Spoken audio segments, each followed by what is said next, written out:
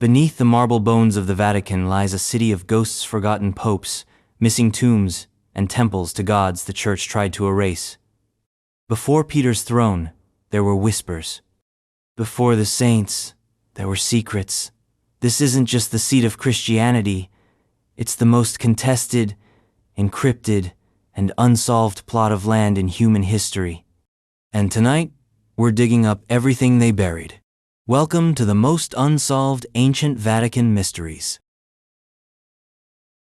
Before we dive into the depths, do me a favor, hit that subscribe button if you love peeling back the layers of history's darkest corners.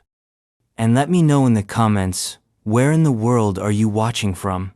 And what time is it right now? Because whether it's midnight in Manila or noon in New York, this story's about to pull you underground. The exact location of St. Peter's crucifixion and burial.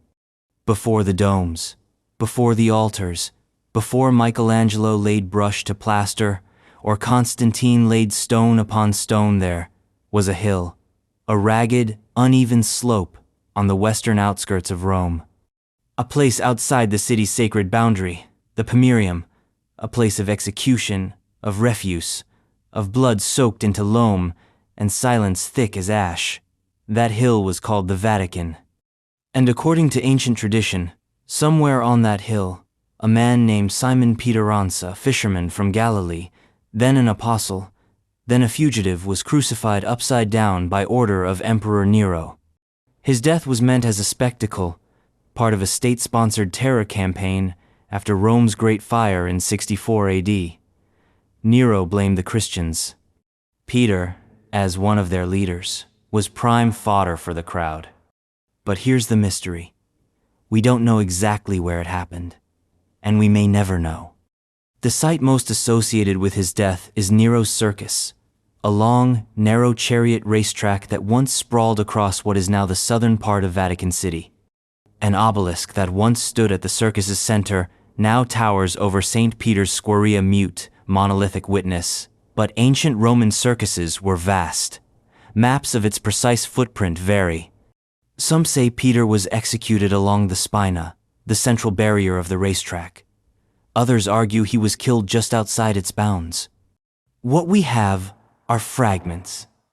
Tacitus tells us Christians were nailed to crosses, dressed in animal skins, and set ablaze as living torches in Nero's gardens. Church tradition fills in the gaps, claiming Peter, out of humility, asked to be crucified upside down because he felt unworthy to die in the same manner as Christ. But tradition is not GPS. Fast forward a few decades. Peter's followers, secretive, persecuted, determined, said to have retrieved his body, not from reverent hands, but likely under cover of darkness, evading Roman guards, scavenging from the dead. The story goes they buried him in a shallow grave on Vatican Hill. No headstone, no shrine. Just earth and memory. By the 2nd century, that memory had a marker, the Tropeon of Gaes, a kind of shrine, a trophy of martyrdom, mentioned in a surviving letter by a Roman presbyter named Gaius. He described it as a monument over Peter's grave, still visited by Christians 100 years after the apostle's death. This wasn't a basilica, it wasn't even a chapel. It was a crude, brick structure, tucked among the tombs in a Roman necropolis, something between a cairn and a statement, a whisper made of stone. In the 4th century, Emperor Constantine, converted, newly powerful, ordered the construction of a massive basilica atop this site. His builders leveled parts of the necropolis and raised a church directly over what they believed to be Peter's grave. To center the altar, they had to build a massive platform over the uneven terrain of the hill. The effort was unprecedented, a feat of engineering, ideology, and imperial faith. But Constantine's architects didn't write detailed notes, and the exact orientation of that original shrine was swallowed in centuries of reconstructions. Then came 1939. During renovations beneath St. Peter's Basilica, workers stumbled upon ancient tomb scripts untouched since the early Roman period. Excavations began, carefully, under the Vatican's watchful eye. Over the next decade, archaeologists uncovered a necropolis, pagan tombs, Christian burials, elaborate mausoleums lined a narrow street buried under centuries of ecclesiastical architecture. And beneath the high altar they found a niche. Behind it, a cavity in the so-called Red Wall, a structure once thought to be part of the Tropeon of Gaes. Inside the niche was a marble-lined repository, and inside that, human bones. Tests later revealed the bones belonged to a man in his 60s or 70s, matching the presumed age of Peter at the time of his death. No skull, though that's believed to rest in a reliquary in the Basilica of St. John Lateran. Still, Pope Paul VI declared in 1968 that the bones found beneath the altar were, in all probability, those of St. Peter. But not everyone agrees. Skeptics point to the lack of direct evidence linking the bones to Peter. There was no inscription, no DNA, no carbon dating can confirm apostolic lineage, just circumstantial evidence and faith. Others question the alignment of the modern altar with the ancient shrine. Was Constantine's basilica truly centered over Peter's grave, or was it slightly off? Some archaeologists argue the real grave lies to the left of the current altar, not directly beneath it. Others suggest the remains may have been moved during early centuries of persecution or reconstruction. And then there's the matter of the circus. If Peter was killed in Nero's circus, where exactly did that execution take place in relation to the tomb? Was his body carried uphill, across the necropolis street, past pagan mausoleums? Was the site chosen because it was hidden, or sacred, or just the closest place his followers could bury him without being caught? We don't know, and the Vatican isn't excavating further. In fact, much of the necropolis remains unexcavated, restricted, walled off, not for sinister reasons, but for preservation. These are fragile graves, ancient frescoes, crumbling inscriptions. Disturbing them could destroy what little evidence remains. Which leaves us with a paradox. The Catholic Church is built literally on the foundation of Peter's martyrdom. The Pope is called the successor of Peter. And yet, the exact place where Peter died remains unknown. The coordinates of the beginning are blurred. The cornerstone may not be where we think it is. And maybe that's the point. Peter wasn't a man of certainty. He denied Christ 3 times. He fled from danger. He doubted, stumbled, and returned. His journey was messy, human, riddled with contradiction. Just like the history of his grave. In the end, perhaps the power of the site isn't in knowing exactly where the bones lie. It's in the millions of feet that cross the square each year, searching, kneeling, believing, or questioning. All of it counts. But if the place of Peter's crucifixion is still a question mark buried under centuries of myth and marble, then what about the woman he left behind? Because Peter wasn't alone when he followed Christ. He had a wife. And her story, the story of the first pope's partner, unnamed, unrecorded, unknown, has been erased by time with even more precision. Let's talk about her. The identity of St. Peter's wife and family. Before he was St. Peter, before the miracles, the martyrdom, the statue in the Piazza, he was just Simon, a fisherman, a husband, possibly a father, a man with calloused hands and a home by the Sea of Galilee. Scripture gives us one tantalizing detail. In the Gospel of Mark, chapter 1, verse 30, it says, "Now Simon's mother-in-law was sick with a fever. Jesus heals her, and she gets up and begins to serve them." There it is. A flash. A single flicker of domestic life. If Peter had a mother-in-law, he had a wife. That's how in-laws work. But beyond that one sentence, she vanishes. Her name is never mentioned, her voice never heard, her fate never recorded. It's as if she was allowed one moment of sickness, then promptly absorbed into the background of male-dominated history. And yet she was there. Somewhere behind the scenes of those gospel stories, Peter's wife cooked meals, endured persecution, and likely lived in fear as her husband left everything behind to follow an apocalyptic preacher with no money, no status, and a lot of enemies. Some early Christian traditions claim she traveled with Peter, that she witnessed miracles, that she suffered alongside him. Origen, a 3rd century theologian, even wrote that Peter's wife was martyred before his eyes in Rome. According to his account, Peter watched as his wife was led to her execution, and he called out to her, "Remember the Lord." It's a striking image, haunting, tender, and completely unsupported by contemporary evidence. Still, Origen's account was picked up by other writers, including Clement of Alexandria. It evolved. In some retellings, Peter and his wife were crucified together, a tragic Christian power couple martyred in tandem. In others, she dies first, paving the path for Peter's own sacrifice. But we have no bones, no shrine, no epistles penned by her hand, no record of children, just the implication of a woman and the void her absence leaves. So what happened to her? One possibility, erasure by design. The early church, especially after the 2nd century, began leaning into celibacy as a spiritual ideal. Asceticism was trending. Sexual abstinence, especially among clergy, was held up as a sign of divine focus. That made Peter's married status inconvenient. He was, after all, the rock upon which the church was built. And yet, if he had a wife, and possibly children, it complicated the narrative of apostolic purity that later church leaders wanted to promote. So her memory was quietly trimmed away. No scandal, no suppression, just omission by attrition. Over time, her name faded from oral tradition. Her story was never written. Eventually, she became a theological footnote and implication, not a person. And yet, she might be more relevant than ever. Imagine the first pope, not a celibate cardinal in red shoes, but a married man with a household, responsibilities, in-laws.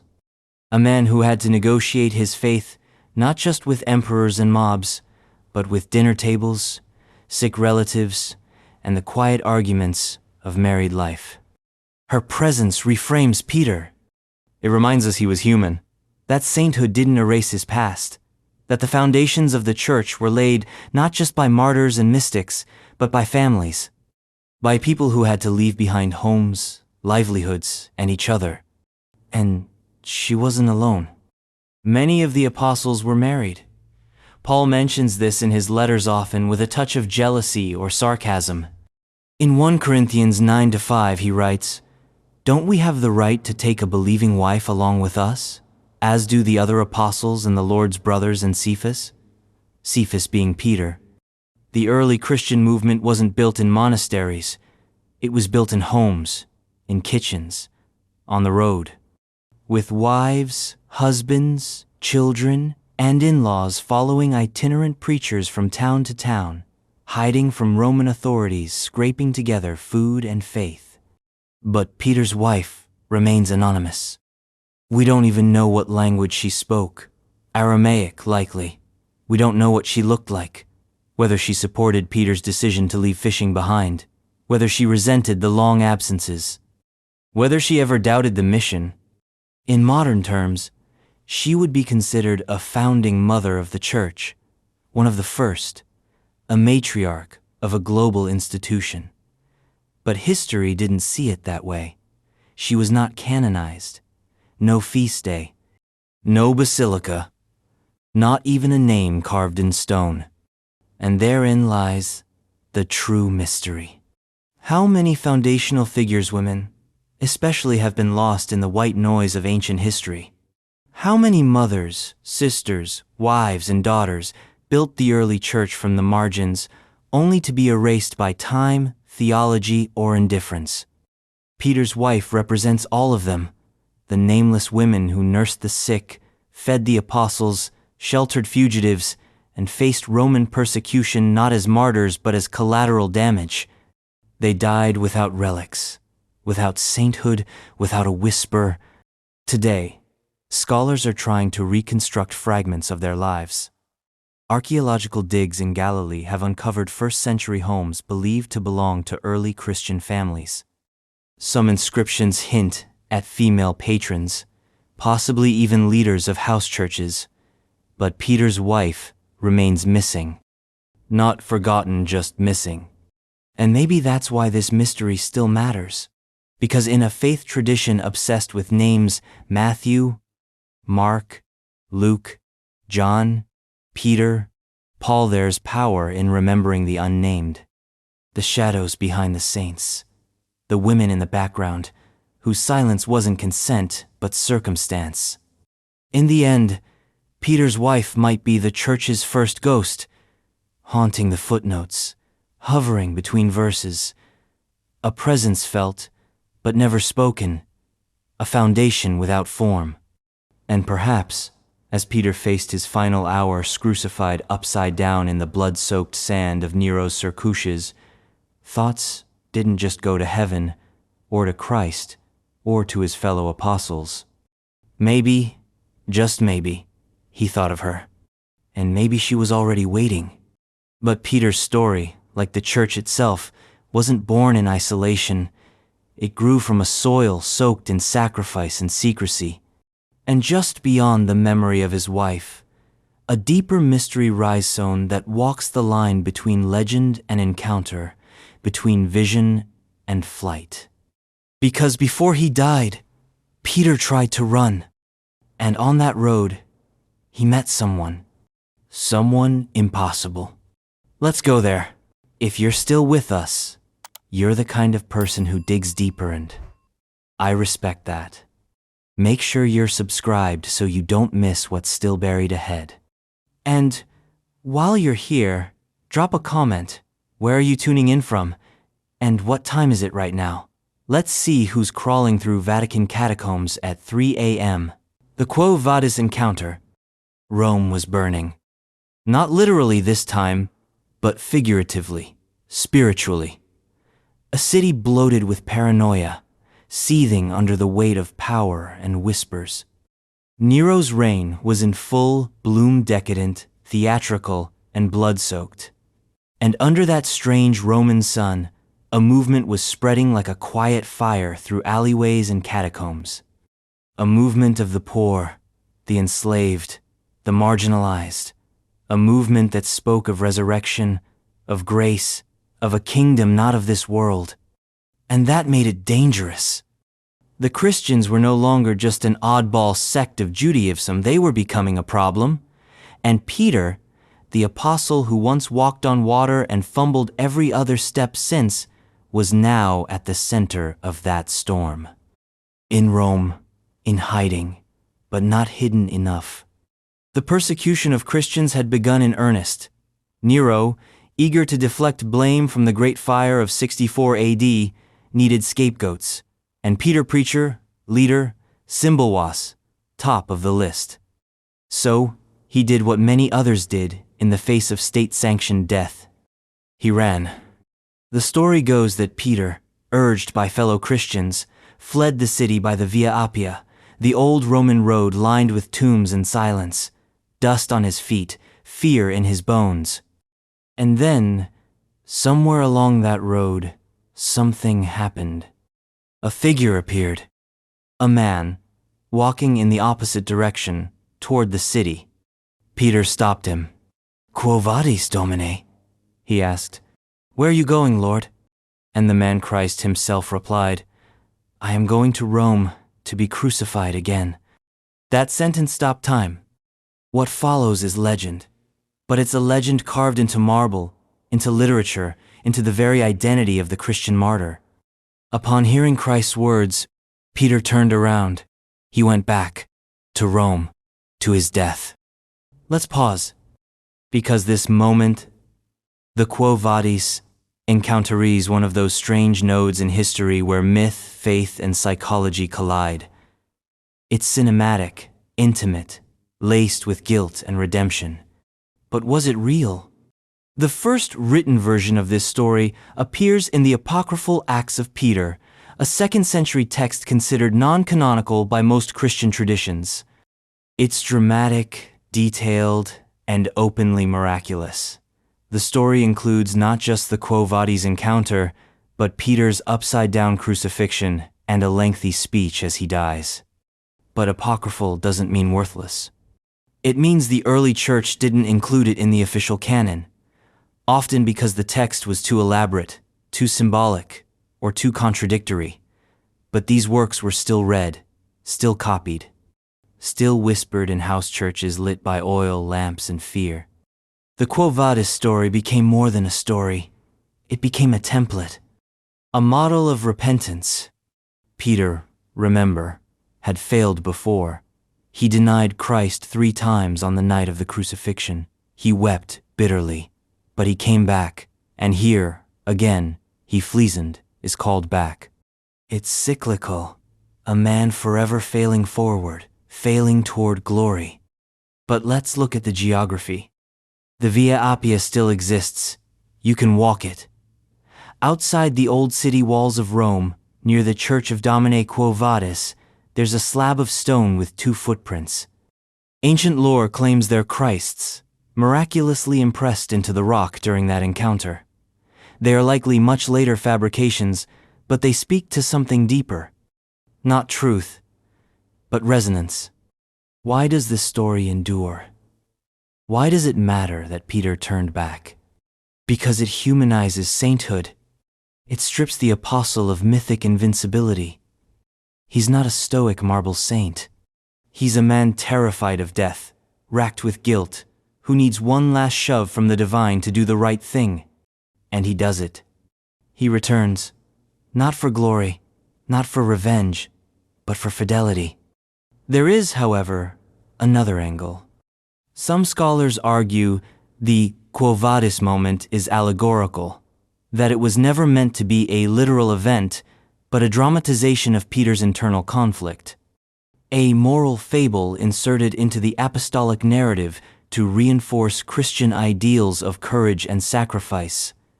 That Christ's apparition was not a physical encounter, but a vision. A hallucination born of guilt and spiritual pressure. Or maybe it was propaganda. A literary tool used by early Christian leaders to reinforce the idea that martyrdom was not only noble, but necessary. That turning back toward death, rather than fleeing, was the apex of faith.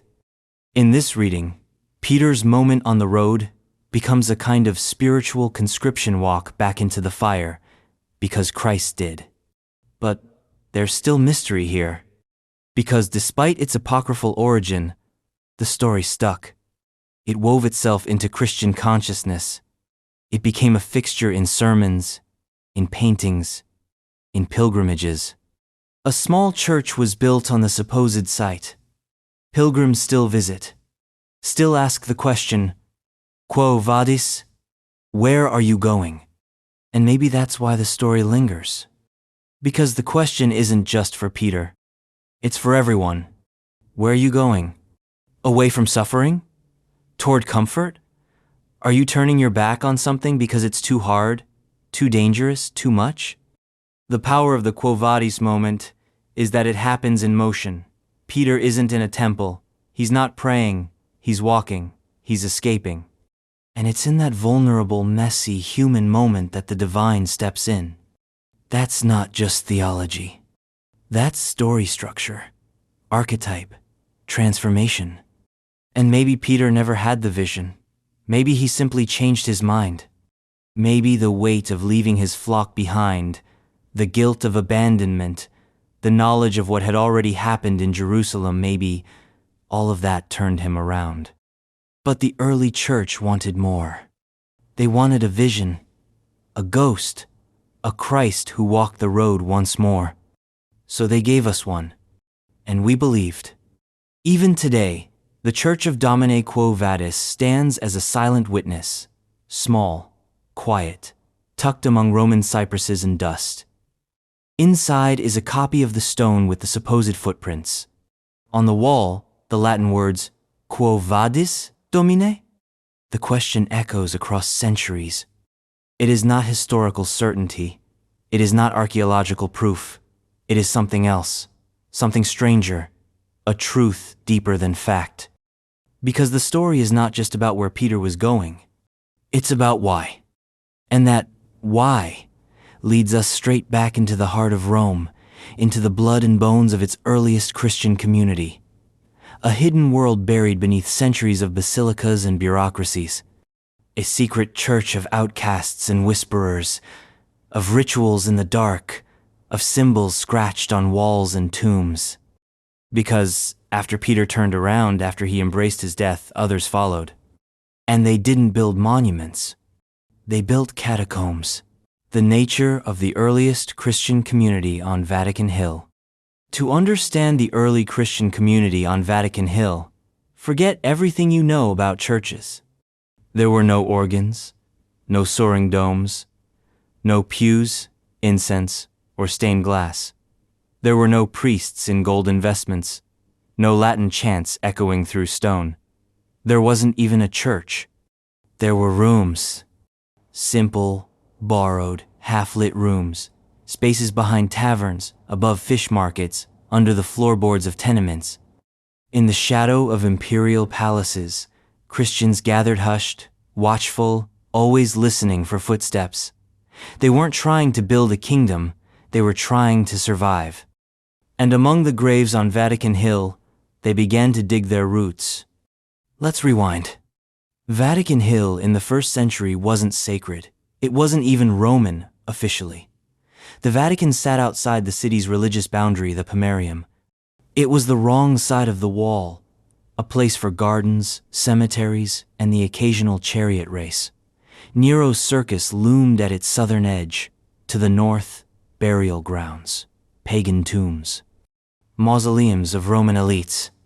In other words, it was a dead zone, and that made it perfect. Because Christians needed places where they wouldn't be seen. Their gatherings were technically illegal under Roman law, not always aggressively persecuted, but always suspect. They were accused of cannibalism. They ate the body and blood of Christ. Incest. They called each other brother and sister. And atheism. They refused to worship the Roman gods. In a world built on civic religion, that made them dangerous. So they met in secret. And over time, the area around Vatican Hill, Disappearance because of its grim reputation, became one of their refuges. But what did that early community look like? For starters, small. Really small. We're not talking about thousands of followers. Think dozens, a few dozen, maybe more, during major feasts. The earliest Christian gatherings were household-based. The Greek term domus ecclesiae, house church, describes both the location and the community. These were not purpose-built religious structures. They were modified homes. Living rooms where bread was broken, wine poured, and scripture still oral, still incomplete was shared. Rome itself was a tinderbox of poverty and class tension. The early Christian converts were often women, slaves, freedmen, and foreigners, the marginal of society. The people with the least to lose and everything to gain from a faith that promised eternal life, radical equality, and divine justice. Vatican Hill, with its mixture of elite tombs and lower-class graves, became both refuge and resonance. But there's more. Archaeological digs beneath the modern Vatican have uncovered a necropolis, an ancient city of the dead. These tombs were built along a narrow street, the Via Cornelia, which once wound its way across the hill's slope.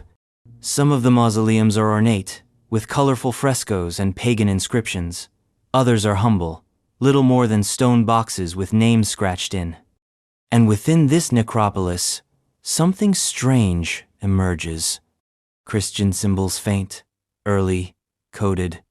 The fish, the anchor, the chiro. These weren't decorations, they were identifiers. Signals for the faithful, symbols that meant, you are not alone. Symbols that whispered, we are here. The early Christians on Vatican Hill didn't build temples.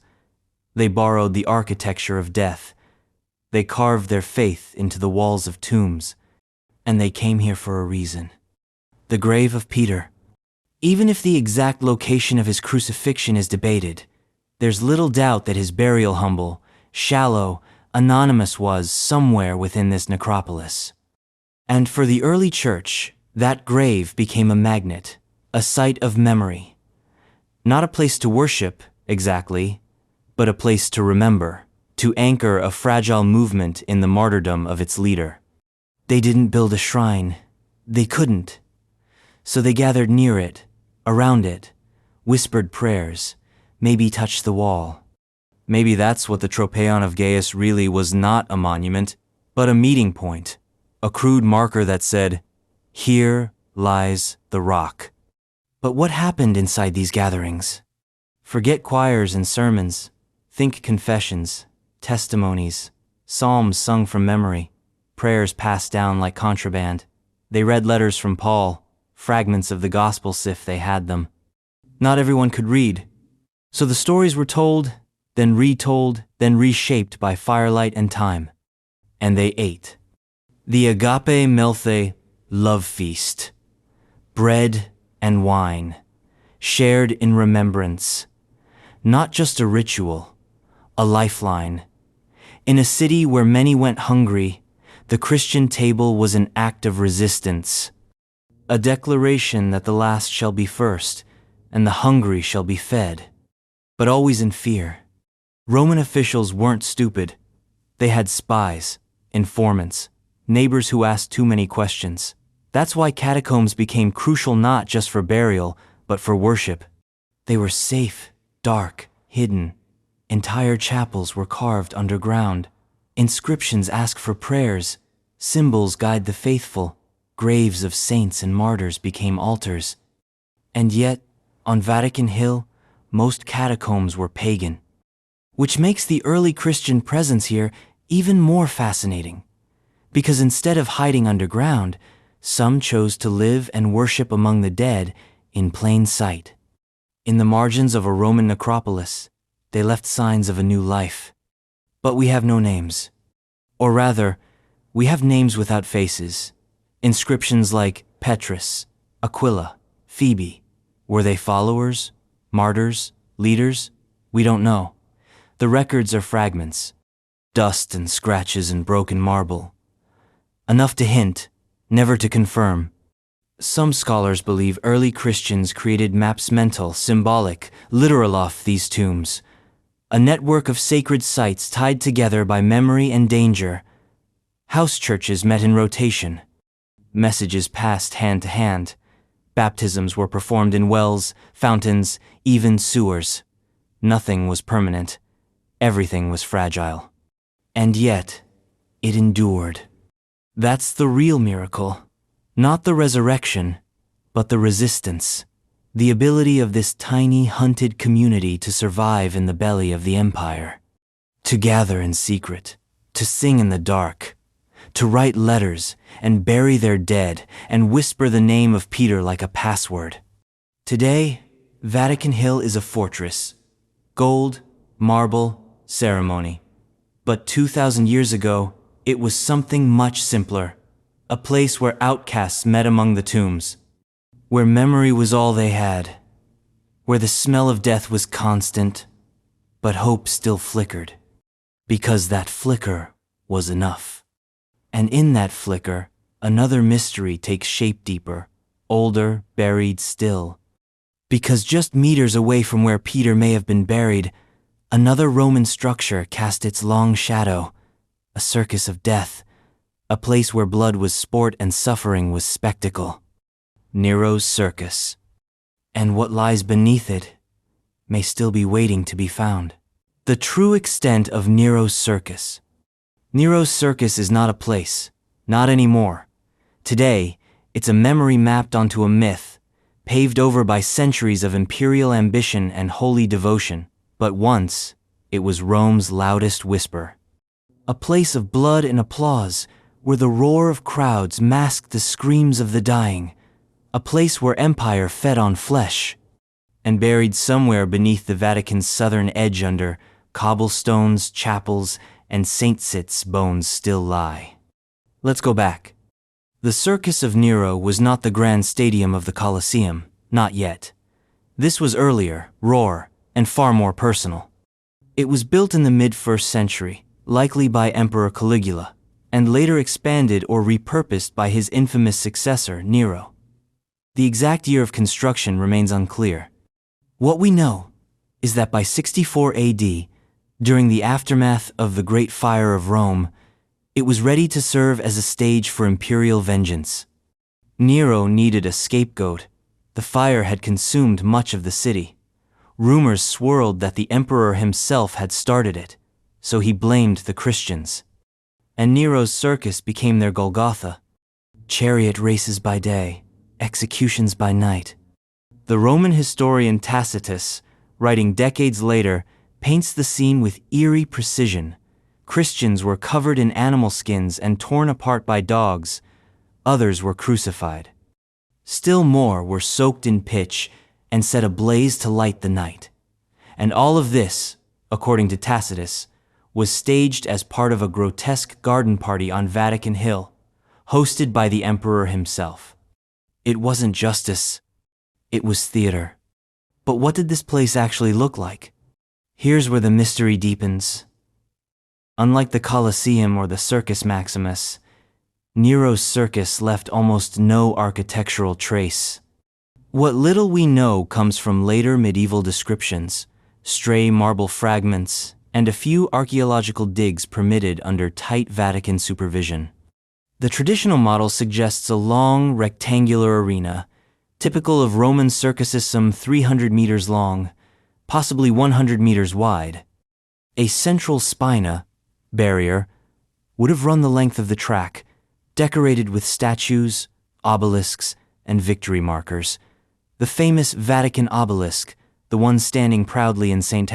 Peter's Square today, was once the centerpiece of that spina. It's the only element of Nero's circus still in its original vertical orientation. Let that sink in.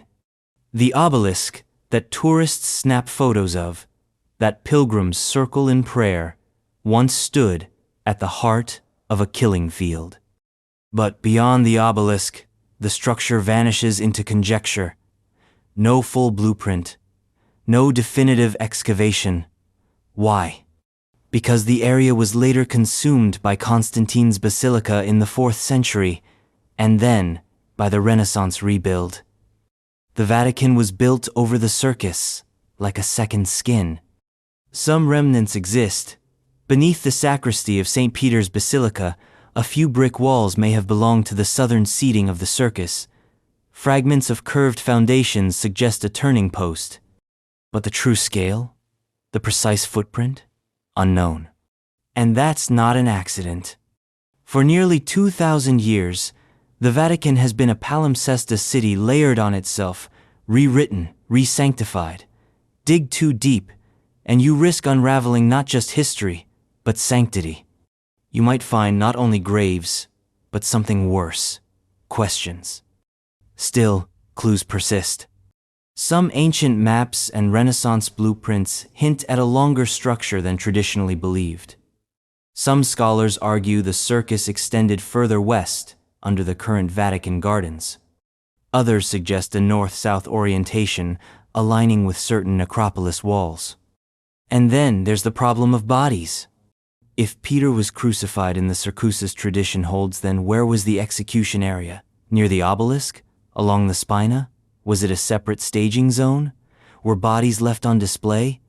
Were they buried nearby, or dumped like refuse? We don't know. And yet, we do. Because the hill absorbed it. The blood, the bones, the terror, all of it. The earth beneath the basilica isn't just sacred, it's saturated. And here's the chilling part. There may be more down there. More foundations, more tombs, more evidence of the circus's true scope. The Vatican necropolis dig of the 1940s only explored a narrow corridor beneath the basilica. Much of the southern zone where the circus likely extended remains untouched, locked behind Vatican protocols, preserved in silence. Why? Partly to protect. The structures are ancient, fragile. Any large-scale excavation risks collapse, but also, let's be honest, because of what might be found. Imagine uncovering a mass grave of martyrs. Imagine finding execution posts, blood channels, or the remains of a crude amphitheater. It would electrify the faithful and complicate the narrative. It would turn St. Peter's Basilica into not just a place of worship, but a crime scene. And some crimes history prefers to canonize, not exhume. But the silence only fuels the mystery. Every time a Vatican renovation is announced, scholars hold their breath. Every new floor panel removed could reveal another slice of the first century. A new wall, a lost corridor, a fragment of Nero's nightmare playground. And always, beneath it all, that obelisk stands. It has no inscriptions, no hieroglyphs, just a single red granite finger, 25 meters tall, pointing toward the sky. It was brought from Egypt by Caligula, witnessed the deaths of saints, then watched as the church grew around it, layer by layer, prayer by prayer. It has seen everything, but it says nothing. So we guess, we map, we model, we argue over lines on a page and whispers in stone. We imagine what Nero saw when he sat on the viewing platform, the laughter, the jeers, the dying. We imagine Peter, perhaps bound and bleeding, forced to look at the obelisk before they nailed him upside down. And we imagine what's still hidden beneath the gardens, the chapels, the marbled floors. Because if the circus was larger than we thought, if its true scale has been underestimated, then the number of Christians executed there might be higher, the stories buried deeper, the crimes older. This isn't just about architecture, it's about truth. And truth, like ancient blood, has a habit of soaking upward. It finds cracks, it stains foundations, it lingers. But as long as the Vatican remains standing, the full outline of Nero's circus will stay blurred, half remembered, half denied. A ghost arena beneath the world's most famous church. And yet, if the structure is elusive, what about its remnants, its artifacts? The things left behind when the circus fell silent? What happened to the objects used in those executions? The ropes, the nails, the sandals of the condemned? The blood-stained tools of Rome's dark spectacle? Are they lost to time? Or just misplaced? Because the mystery of Nero's circus doesn't end with the architecture. It leads directly to its relics. The disappearance of early Christian artifacts from Nero's circus. What does a martyr leave behind? Not glory. That comes later. Not sainthood. That's a posthumous invention. Not even stories, those take time to ferment into scripture. No, what a martyr leaves behind, first and foremost, are things. Tangible things. Broken chains, blood-soaked tunics, splintered crosses, objects that once bore witness to agony. And yet, from the bloodbath that was Nero's circus, from the horror show that claimed the lives of Peter and untold others, we have no confirmed relics, no nails, no fragments of wood, no shackles, no weapons, no garments, nothing. Where are they? Where is the physical detritus of Rome's first Christian purge? Because if the stories are true, if dozens, perhaps hundreds of Christians were executed in that arenathon, there must have been artifacts, tools of death and traces of the dead, the things that didn't vanish with the soul. Let's explore the possibilities. First, destruction. The most obvious answer is the simplest. The artifacts were destroyed, rotted, rusted, consumed by the centuries. Iron nails corrode, wood disintegrates, fabric becomes dust. Time is the most efficient eraser of evidence, and the Roman soil is a harsh archivist. But even so, that doesn't explain the total absence. Because the early church was obsessed with relics. Within a century of Peter's death, Christians were collecting the bones of martyrs, storing them in ossuaries, praying over them, and building altars atop their remains. Fingernails, hair, teeth, even dust from their tombs became holy. The body wasn't just sacred, it was strategic. Possessing a martyr's relic gave a community legitimacy, protection, and spiritual clout. So if the circus was the site of Peter's crucifixion, if it was the execution ground for dozens of early Christians, why aren't there relics from that site? Why isn't there a reliquary labeled wood from the cross of Vatican Hill? Or iron nail from Nero's circus? Or cloak fragment of an unknown martyr? Because surely someone salvaged something. That brings us to the second possibility: concealment. Maybe the relics were taken, secreted away by the early faithful, hidden in house churches, buried beneath floors, passed from hand to hand. Maybe the women who retrieved Peter's body also grabbed a bloodied cloth. Maybe a convert bribed a guard for a piece of the cross. Maybe a slave swept the floor and kept what the Romans threw away. This theory fits with the clandestine culture of early Christianity. These were people used to operating in the shadows. The act of preserving relics wouldn't have been institutionalized, it would have been desperate, personal, improvisational. But if those items were saved, where did they go? They don't appear in the inventories of known relics from the 2nd or 3rd centuries. Not in Rome, not in Constantinople, not in the scattered reliquaries of medieval Europe. At least, not under those names. Unless, of course, they were renamed, reframed, absorbed into other traditions. There's a tantalizing theory among some relic historians, a small, controversial niche within ecclesiastical archaeology, that some of the most prized relics in later Christendom may have originated at Nero's circus, but no one knew. Or if they did, they didn't say. Imagine it. A piece of wood labeled "From the Cross of Christ" that was actually from Peter's crucifixion. A nail venerated in Antioch said to be Roman, 1st century, but with no clear provenance. A tunic fragment worshipped in Gaul, said to belong to a local martyr, but chemically identical to fabrics found in 1st century Rome. Without modern forensics, these items became what believers needed them to be. A relic's power was in its story, not its certificate of authenticity. But what if the stories were wrong? What if the relics of Nero's circus are scattered across Christendom, hiding in plain sight under the wrong names? It's not just speculation. There are hundreds of supposed relics of the true cross spread across the world, so many that the 16th century humanist Erasmus joked there were enough to build Noah's Ark. Some of them were fakes, sure, but some were simply misfiled. Consider the chaos of early Christian record-keeping. No central authority, no digital archives, no standardized labeling, just faith, fire, and fear. A bishop in Carthage hears that Rome is being purged. He receives a small parcel from a contact there. A bone, a sliver of wood, a strip of linen. He hides it, protects it, names it after a martyr he knows, never suspects it came from the heart of Rome.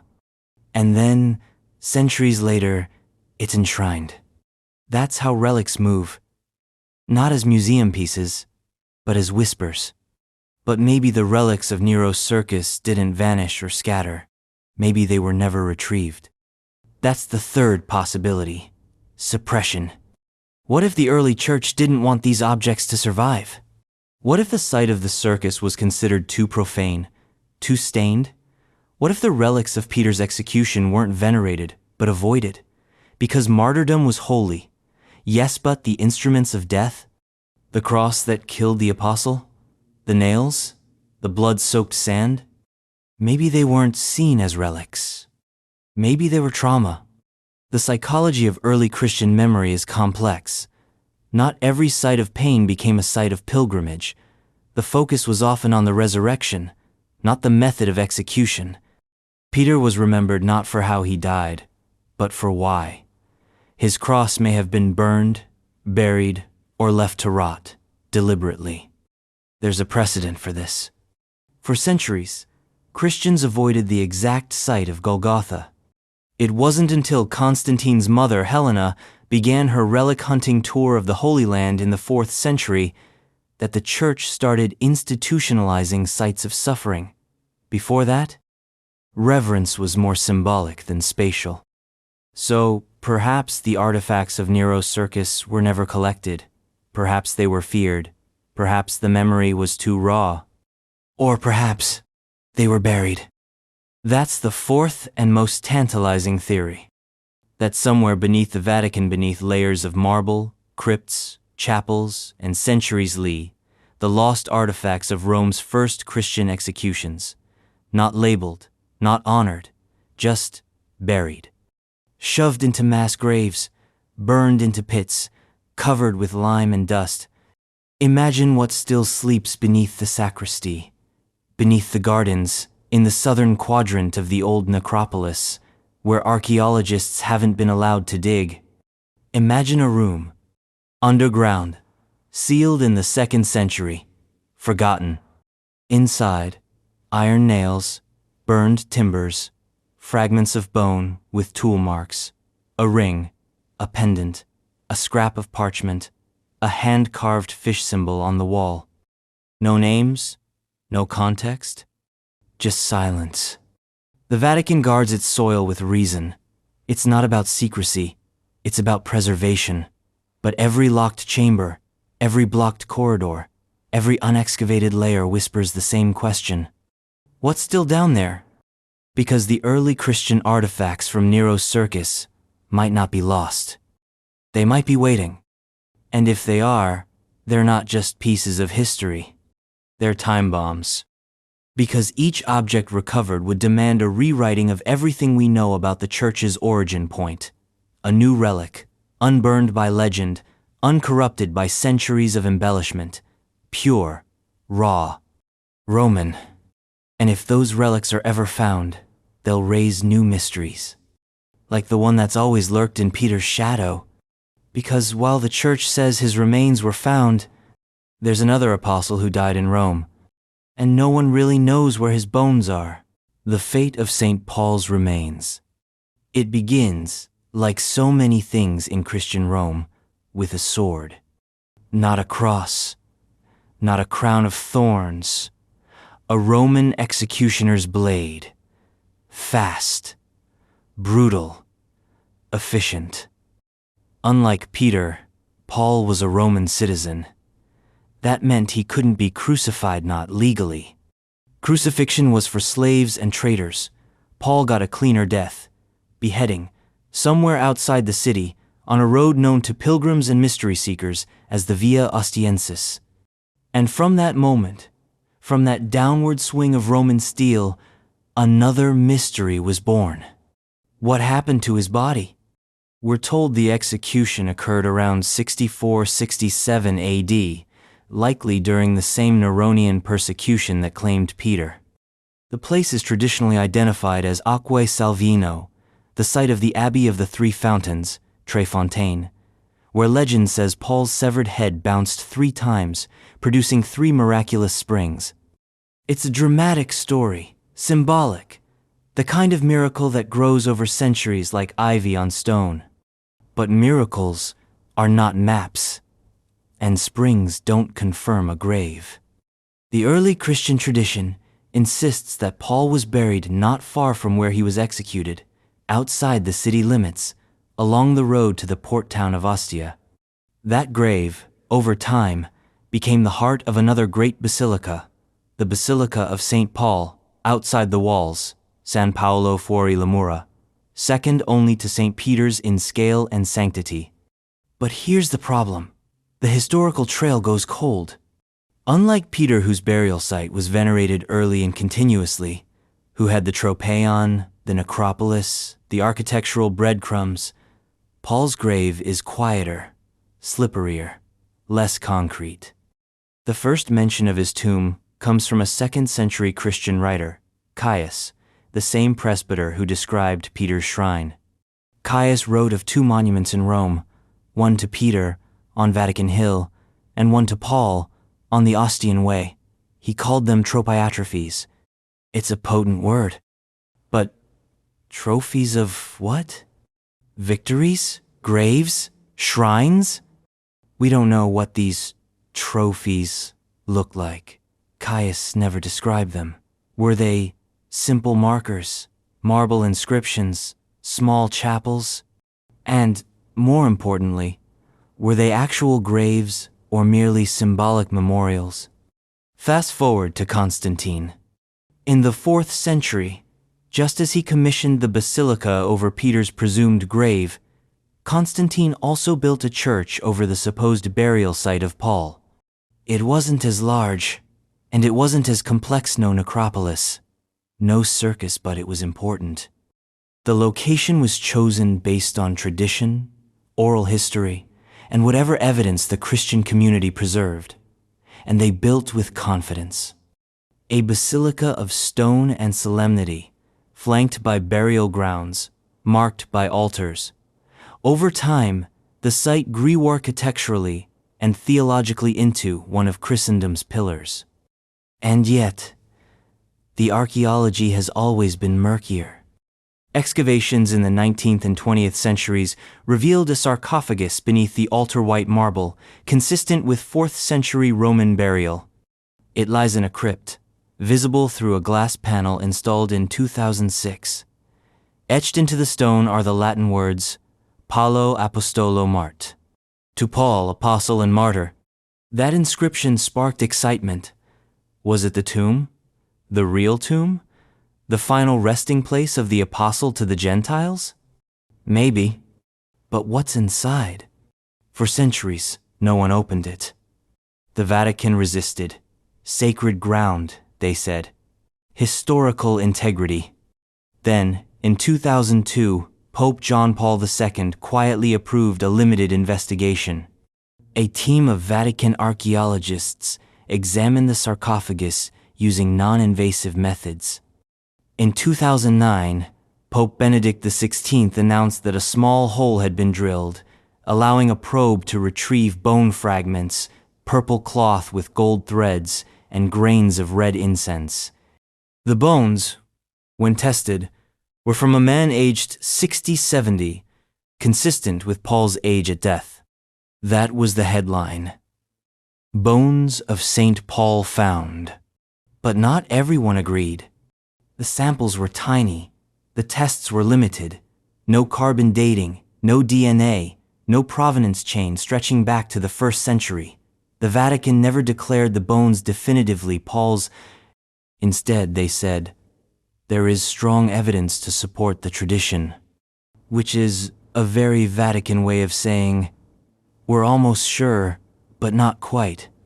And so, the mystery deepens. Because even if that sarcophagus contains Paul's bones, it may not be his only burial. There are whisper-sawter, stranger stories that suggest Paul's remains were moved, disassembled, scattered. According to one medieval tradition, the remains of Peter and Paul were temporarily exhumed during the Valerian persecution in the mid-3rd century, and hidden in the catacombs along the Appian Way to protect them from desecration. Later, they were supposedly returned to their original locations. But stories like that are hard to verify. The catacombs are sprawling, dark, and chaotic. Thousands of graves, many anonymous. And even the bones of martyrs were often moved, repackaged, and redistributed as relics. Some believe parts of Paul may have been transferred to other churches. His head, for instance, is said to rest in a reliquary in the Basilica of St. John Lateran, along with Peter's skull. 2 skulls. 2 apostles. 1 church. Are they authentic? Hard to say. Relic authentication in the Middle Ages was more art than science. Claims often exceeded evidence. Theologians wrote treatises defending rival bones. Churches competed for prestige, and relics were currency. Still, something remains at San Paolo fuori le mura. Maybe it's Paul. Maybe it's a symbol. Maybe that's the point. Because the real legacy of Paul isn't in his bone sits, in his words. 13 letters, preserved in the New Testament. Doctrinal, emotional, erratic, defiant. Paul the theologian. Paul the prisoner. Paul the voice that turned a tiny Jewish sect into a global religion. And yet, the physical trace of him, the man, the martyr, the corpse elusive, There are no verified personal effects, no sandals, no tunic, no writing tablet, no authenticated chain from his imprisonment, just letters and legends, and a slab of marble under an altar, silent as stone. So why does it matter? Because Peter and Paul are the twin pillars of Roman Christianity. Peter, the rock; Paul, the voice. Peter gave the church its structure; Paul gave it its fire. And yet only one of them has a confirmed grave, a visible shrine, a clear architectural lineage. The other? The other is a question. A shadow buried in tradition, a name carved into an altar, but not quite tethered to the bones beneath. And maybe that ambiguity is fitting. Because Paul was never comfortable staying in one place. He was a traveler, a missionary, a man always moving across roads, cities, ideas. Maybe even in death, he refused to be pinned down. Still, the mystery lingers. Because if the church claims certainty about Peter, why does it settle for probably with Paul? What if the sarcophagus is empty? What if the bones were moved and lost? What if some relic in a forgotten monastery labeled simply Martyr Rome holds the true remains? And what if the Vatican knows more than it says? But even as we ponder Paul's bones, another question pulses just beneath the surface, a darker one. Because long before basilicas rose, before the obelisks were repurposed, before Rome became holiate, was a city of fire and fear. And deep beneath the Vatican, in corridors not open to the public, another silence waits. Not a tomb, a code, a symbol, an ancient network of signs etched in the dark to keep a faith alive. Let's open that door. If your brain's buzzing and you're still watching, yeah, this channel's for you. Hit subscribe so you don't miss the next twist in this rabbit hole. And tell me, where in the world are you right now? And what time is it? Are you decoding Vatican secrets on your lunch break? Or is it 2 a.m. and you can't sleep? I want to know. The hidden Gospels and their destruction or suppression. In the shadow of Peter's martyrdom and the uncertain fate of Paul's bones, something else was unfolding quietly, invisibly, beneath the surface of early Christian Rome. Something as fragile as papyrus and as explosive as heresy. Writings, scrolls, letters, testimonies, scriptures that did not make it into the final cut. The hidden Gospels. And their fate is one of the most tantalizing, maddening, and unresolved mysteries of Vatican history. Let's start with the facts. The canonical New Testament contains 4 Gospels: Matthew, Mark, Luke, and John. These were not the only Gospels written. They were the ones chosen. And their selection over dozens of others was neither immediate nor universal. It took centuries of debate, councils, power plays, and silences to solidify the Bible we now take for granted. But what was lost in the process? We know from surviving references that many other Gospels once circulated in early Christian communities: the Gospel of Thomas, the Gospel of Mary, the Gospel of Peter, the Gospel of the Hebrews, the Gospel of the Egyptians, the Gospel of Judas. The list goes on. Some of these texts were discovered in modern times, famously at Nag Hammadi in 1945, when a stash of Gnostic manuscripts was unearthed in the Egyptian desert. Others are known only through quotes in the writings of early church fathers, who denounced them as heretical. But here's the twist. Rome wasn't just the seat of imperial power. It became the clearinghouse for orthodoxy. And the process of defining that orthodoxy meant not just preserving certain texts, but actively destroying others. The early church wasn't a unified body. It was a fractal of sects, factions, and theological fault lines. Some groups believed in a purely spiritual Christ, who never truly suffered. Others claimed Jesus was fully human and not divine. Some elevated Mary Magdalene to apostolic status. Others wrote of cosmic battles between aeons and archons. And many of these beliefs were written down. on scrolls, on codices, on scraps of papyrus passed hand to hand in the marketplaces and underground communities of Rome. So what happened to them? The short answer: they disappeared. The longer answer is more complex and far more disturbing. Between the 2nd and 4th centuries AD, the Church was evolving from a persecuted fringe group into a structured institution. And like any institution, it needed control of narrative, doctrine, and scripture. That meant deciding which texts were inspired and which were deviant. The process wasn't neat. There was no single council that created the Bible, no papal edict that settled everything. Instead, there was pressure. Gradual, relentless pressure from bishops, councils, emperors, and theologians who sought to unify belief under a single enforceable framework. And the cost of that unification was deletion. Not just suppression, obliteration. Texts were condemned, burned, buried, censored. In some cases, the very names of their authors were scrubbed from history. Scribes were forbidden to copy them. Libraries were purged. Heretics were excommunicated. Some were executed. And the hidden Gospels fell silent.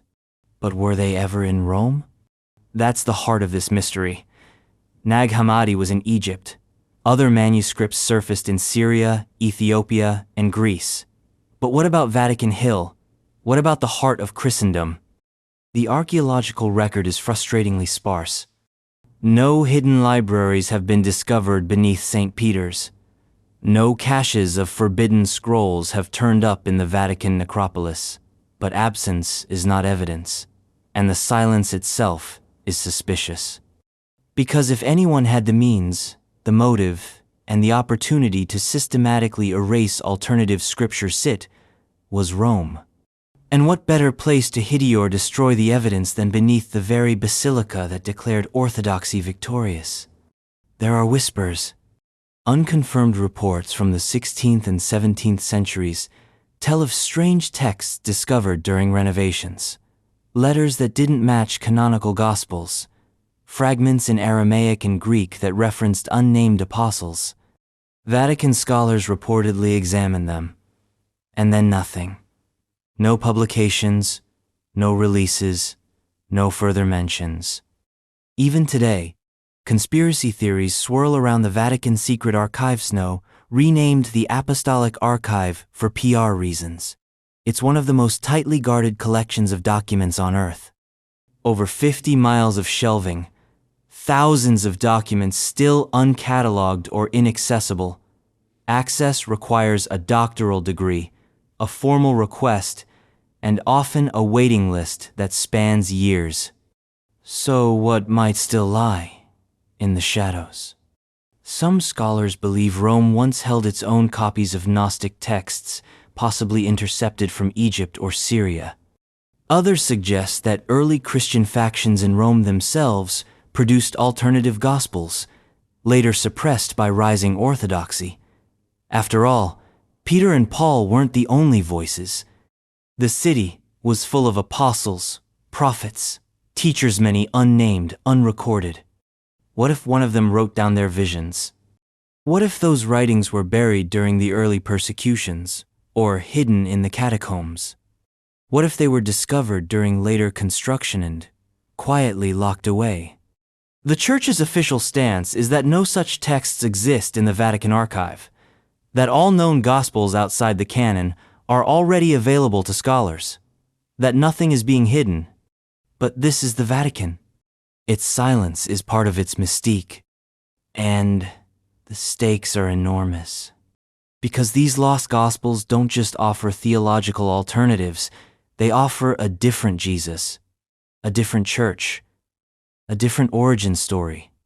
The Gospel of Thomas, for example, contains no crucifixion, no resurrection, just sayings, teachings.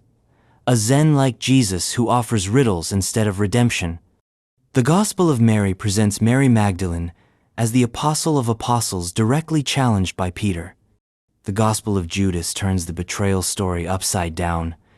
portraying Judas not as a traitor, but as the one who understood. These are not footnotes. They are threats. Threats to the carefully curated story that became the foundation of Catholic theology, and that's why their fate in Rome remains shrouded. It's not just about history.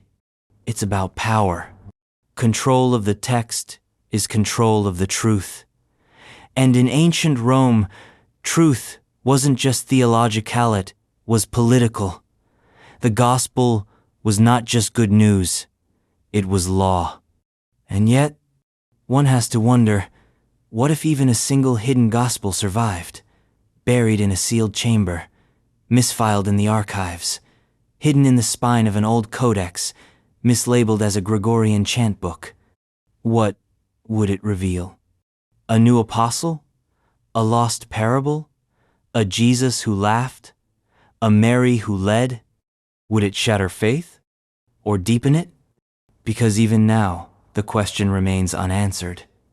The silence is not absolute. There are still corners of the Vatican that haven't been excavated, still vaults that haven't been digitized, still whispers that echo through the marble halls. And beneath the ancient streets of Rome, another kind of gospel still survives, not in ink, but in stone. Symbols, codes, hidden languages carved into the catacombs. The first Christians may have lost their books, but they wrote in the walls. The secret symbols and cryptography in early Christian catacombs. Beneath the streets of Rome lies another city. It's not marked on any map. No emperor ever claimed it. No legion ever marched through its corridors. This city was carved by hands that feared light and trusted death more than the open air. It's a city of tombs, tunnels, and silence dug out of the tufa rock in slow, aching layers. The catacombs. To the untrained eye, they are little more than ancient graveyards. Long corridors of niches, lined wall to wall with the dead. But to those who look closely, really closely, they are something more. A language. A code.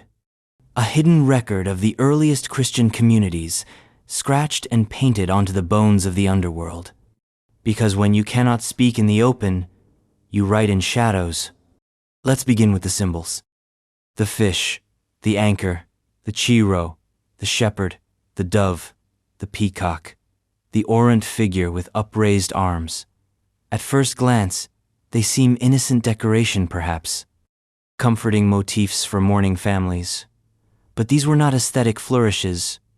These were messages, compressed theology, visual passwords. Take the fish. It looks simple, like a child's doodle. Two arcs intersecting to form an almond shape. But it's a cipher. The Greek word for fish ichthyosis, an acronym, Isus Christos Theou Ios Soter, Jesus Christ, Son of God, Savior. A doctrinal payload packed into 5 letters. Easy to draw, easy to remember, impossible for Roman patrols to understand. Then the anchor.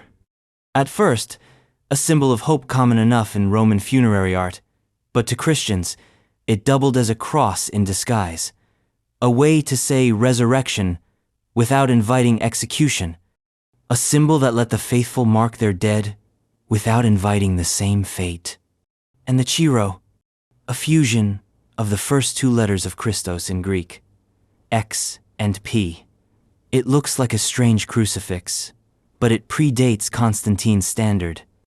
It was used by underground Christians to indicate the presence of the faithful, to guide travelers through the warren of tombs, to say, "You are not alone." This was not graffiti. This was survival. And beyond the symbols, there were codes in text. Early Christian inscriptions in the catacombs often employed abbreviations and symbolic numbers.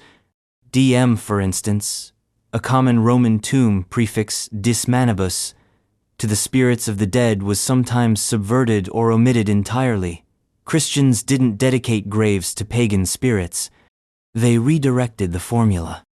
Sometimes the inscriptions were in Latin, sometimes Greek, occasionally a mix of both, written in what scholars call Grecolitan, a linguistic fusion mirroring the multicultural makeup of the early Christian world. And then there's the numerology. The number 3 appears constantly: 3 doves, 3 fish, 3 stars representing the Trinity. The number 8 shows up too, symbolizing rebirth and resurrection. Baptismal fonts were octagonal. So were certain catacomb rooms. Why? Because in Genesis, God created the world in 6 days, rested on the 7th. The 8th day? That's the day outside time, the day of the new creation, the day of Christ's resurrection. The walls of the catacombs are painted with stories, but coded ones. The Good Shepherd carrying a lamb, Jonah being swallowed and spat out by the sea monster, Daniel in the lion's den. These were not just comforting Bible stories, they were veiled allusions to resurrection, to divine protection, to a God who delivers. Even the placement of these images mattered. They were often painted near entrances or intersection signposts in a literal underground labyrinth, a guidebook for the faithful who came to mourn, pray, or hide. And speaking of labyrinths, some scholars believe the layout of the catacombs themselves was a kind of spiritual map. The further you go, the deeper into the earth, the more sacred the space becomes. The oldest and most revered graves are often the most hidden. Tombs of martyrs are buried at the ends of corridors, behind false walls, beneath layers of later burials. Why? To protect them, but also to mirror the Christian journey, descent into death, followed by resurrection. Even the architecture speaks. But what about cryptography?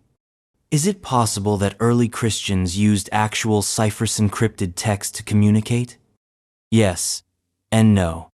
There's no definitive proof of Caesar-style codes in catacomb inscriptions, no substitution alphabets, no hidden keys, but there is veiled language, euphemisms, puns, wordplay that only the initiated would understand. For instance, sleep for death, peace for martyrdom, victory for a brutal execution. In one catacomb, a mosaic depicts Jesus without a cross but as a beardless philosopher holding a scroll. In another, a woman stands in a prayer pose, flanked by birds, beneath stars that form a constellation. To a Roman, this might seem mystical or neutral, but to a Christian, it was the Virgin Mary, or the Church, or the soul awaiting resurrection. This ambiguity was intentional. It allowed Christians to memorialize their dead, express their faith, and communicate with each other all without drawing the wrath of Rome. But was it enough? Not always. We have evidence that Roman authorities sometimes raided catacombs, looking for contraband, suspects, or leaders. Some inscriptions show signs of erasure, names scratched out, symbols defaced. Other tombs were sealed in haste, left incomplete. And yet, the network grew. Over time, the Roman catacombs sprawled across dozens of kilometers. San Sebastiano, San Callisto, Domitilla, Priscilla. Generations of Christians were buried here, many anonymously. Some with titles, presbyter, deacon, bishop, others with names that vanished from history but left behind a symbol. The fish, the anchor, the Chiro. These were not merely decorations, they were declarations. Identity, etched in stone, theology, compressed into image, faith, encrypted for survival. And even today, the full extent of the catacomb symbolism is not understood. New rooms are still being discovered. New inscriptions, faint and half-buried, are being re-examined with ultraviolet light and 3D scanning. Some believe there are entire crypts still sealed, lost in collapses, forgotten in reconstructions, waiting in silence. Imagine what they hold. A new symbol, a forgotten code, A mural that rewrites the history of early Christian worship. Because if they encoded their faith in symbols, what else did they hide? The question lingers. Because just beyond the murals and mosaics, deeper in the bones of the hill, lies something even more mysterious. Something not just hidden but lost. The martyrs. Countless Christians died in those early centuries, but many were buried without names. Their graves are marked only with the word martyrer, not marked at all. Who were they? What were their stories? Let's try to find them. The unidentified martyrs in Roman catacombs. Rome is a city of names. It always has been. From the golden inscriptions that wrap around triumphal arches, to the marble tombs that declare lineage and legacy, Romans recorded their presence in stone. Names were identity. They were power. To have your name remembered was to defy death, to live on in the mouth of time. But in the catacombs, there are thousands of graves where names are missing. Instead, you find a single word: martyr. Sometimes not even that. Just a symbol, a fish, a palm frond, a flame, a tiny scratch of a chiro, half faded, and then silence. Who were these people? Why are they anonymous? What happened to their names? It's one of the great, unspoken wounds of early Christian history, this sprawling underworld of the unnamed dead. Men, women, children, slaves, soldiers, foreigners, Romans, all buried in the labyrinth beneath the city, all killed for a faith that hadn't yet fully defined itself, all forgotten by history, even as the church they died for rose above their bones. Let's start with the numbers. Modern scholars estimate that there are over 6 million burials in the Roman catacombs. Not all Christian, of course. But among them are tens of thousands of Christian graves scattered across more than 60 known catacombs. And among those, a significant percentage are marked with the term martyr without any personal identifier. Some are grouped together in what appear to be mass burial clusters of graves carved hastily into walls and floors. Others are set apart, surrounded by devotional graffiti, votive lamps, or crude altars, suggesting they were venerated by early Christian pilgrims. But they still remain nameless. Why? Several reasons, each more haunting than the last. First, many of these martyrs were poor, illiterate, enslaved. They had no families to commission inscriptions, no means to pay for carved epitaphs. Their identities, like their lives, were erased by class and circumstance. Second, persecution was chaotic. When Christians were rounded up and executed, it often happened en masse and with little regard for individual identity. Whole groups were martyred together. Bodies were dumped into pits. If survivors managed to recover the remains, they often couldn't tell who was who, so they buried what they could, marked the site, and left it to memory. Third, secrecy. Naming names in a time of persecution was dangerous. An inscription could become a lead for Roman authorities. A name etched in stone might invite further raids. Silence, in this case, was protection not just for the dead, but for the living. And finally, ideology. Early Christianity revered anonymity. The idea that one could die for Christ without recognition was considered a form of spiritual purity. Martyrdom wasn't about fame, it was about faith. To be nameless in death was to echo Christ's own humility, to mirror the silence of his suffering. But over time, that changed. By the 4th century, as Christianity gained legal status and then imperial favor, the memory of the martyrs became politically and theologically valuable. Names were retroactively assigned. Hagiographies were written. Fiction bled into fact. The church needed saints, role models, heroes. And so, the anonymous graves of the catacombs were mined for meaning.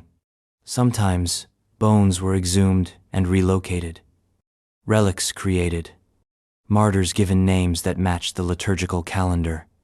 Entire biographies were constructed around a single line of graffiti, or a misunderstood image. Saint Cecilia, Saint Agnes, Saint Sebastian. Were these their real names? Perhaps. But in many cases they were reconstructed from legend patchworks of tradition, theology, and imagination stitched together into something the faithful could recognize. Which leaves us with a terrible possibility. That many of the Church's most famous saints might be built on the bones of the unknown. And that the truly anonymous martyrs, the ones, without inscriptions, without stories, without feast days, have been permanently silenced. But not completely. Because something remains. In the Catacombs of San Callisto, there's a long corridor known as the Crypt of the Popes.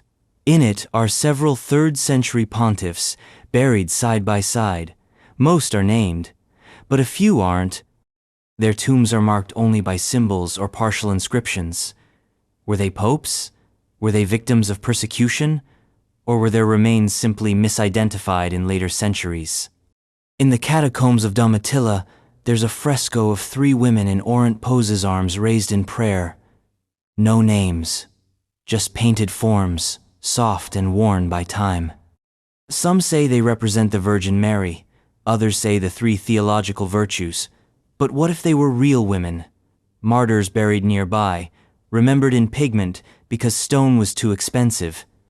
And in Priscilla's catacomb, beneath layers of later burials, there's a small room with crude carvings, a dove, a palm branch, a broken jar, no text, no names, just symbols of death and peace.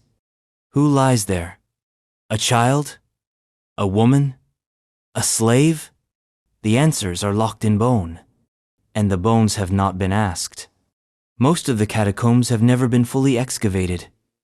Some corridors are too unstable. Others are sealed. A few have been lost entirely, caved in, built over, forgotten. It's estimated that at least 40% of the known Roman catacomb network remains unexplored or inaccessible, which means thousands of graves remain unopened, thousands of stories unread. DNA testing, where allowed, has begun to reveal some hints. In a few cases, skeletal remains have shown signs of violence, cuts, fractures, trauma consistent with execution. Other remains show signs of malnutrition, disease, hard labor. These were not rich people, these were survivors, and then martyrs. But for the vast majority, there's no record, no parchment, no plaque, just stone and dust and silence. So what does the Church do with them? In a sense, it canonizes them all. There is a feast day in the Catholic liturgical calendar known as All Saints' Day, followed by All Souls' Day. The first honors the named saints, the second, the unnamed, the forgotten, the unknown martyrs buried in Rome and across the world. But liturgy is not memory. And while the Vatican honors the concept, the bones themselves lie untouched. Perhaps rightly so, but perhaps not. Because what if, beneath the catacombs, there are clues? Inscriptions yet to be deciphered. Carvings that predate the ones we know. Crypts that were sealed, not by accident, but on purpose. To protect, to preserve, to hide. What if the unknown martyrs are unknown not just because of persecution, but because of power? Because the next layer of mystery isn't about the catacombs at all. It's about what came after. When Constantine legalized Christianity and built the first St. Peter's Basilica, his engineers faced a challenge: how to honor the old martyrs without destroying them. And so, they built over them. But how they did it, that's another mystery. A mystery of stone and slope, of architecture and ambition. A mystery still buried beneath the high altar of the modern Vatican. Let's descend again, this time, into the foundation itself. The construction techniques of the very first St. Peter's Basilica. In the year 313 AD, The Roman Empire flipped its script. The Edict of Milan, issued by Emperors Constantine and Licinius, declared that Christians were free to worship. Just like that, 3 centuries of blood and secrecy collapsed under imperial decree. No more midnight baptisms in aqueducts, no more graffiti code words in catacombs, no more prayers whispered in the shadow of execution. Christianity was legal. But Constantine didn't stop at tolerance. He made it holy. He envisioned a church not as a fringe gathering of the oppressed, but as a monument of imperial magnitude. And to do that, he needed more than policy. He needed stone. He needed space. He needed to build something big, so big it would reframe an entire religion, not in the dusty basements of Rome, but on its highest spiritual ground. And so, sometime between 319 and 324 AD, Constantine ordered the construction of a basilica on Vatican Hill. Not just any basilica, the basilica. The original St. Peter's, built not in the center of the city, but on its margins. Built not atop a temple, but a grave. The grave, Peter's Ender. Or at least, the spot everyone believed to be Peter's grave. But this is where the story leaves marble and enters mystery. Because what Constantine's builders did was not just extraordinary, it was nearly impossible. They had to build a basilica atop a hill that wasn't flat. A hill riddled with graves, tombs, mausoleums, and Roman necropolises. A hill sacred to both memory and decay. A hill never meant to bear the weight of an empire's most sacred structure. And yet, they did it. Somehow. Let's start with the terrain. Vatican Hill wasn't smooth. It sloped unevenly from north to south. The area designated for the basilica was crisscrossed with burial grounds, including the ancient necropolis we now know, lay directly beneath the current St. Peter's Basilica. Roman law forbade burial within the city walls, so the hill had become a city of the dead full of family tombs, pagan monuments, and, supposedly, the grave of the apostle himself. If Constantine had chosen a blank canvas, it would have been easier. But he chose sacred ground. And sacred ground cannot be leveled. So the builders did something no one expected. They raised the floor. Instead of digging up the hill, they built a massive retaining wall around the area, then backfilled the entire slope with earth and rubble. They created an artificial platform of flat terrace, upon which to lay the foundation of the basilica. Think about that. Tons of dirt, rock, and debris moved by hand. No cranes, no bulldozers. Just laborers with shovels, carrying the hill to itself, raising a foundation to float above the dead. And not just any foundation. A targeted one. Because Constantine didn't just want to build a church near Peter's grave. He wanted to build it directly over it.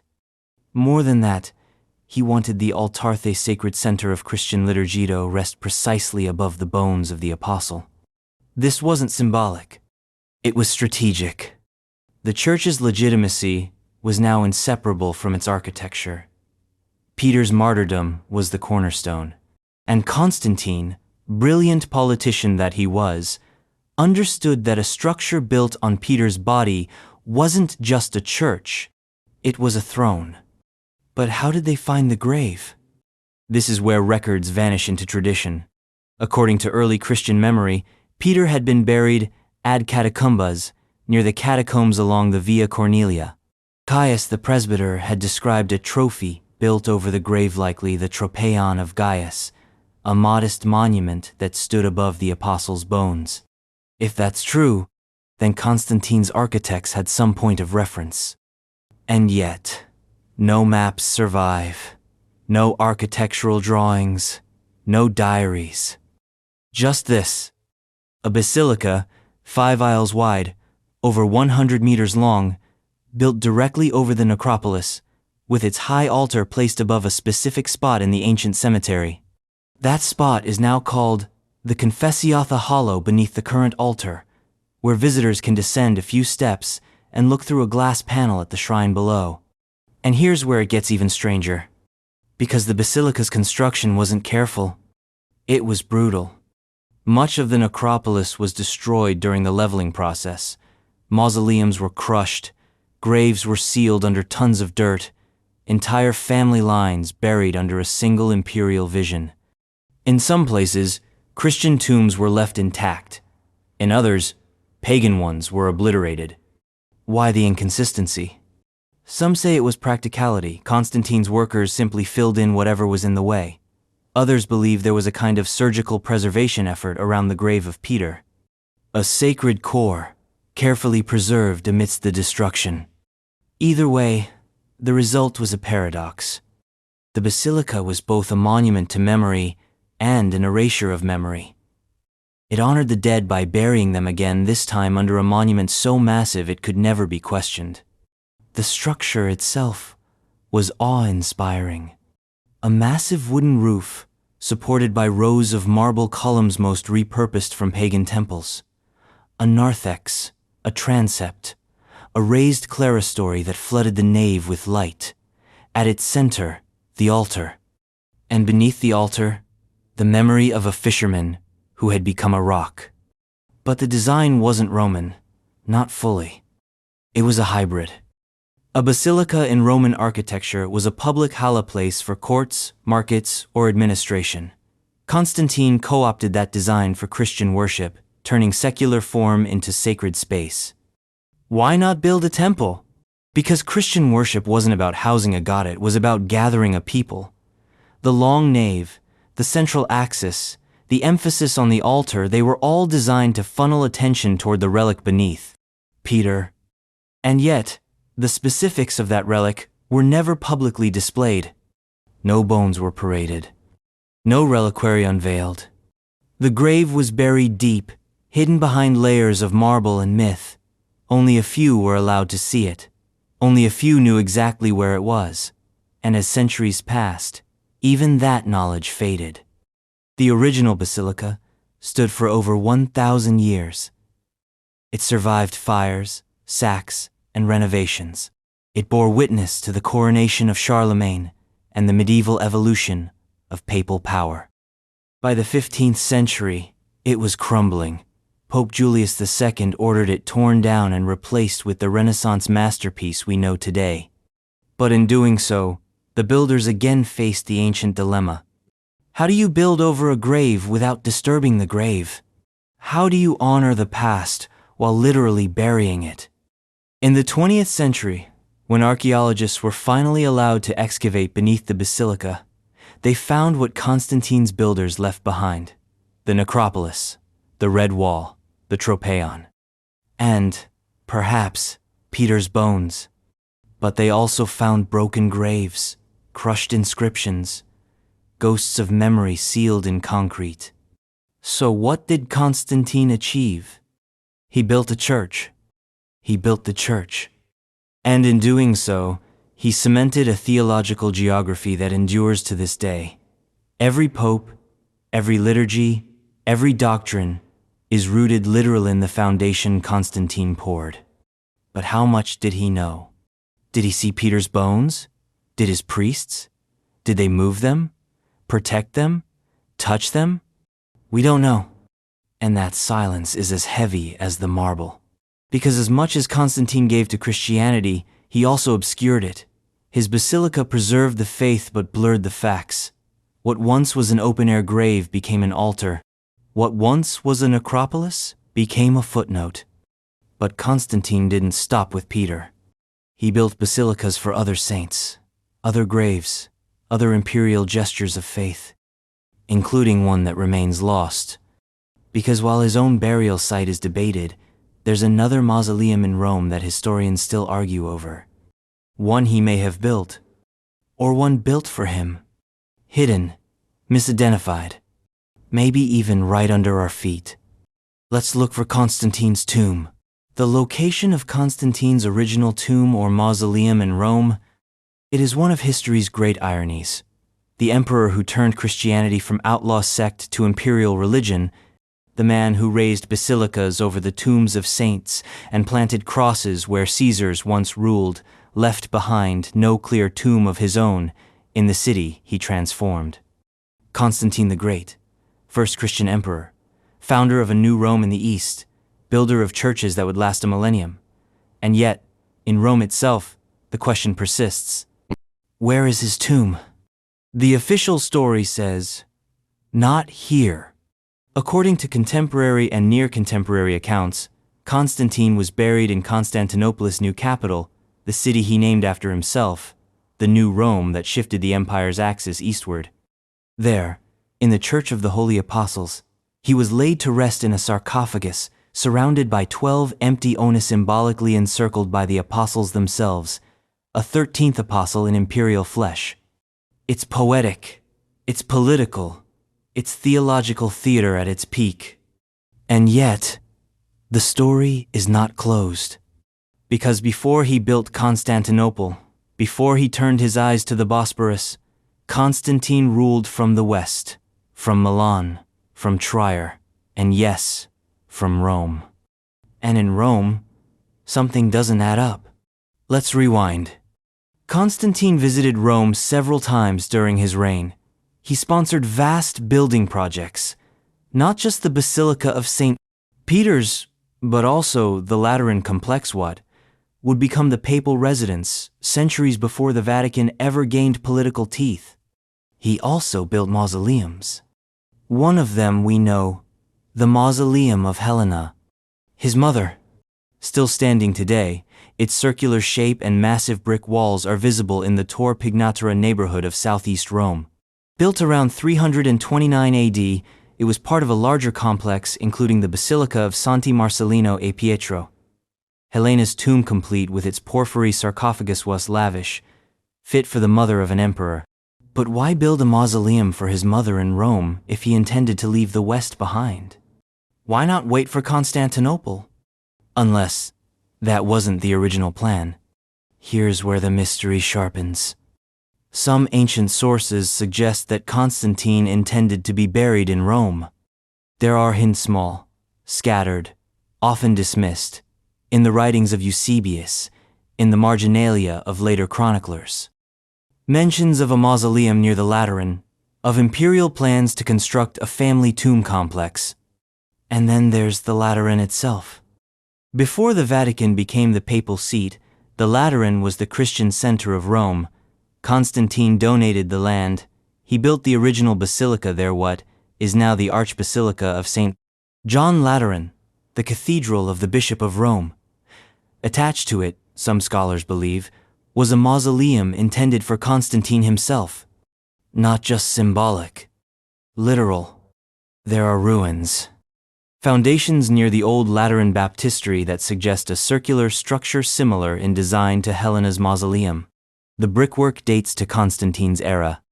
The placement, adjacent to the church and palace, suggests imperial intention, but no definitive inscription has ever confirmed it as his tomb. So what happened? Why would Constantine plan to be buried in Rome, and then choose Constantinople? Timing. Construction on the Church of the Holy Apostles began late in his reign. It wasn't finished until after his death in 337 AD. Constantine died near Nicomedia, modern-day Turkey, not in Rome, not even in Constantinople. And his body? It was transported, embalmed, processed in full imperial splendor first to Constantinople, then into the newly consecrated church. But was that the original plan? Or a political pivot? We may never know. Some historians believe Constantine's burial in Constantinople was a posthumous move by his successors, especially his son Constantius III, root Christian legitimacy in the East. Others argue Constantine always intended to be buried there, and that the Roman mausoleums were backup plans, or decoys, or perhaps abandoned dreams. But that doesn't explain the missing tomb.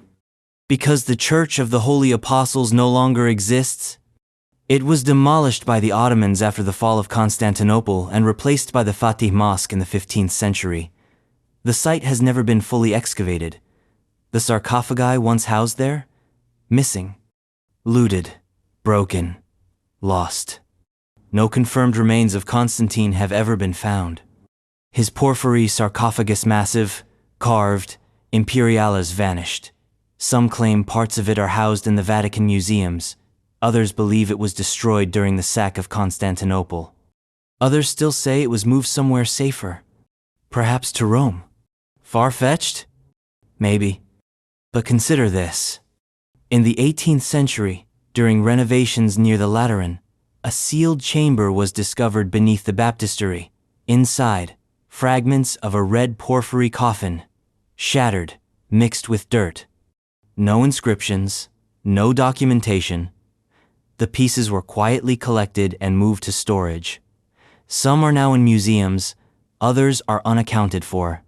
Could they have belonged to Constantine? We don't know. No tests have been performed. No formal connection has been made. But the stone matches the type used for imperial sarcophagi. The location fits. The time fits. The mystery lingers. And there's more. The Vatican's own records, voluminous, secretive, often incomplete, contain scattered mentions of imperial tombs near the Lateran. Inventories from the 9th and 10th centuries speak of mausoleums no longer extant. Some even reference the bones of the great emperor without naming him. Could it be Constantine? Or another? Here's the haunting question. If Constantine was buried in Rome, however briefly, what happened to the body? Did it get moved? Did the rising prominence of Constantinople necessitate a relocation? Or was the Roman tomb simply left empty, unfinished, symbolic, a monument to a plan that never reached completion? Today, pilgrims walk through the Lateran without realizing what might be buried beneath their feet. Tourists marvel at the basilica's Baroque splendor, unaware that beneath the baptistry lies a half-forgotten ruin, a circle of brick, a few steps, a void. The tomb of the first Christian emperor vanished. And maybe that's fitting, because Constantine's legacy is just as divided as his burial, saint to some, usurper to others. A man who saw a cross in the sky and changed the world but left a trail of ambiguity in his wake. No bones, no epitaph, no shrine, only ruins.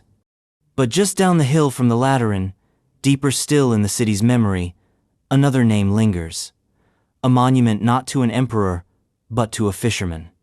A man whose grave Constantine immortalized, even as he may have lost track of his own. Peter. And not far from Peter, amid the vaults and crypts of Rome, another structure sleeps. Small, silent, lost to time. It's called the Tropeon. And no one truly knows what it looked like. The true form of the Tropeon of Gaes. In the hush between legend and archaeology, between martyrdom and monument, there stands or once stood a structure, both forgotten and foundational. It wasn't a basilica.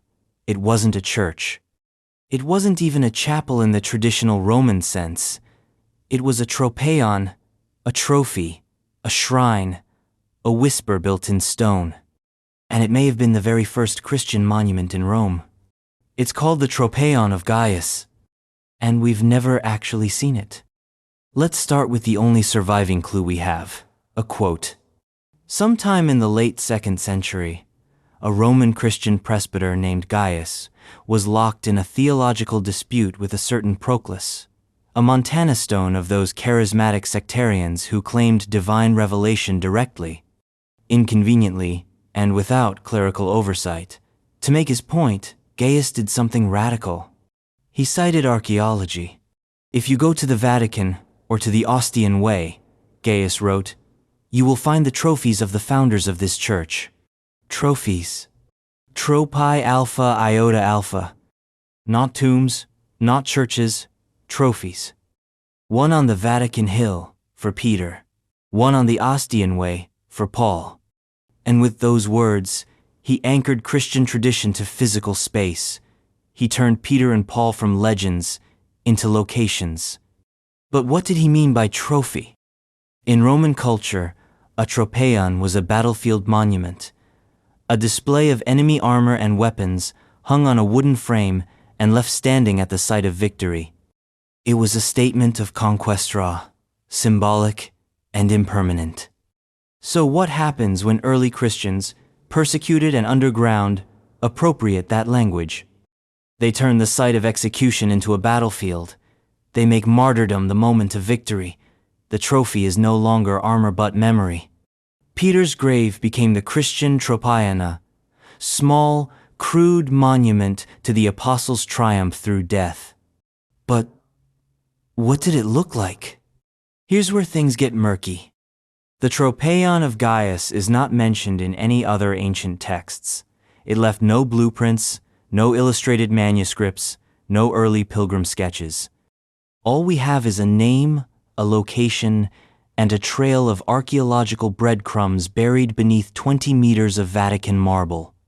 And yet, in the 20th century, those breadcrumbs began to resurface. In 1939, workers performing renovations beneath St. Peter's Basilica accidentally uncovered a Roman-era necropolis beneath the high altar. Over the next decade, a team of archaeologists working in secret under the Vatican's directive excavated a narrow strip of this necropolis, eventually uncovering a wall of red-painted plaster behind the main altar. This was the Red Wall.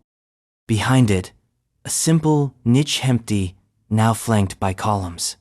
Above it, fragments of decorative plaster. Below it, a complex of burials and architectural remnants, including a marble-lined repository containing human bones.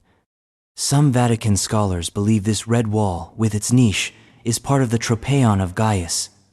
That this is the monument he described, that this small architectural feature crudely built, later encased in marble by Constantine, was once the physical heart of Christian Rome. But others disagree. The problem is, no one knows what the Tropeon looked like. Some believe it was a freestanding structure, perhaps an edicula, a small shrine with a peaked roof and columns. Others argue it was simply a marked grave, with an inscription or symbol indicating Peter's tomb. Still, others suggest it may have resembled a Roman Sipusa low stone marker, cylindrical or rectangular, often used in funerary contexts. And then there's the possibility it was never a structure at all, that the word Tropeon was metaphorical, that Gaius was pointing not to a physical building, but to the memory of a martyrdom, that the site itself, Peter's grave, was the trophy. But if that's the case, why did Constantine build a basilica over it? Why was the location preserved so precisely? Why do the layers of architecture converge on that one spot? Because something was there. Maybe it was small. Maybe it was unremarkable by Roman standards. But to the early Christians, it was everything. A place to pray, to mourn, to remember. A point of convergence between earth and heaven. And perhaps that's why Constantine left it intact. When building the original basilica, his architects didn't remove the red wall. They built around it. They preserved the vertical alignment from tomb to altar. They constructed a platform that lifted the entire structure above it, encasing the site in layers of protection and reverence. Later renovations in the Middle Ages and Renaissance continued the trend. The site was hidden but never desecrated, forgotten but never destroyed. Layer after layer of stone and liturgy piled on top, until the Tropeon itself vanished into a geological mystery. So what do we actually know? We know that beneath the altar of St. Peter's Basilica, at a depth of roughly 23 feet, there is a 1st century burial site. We know that the red wall, dated to the 2nd century, features a niche-like structure with architectural embellishments consistent with Roman funerary monuments. We know that a collection of bones was found nearby, male, aged around 60-70, missing the feet, consistent with the traditional narrative of Peter's crucifixion and burial. And we know that the Vatican, in 1968, declared these bones to be, in all probability, the remains of the Apostle Peter. But still no definitive image of the Tropeon has ever been recovered. No fragment with the word Petros.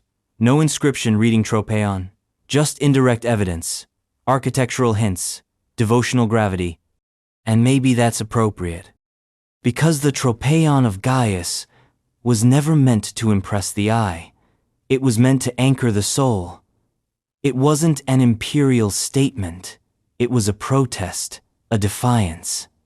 A declaration that death had been defeated by someone who once said, "You are Peter, and on this rock I will build my church." And if the church is the house, the Tropeon was the cornerstone. Tiny, crude, unseen, but unshakable. Still, the ambiguity persists. Could other Tropaea have existed in Rome's smaller shrines to other martyrs, long since destroyed or repurposed? Was Gaius referencing a larger memorial culture, one that marked sacred ground with more than bones? And if so, how many more have been lost? Because just as the Tropeon vanished into the basilica's foundations, so too did the homes, the meeting places, the very lives of Rome's earliest bishops. Before the Lateran, before the palaces, where did they live?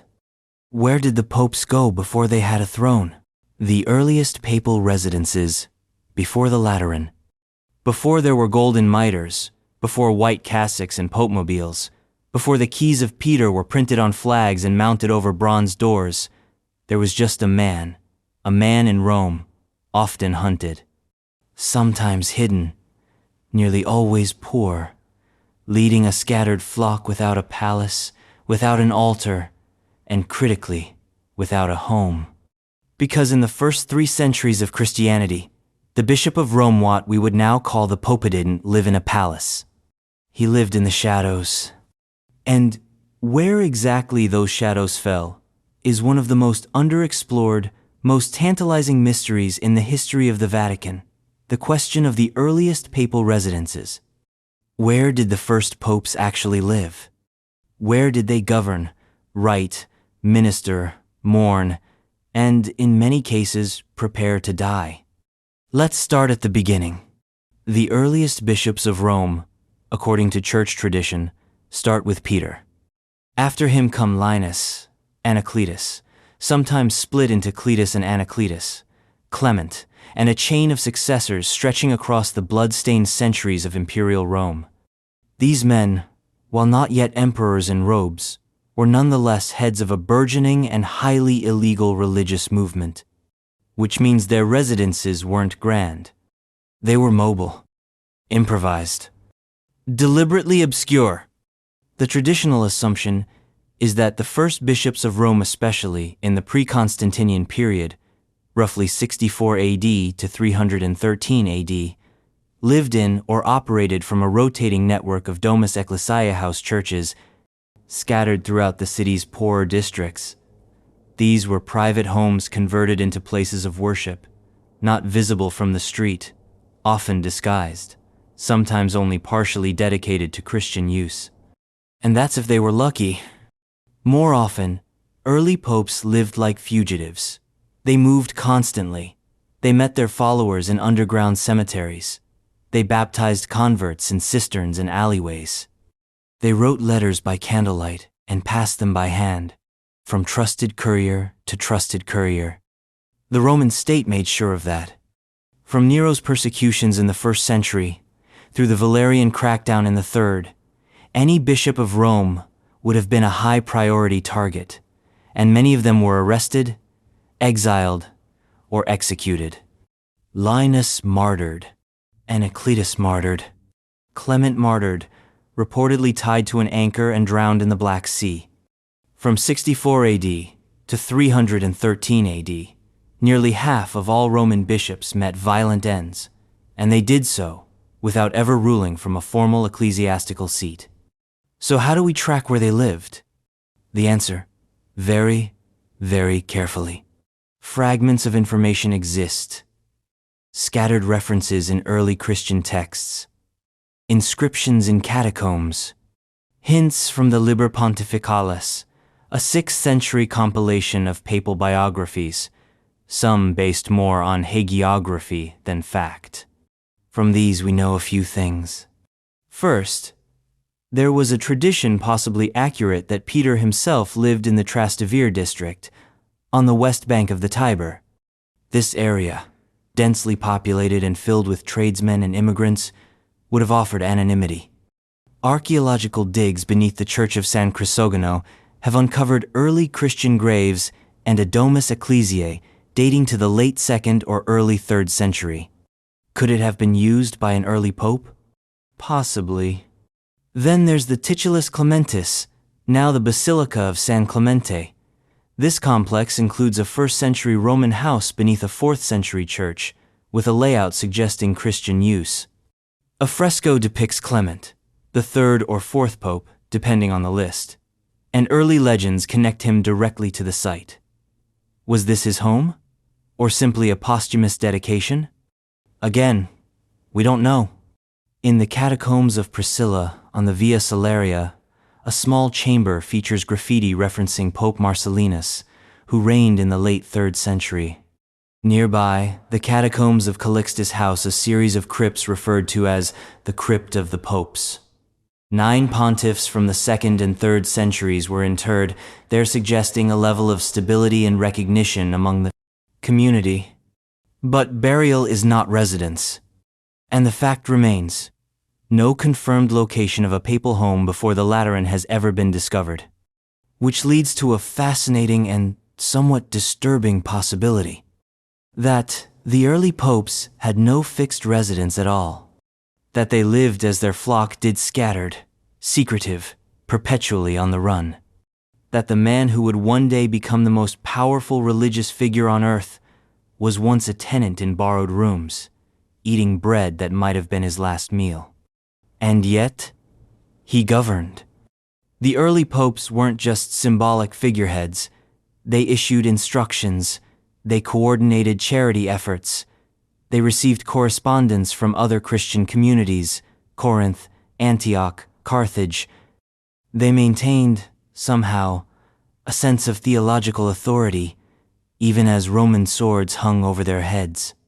That kind of leadership requires infrastructure, but not the kind we think of today. Instead of a palace, there were networks, trusted families who opened their homes, deacons who carried letters, widows who hosted prayer gatherings, converts who owned homes large enough to host 50 or 60 believers at a time. It was a decentralized papacy, a church of living rooms and secret keys. And then everything changed. In 313 AD, Constantine legalized Christianity.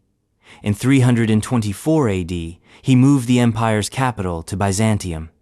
In between, he donated a piece of property to the bishop of Roman imperial estate on the Lateran Hill.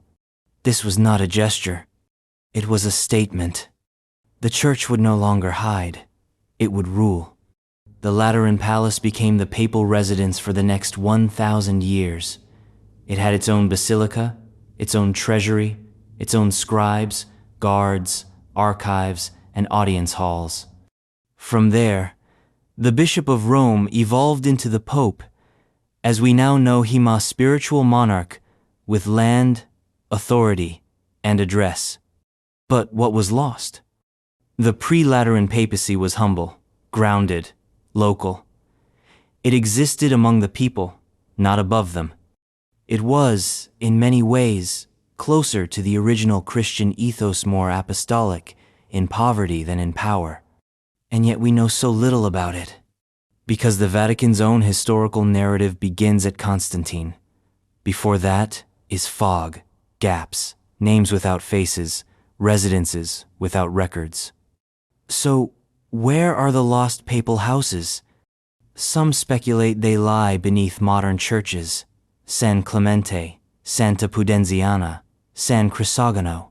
Others believe they've been destroyed, repurposed, or buried under centuries of urban expansion.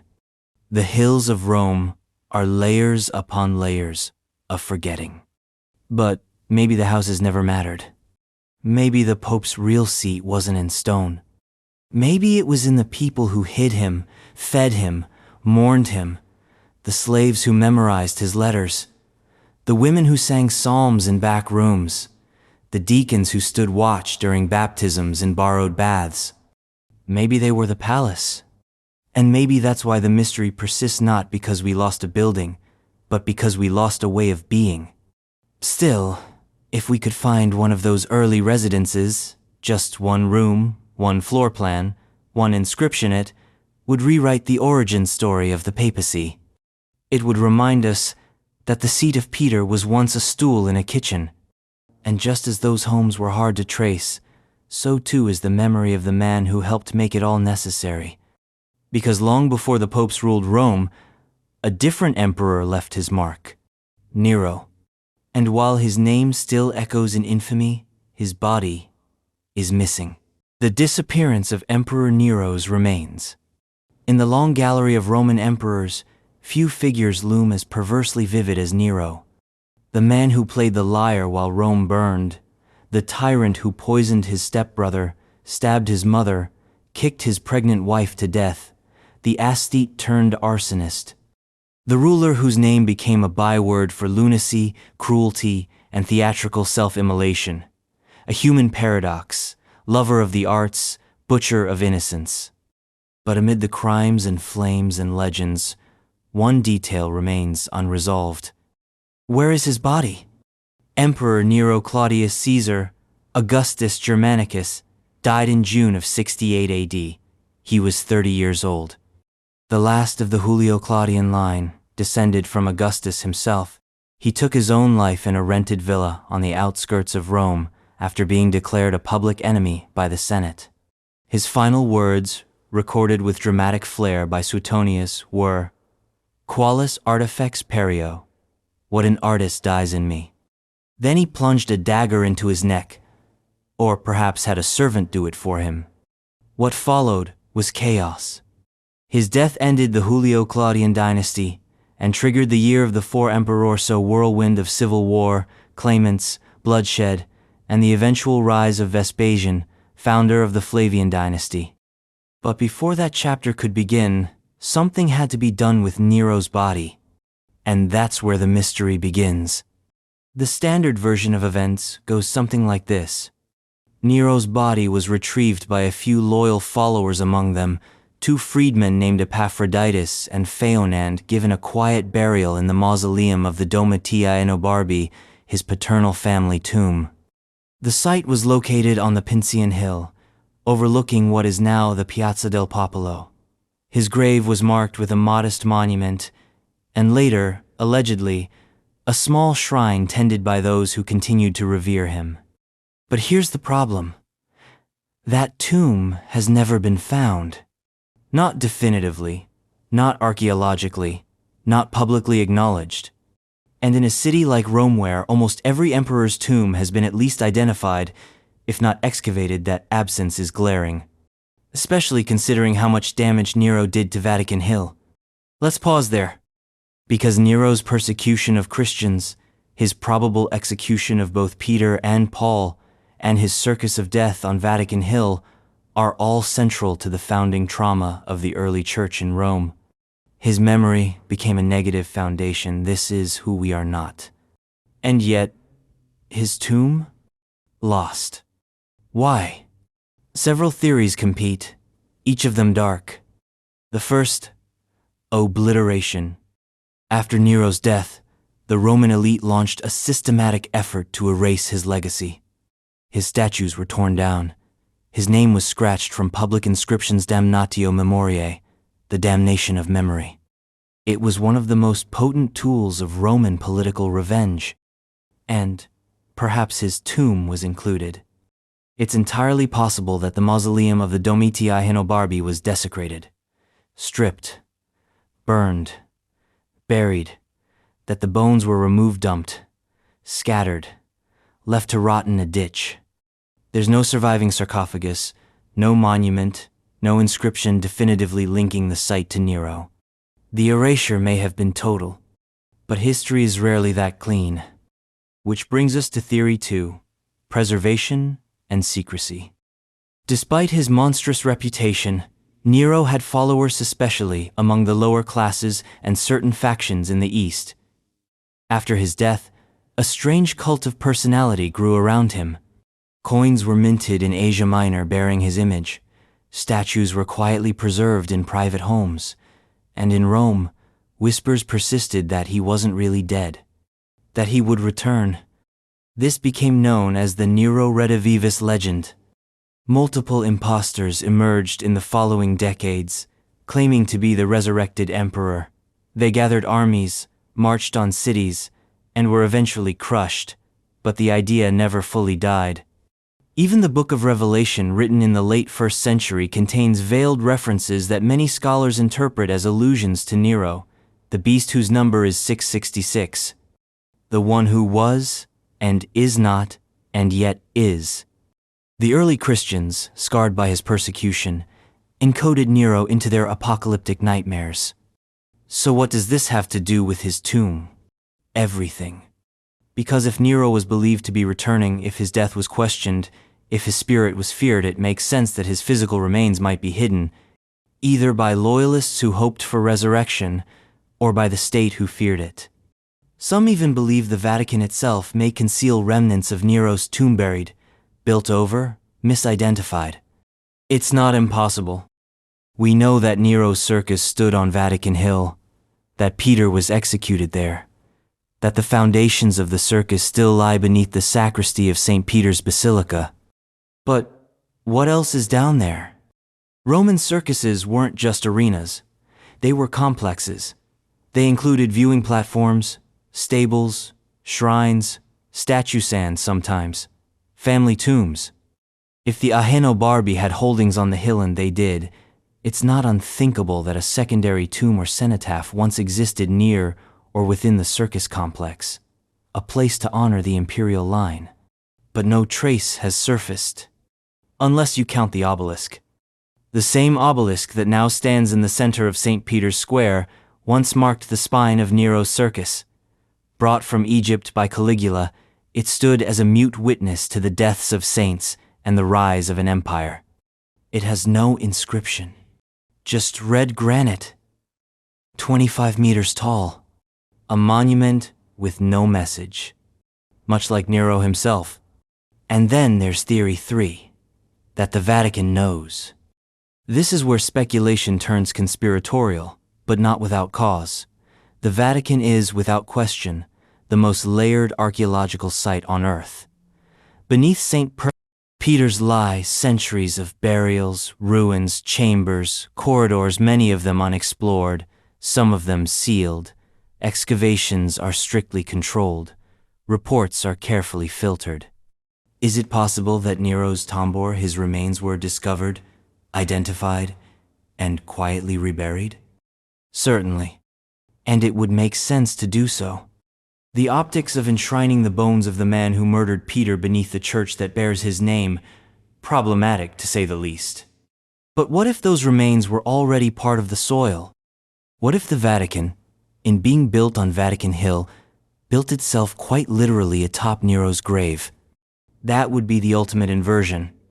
The man who tried to destroy the church becomes the foundation for its greatest cathedral.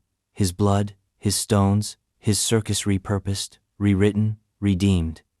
But without a tombstone, without a sarcophagus, we are left with a phantom. An emperor who shaped history and then disappeared into it. A ghost that haunts both Christian memory and Roman myth. And maybe that's why the Vatican won't dig further. Not because it fears what it won't find, but because it fears what it will. Nero's tomb isn't just a location, it's a reckoning. And just beneath that reckoning, beneath the layers of empire and basilica, there is still more to uncover. More paths, more ruins, structures unlisted on any guidebook or museum placard. Because Nero's legacy is just one chapter in the deeper labyrinth beneath the Holy See. A network of forgotten roads, chambers, crypts, and walsum older than the church itself. So, let's go deeper. Into the dark, unmapped structures that sleep beneath the Vatican. The uncatalogued subterranean structures beneath Vatican City. The Vatican is a city above a city. A sovereign microstate, cloaked in marble and ritual, built upon layers of sacred space, political power, and forgotten ruin. But beneath the domes and guards, beyond the mosaics and the museums, something older still waits. A deeper Rome. A hidden Rome. A buried world of streets, structures, and foundations that predate Christianity itself. And much of it has never been catalogued. Let's start with what we know. The modern Vatican sits on what was once part of a sprawling suburban district of ancient Rome. In the 1st century AD, this area was outside the Pomerium, the sacred boundary of the city, making it the perfect place for cemeteries, gardens, and imperial playgrounds. To the south, Nero's circus. To the north and west, necropolis's rows of mausoleums lining the Via Cornelia, the Via Triumphalis, and other long-erased Roman roads. Beneath St. Peter's Basilica, a sloped necropolis, rediscovered in the 20th century, containing elaborate tombs from the 2nd century AD. These have been partially excavated and are now accessible on official Vatican tours, the so-called scavi, or excavations. But beyond that zone, things get murky, because the hill is honeycombed with ruins. Some known, some suspected, some sealed, and few have been fully explored. Why? 3 reasons. First, structural integrity. Digging beneath a centuries-old basilica, one of the heaviest, most architecturally complex buildings on Earth, is risky. Every excavation risks collapse, both literal and symbolic. Second, preservation. Ancient walls, frescoes, and sarcophagi are fragile. Exposure to light, air, and humidity can destroy what time has preserved. Third, and most intriguingly, secrecy. The Vatican is cautious with its past. Its archaeology is controlled by the Fabbrica di San Pietro, the office responsible for the basilica's upkeep. Excavations are rare. Publications are even rarer. Access is tightly controlled. Many areas remain locked, labeled, or quietly ignored. Which raises the question, what else lies beneath? Let's map the possibilities. First, lost Roman roads. In antiquity, the Vatican Hill was crisscrossed with roads. The Via Cornelia ran roughly east-west across the slope. The Via Triumphalis curved northward. These were not just pathways, they were lifelines, connecting tombs, villas, temples, and markets. Fragments of these roads have been uncovered beneath the Vatican gardens, behind the basilica, and near the Teutonic cemetery. But much remains untraced. Are there intact segments deep under the papal apartments? Buried beneath the apostolic palace? We don't know. Second, Roman villas. This was, after all, the suburbs. Wealthy Romans built villas on the hills outside the city, luxurious homes with peristyles, atriums, gardens, and mosaics. Several such ruins have been found on nearby hills, but few have been definitively identified beneath the Vatican itself. One tantalizing clue comes from the area near the Vatican Library. During 19th century construction, workers uncovered portions of mosaic floors, frescoed walls, and foundations suggestive of a large, high-status Roman house. Who lived there? A senator? A general? A convert? We may never know. The site was sealed and built over. Third, temples. Before Christianity, the Vatican Hill was home to several pagan cults.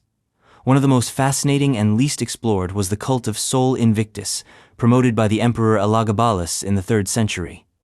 Elagabalus, a teenager from Syria, tried to merge Roman and Eastern religions by building shrines to the sun god atop various Roman hills.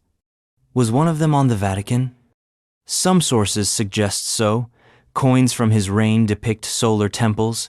Later, Christian writers mock his attempts to merge faiths, yet no remains of such a shrine have been conclusively found on Vatican Hill. Is it gone? Or hidden? Fourth, waterworks. Ancient Rome was a city of aqueducts and sewers. The Vatican Hill, like the rest of Rome, would have been threaded with cisterns, wells, drainage systems, and pipes. Some of these may still survive. During the construction of the underground Vatican car park in the 20th century, builders encountered ancient drainage tunnels beneath the Hill Roman era, lined with brick, still partially intact. They were rerouted and mostly undocumented. How many more exist? And are any of them connected to early Christian baptismal sites? Fifth, sealed crypts and chambers. This is the most speculative and the most thrilling. Multiple modern Vatican structure chapels, residences, museums were built atop unexplored substructures, foundations of unknown buildings, vaults whose original purpose is unclear. Some may be late Roman, others even earlier. For instance, in the grottos beneath St. Peter's, there are sealed doors, small bricked-over openings in walls leading to corridors no longer in use. Who sealed them? Why? Could they lead to forgotten tombs? To early Christian relic deposits? To pagan sanctuaries that predate Peter's grave? The truth is, we don't know. The Vatican does not release complete maps of its subterranean architecture. What we have are fragments, sketches, notes, reports from 20th century archaeologists, many of them incomplete, contradictory, or classified. And yet, the suspicion lingers that beneath the Vatican lies a deeper Vatican, not a church, but a ruin, not a basilica, but a puzzle, a Rome older than Peter, layered in brick and silence. And some believe the church prefers it that way. Because what if a pagan temple were found directly beneath the altar of St. Peter's? What if a Roman senator's tomb was found to predate Peter's by only a few meters? What if Christian tradition had to make room for something more ancient, more complicated, more Roman? That's the tension beneath the marble. Not just between history and theology, but between memory and forgetting. Because just as the Vatican has buried the structures of Rome beneath itself, so too has it buried 1,000 questions. And yet, among those questions, one peculiar mystery glows like an ember. The strange cult, a forgotten emperor, and a sun god from the east. Let's look at Elagabalus, the god he tried to crown on Vatican Hill. The Roman emperor Elagabalus's cult on Vatican Hill. The Vatican Hill has always had a strange gravitational pull for the sacred and the profane. Long before it became the nerve center of global Catholicism, it was a place of the in-between, a threshold between the city and the dead, between empire and outcast, between official cult and underground faith. And in the 3rd century AD, it became, for a brief and unsettling moment, the focal point of a god who was not Roman, not local, and not Christian. His name was Elagabalus, or, more precisely, that was the name given to both the god and the emperor who tried to impose him upon Rome. Let's begin with the boy himself. Elagabalus was born Sextus Varius Avitus Bassianus, around 203 AD in Emesa, a Roman client kingdom in what is now modern-day Syria. His family was powerful, wealthy, and deeply intertwined with religious life. His mother and grandmother were high priestesses, and Elagabalus himself was consecrated as the hereditary high priest of the sun god Elagabal, or Elagabalus, the Baal of Emesa. The cult was ancient and exotic by Roman standards.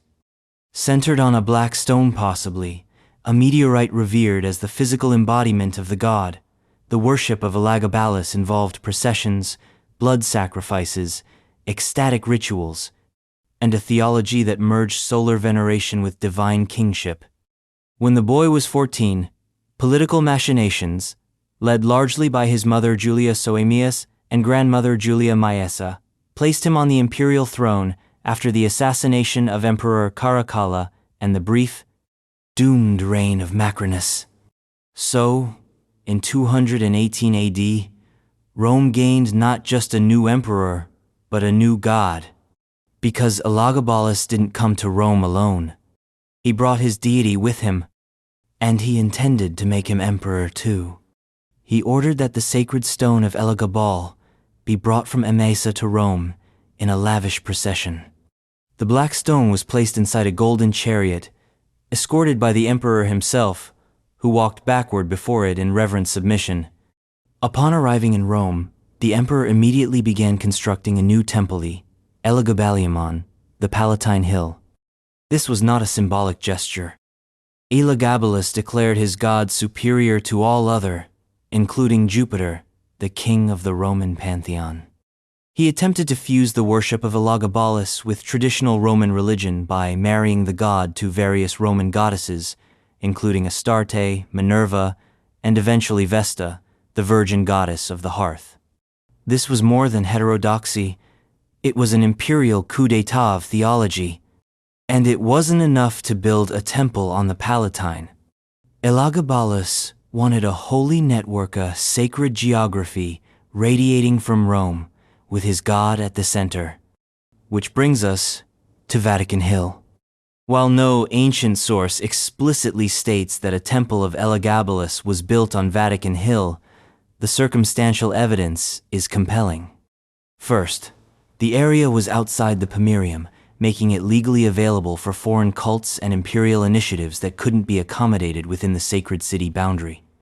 Second, the hill already hosted a complex web of cultic and entertainment structures: Nero's circus, burial grounds, possible shrines to Cybele and Mithras. It was spiritually fertile, politically peripheral, and geographically significant. Third, coins minted during Elagabalus's reign depict temples with architectural features that do not match the Elagabalus on the Palatine. Some scholars believe these coins may reference auxiliary shrine-satellite temples constructed in areas like the Vatican to extend the cult's reach.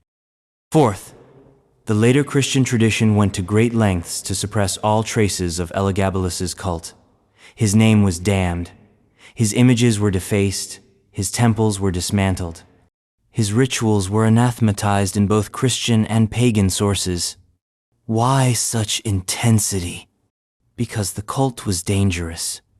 Not just theologically, but symbolically. Elagabalus didn't just introduce a new god. He tried to replace the old ones. His rituals offended Roman sensibilities. He dressed in women's clothing. He referred to himself as both emperor and priest. He sought to dissolve the boundary between ruler and divine, between gender and role, between worship and governance. To conservative Romans, it was obscene. To early Christians, it was terrifyingly familiar. Because Elagabalus, in a perverse mirror image, had done what the church would soon attempt: centralize a foreign god in Rome, build new rituals, dismantle the old pantheon, and claim universal truth. And he almost succeeded. Had Elagabalus lived longer, had his theological imperialism taken deeper root, entire religious history of Rome might have twisted into something unrecognizable. But he didn't. In 222 AD, after 4 years of chaos, scandal, and unrelenting sacrilege, Elagabalus was assassinated by his own guards. His body was mutilated, dragged through the streets, and thrown into the Tiber. His temple was desecrated. His cult was extinguished. Or so the story goes. Because the black stone his god was quietly returned to Emesa. And rumors persisted that the rituals, though driven underground, never fully died. Some scholars believe that traces of Elagabalus's influence remained in the later solar cults of the Roman army. Others suggest that elements of his theology, monotheistic tendencies, solar imagery, divine kingship echo in Constantine's early Christian iconography. And then there's the matter of the Vatican. If a shrine to Elagabalus once stood there, it would likely have been small and edicula, perhaps, or a sacred platform for solar rites. It would have been dismantled, its stones reused, its foundations buried beneath later Christian construction. But archaeology has its own memory. During 20th century excavations in the Vatican gardens, fragments of non-Christian iconography were discovered: solar rays, stylized eagles, serpent motifs. They were dismissed as decorative or symbolic, but some have argued they match the Eastern solar cult aesthetic of the 3rd century. Is this proof? Number. Is it suggestive? Deeply. And it leads to a chilling thought, that before Peter's cross stood tall on Vatican Hill, there may have stood a stone, a black stone from the East, a rival throne for a rival god. And if that stone was buried beneath Constantine's foundations, if the temple was ground into dust and poured into the new Christian Basilicathan, the Vatican becomes not just a site of Christian triumph, but of sacrificial absorption. The god replaced, the emperor forgotten, the memory sealed. But memory has cracks. And as we peel back the layers of belief, we uncover questions older than the Church itself. Because in the end, the early Vatican wasn't just a Christian site. It was a palimpsest. And under every saint's name, a Roman inscription. Under every martyr's grave, a pagan foundation. And sometimes, beneath all of that, just a chair, a seat, a relic, perhaps the oldest papal symbol of all. Let's examine the so-called chairs of St. Peter. The authenticity of the chairs of St. Peter. In every church there is a seat, not just for sitting, but for meaning, for power, for the transmission of authority. In Latin, the word is cathedrath, bishop's chair. It is from this root that we get cathedral, the church that houses the bishop's seat, the visible sign of his office and jurisdiction. And in Rome, there is a chair so venerable, so charged with history and mystique, that its very presence transcends furniture and becomes myth. The chair of St. Peter, or, more precisely, the chairs of St. Peter, because there's not just one, there are two, and both claim to be the seat of the apostled man who, according to tradition, was the first bishop of Rome, and whose spiritual authority has been echoed by every pope since. But are they real? Did Peter the fisherman, the preacher, the man who walked on water and then denied Christ 3 times ever sit in either of them? Let's trace the mystery, layer by layer. The most famous of these objects is the Cathedra Petri, enshrined in spectacular Baroque fashion in the apse of St. Peter's Basilica. Designed by Gian Lorenzo Bernini in the 17th century, this massive bronze sculpture is a theatrical explosion of angels, clouds, and golden rays, culminating in a reliquary that houses an ancient wooden chair. That chair, the Church claims, is the relic known as the Throne of St. Peter. But here's where the story fractures. The wooden chair inside the reliquary is rarely seen. For centuries, it was hidden, venerated, but unexamined. When it was finally studied during a restoration in 1867, it was revealed to be a heavily modified, patchwork piece of carpentry assembled from various types of wood, reinforced over the centuries, bearing carved ivory plaques and inscriptions from different time periods. The oldest parts of the chair may date to the 6th or 7th century. Not the 1st. Not Peter's time. That's a problem. If this is the chair, the one Peter used to teach, to bless, to govern, why does it only appear in the historical record centuries after his death? And what about the second chair? Less famous, but perhaps more mysterious, the second so-called chair of St. Peter is an artifact housed at the Basilica of San Giovanni in Lateranothe, Archbasilica of St. Peter. John Lateran, the actual cathedral of the Bishop of Rome and the former papal residence for over a millennium. This chair too has been venerated as a relic of Peter. It is simpler, less adorned, and even more ambiguous in origin. Both chairs have been associated with Peter since at least the early Middle Ages.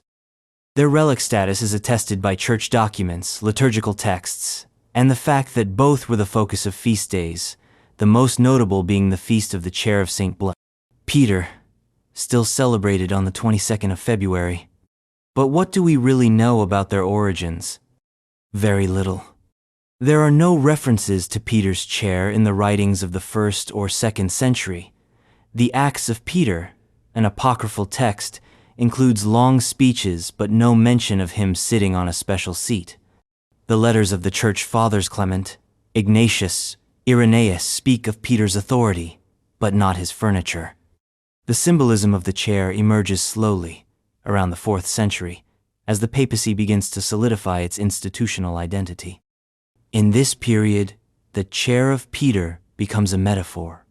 To sit on Peter's chair is to inherit his authority. But metaphor has a way of becoming material. By the 5th and 6th centuries, church leaders began referencing an actual objecta chair said to be preserved in Rome, used in liturgies, and associated with the early bishops. Was it Peter's? Was it a later bishop's, retroactively assigned to the apostle? Unclear.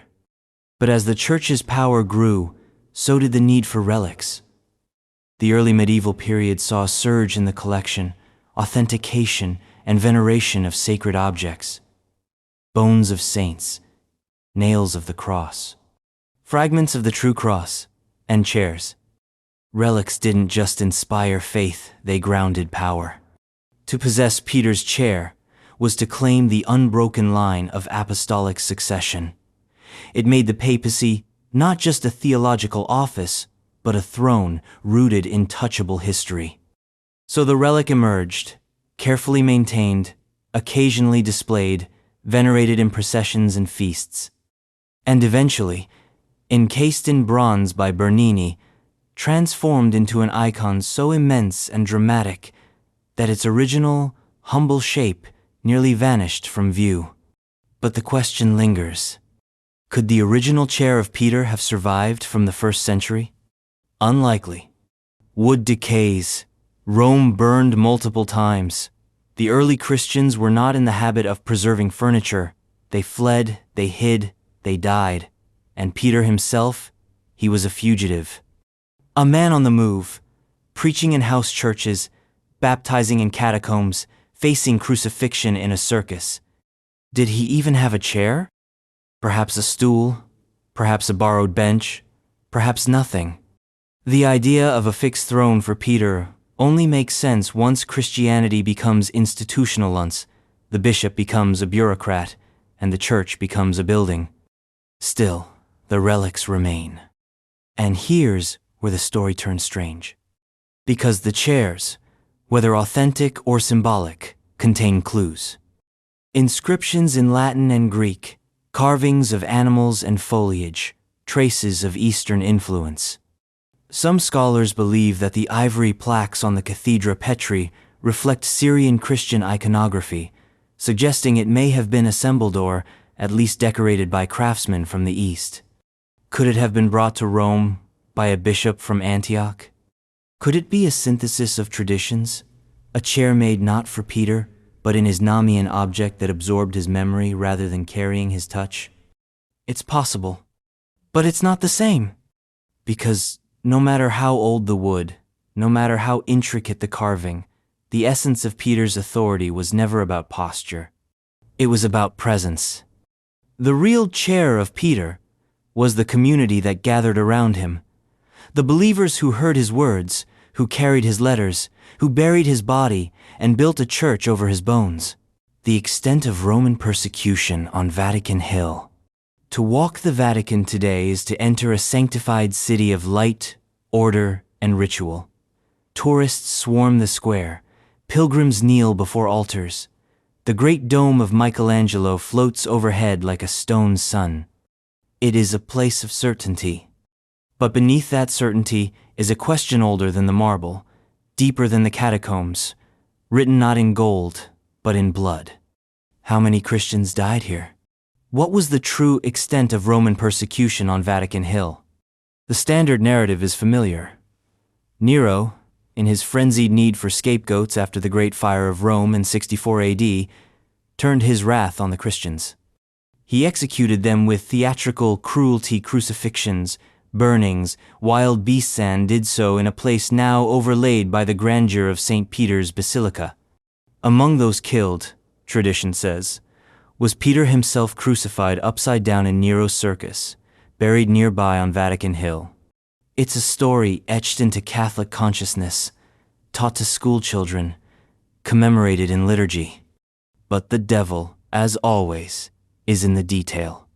Because while the martyrdom of Peter is widely accepted, though not archaeologically proven beyond dispute, the scale of the persecution that occurred here on Vatican Hill specifically remains one of the great unquantified enigmas of early church history. Let's begin with the sources. The most detailed early account comes from Tacitus, a Roman senator and historian, writing in the early 2nd century, roughly 50 years after the events he describes. In his Annals, 15.44, Tacitus recounts how Nero blamed the Christians for the fire and punished them with exquisite cruelty.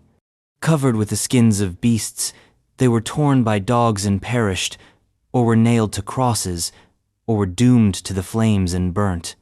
He goes on to describe how these executions took place during Nero's garden parties, turning his private estate believed to include the area of Vatican Hill into a blood-soaked arena. But Tacitus is vague on numbers. He names no names. He offers no precise location, no list of victims. His account is valuable, but it's a literary source crafted for moral effect, not forensic clarity. Other sources are even thinner. Suetonius mentions Nero punishing Christians, but not in the context of the fire. Cassius Dio writes about Christian persecution more generally, but provides no specifics for Vatican Hill. In short, the literary record confirms that Christians were killed under Nero and likely on Vatican Hill, but leaves the scale open to interpretation. So what does the archaeological record tell us? This is where things get slippery.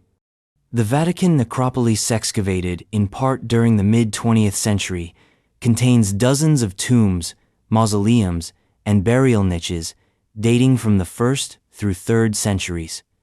Some of these tombs feature Christian symbols. A few contain inscriptions that mention martyrdom, but the vast majority are anonymous. No names, no causes of death, no smoking crosses. There is no mass grave of martyrs beneath the basilica. At least, not one that's been found. Yet the tradition of mass martyrdom on Vatican Hill persisted and intensified over time. Early Christian writers like Eusebius, Lactantius, and Jerome embellished the narrative. Later, hagiographies added names, miracles, and backstories to the anonymous dead. By the 4th century, martyrologies were assigning saints to specific locations on the Hilifin without archaeological basis. It was not fabrication necessarily. It was memory distorted by persecution, shaped by devotion, repeated by liturgy. But some modern historians now ask, was the scale of Vatican Hill martyrdom exaggerated? Maybe. And yet, the absence of evidence is not evidence of absence. We must remember what the executions were: extrajudicial killings, public spectacles, hasty affairs carried out during an emperor's rage-fueled bender. The bodies may not have been buried at all. They may have been burned, dumped in the Tiber, torn apart by animals beyond recognition. And if some were buried on the hill, they may lie in tombs that were unmarked, later repurposed, or crushed by centuries of construction. More unsettlingly, some mass graves may remain undiscovered. Portions of the Vatican Hill remain unexcavated due to logistical and political constraints. The area beneath the Apostolic Palace, the southern extensions of the necropolis, sections of the Vatican Gardens. What might lie beneath those sealed layers? Bones, lime pits, execution posts, or just silence? And then there's the broader timeline. Nero's persecution was the first, but it was not the last. Over the next 250 years, Christians in Rome faced repeated waves of state violence under Decius, Valerian, Diocletian. During these periods, bishops were executed, churches destroyed, property confiscated. Rome, as the capital, saw its share of martyrdom. But did these later persecutions use Vatican Hill? Possibly. There's some evidence that the area retained its symbolic significance. Even after the circus of Nero fell into disuse, the hill remained a site of memory. pilgrims began to gather near Peter's presumed grave. The presence of multiple Christian tombs in the area suggests that the faithful wanted to be buried near their spiritual patriarch. And it's not just Christians. The necropolis contains tombs with ambiguous symbolism mixes of pagan and Christian motifs. This suggests a fluid, overlapping spiritual landscape where persecution wasn't always clear-cut. Some Christians may have lived publicly with little harassment. Others may have died not for their faith, but during periods of general civil unrest. So how many Christians died on Vatican Hill? Dozens? Hundreds? Thousands? The answer is, we don't know. But the ambiguity may be the point. Because persecution isn't always about numbers, it's about fear, the threat of death, the knowledge that belief could cost you your life. That's what defined the early church's psyche. Vatican Hill was not just a place of blood, it was a place of pressure. The pressure of silence, the pressure of faith, the pressure of memory hardening into myth, and that pressure lingers. Every time a pope stands before St. Peter's tomb, every time a mass is said over the Confessio, the church reenacts that tension. Glory built on grief, victory built on disappearance, and maybe the greatest martyrdom of all was anonymity. Because for every Peter whose name is carved in gold, there are 100 others buried in silence. And just as we ask about the deaths, we must also ask about the life around them. What did these Christians write? What language did they speak? How did they record their pain? Before Latin hymns and Gregorian chants, before the Bible was fixed and copied, there were letters. But in what tongue?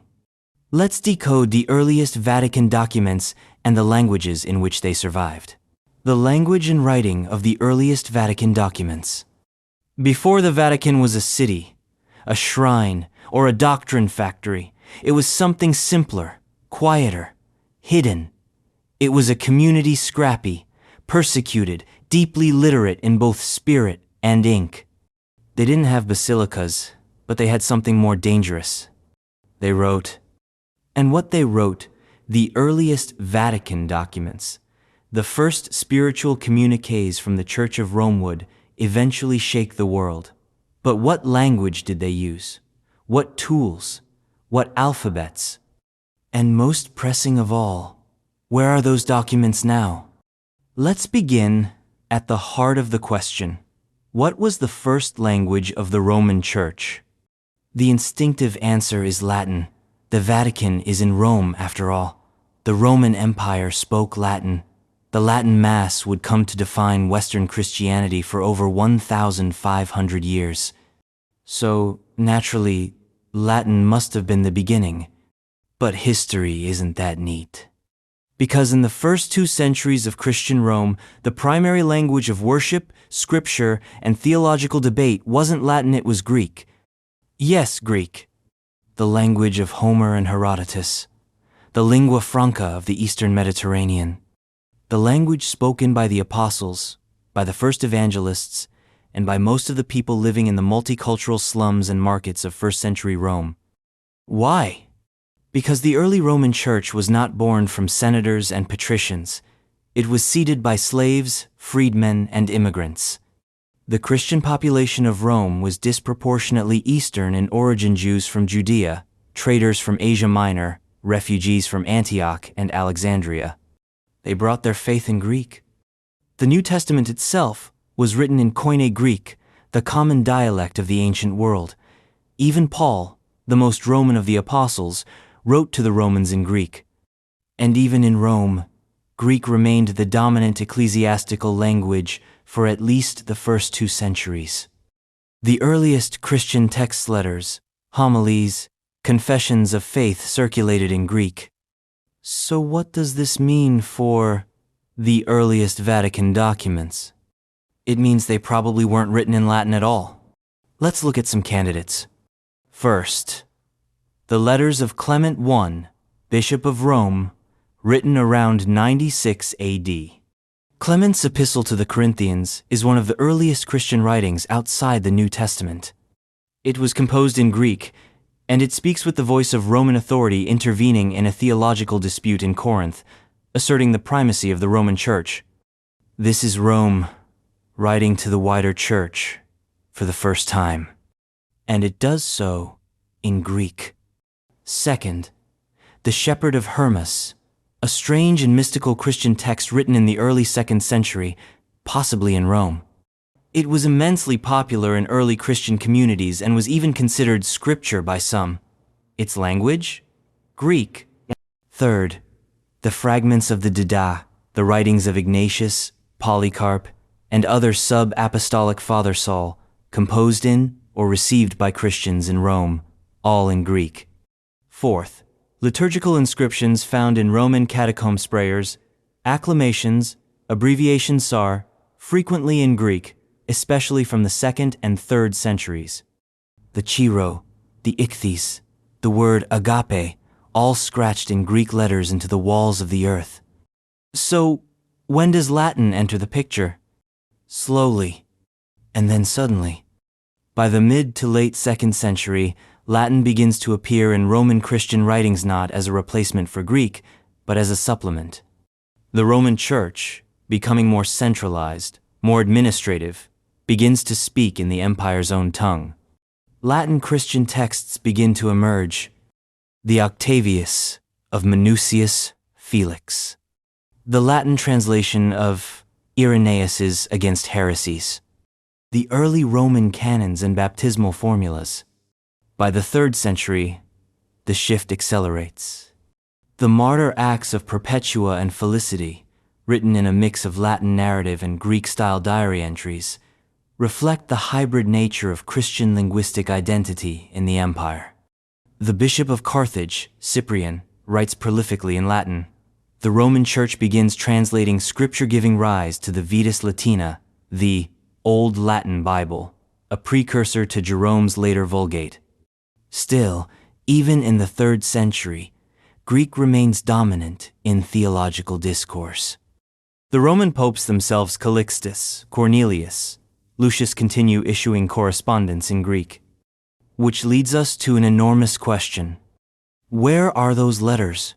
Where are the early Vatican archives? Because we know they existed. The Church was bureaucratic from the start.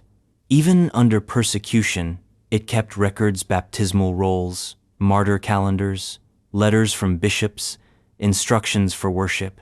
These weren't ephemera. They were sacred texts. And as the Church emerged from the shadows in the 4th century, it began building a real archive.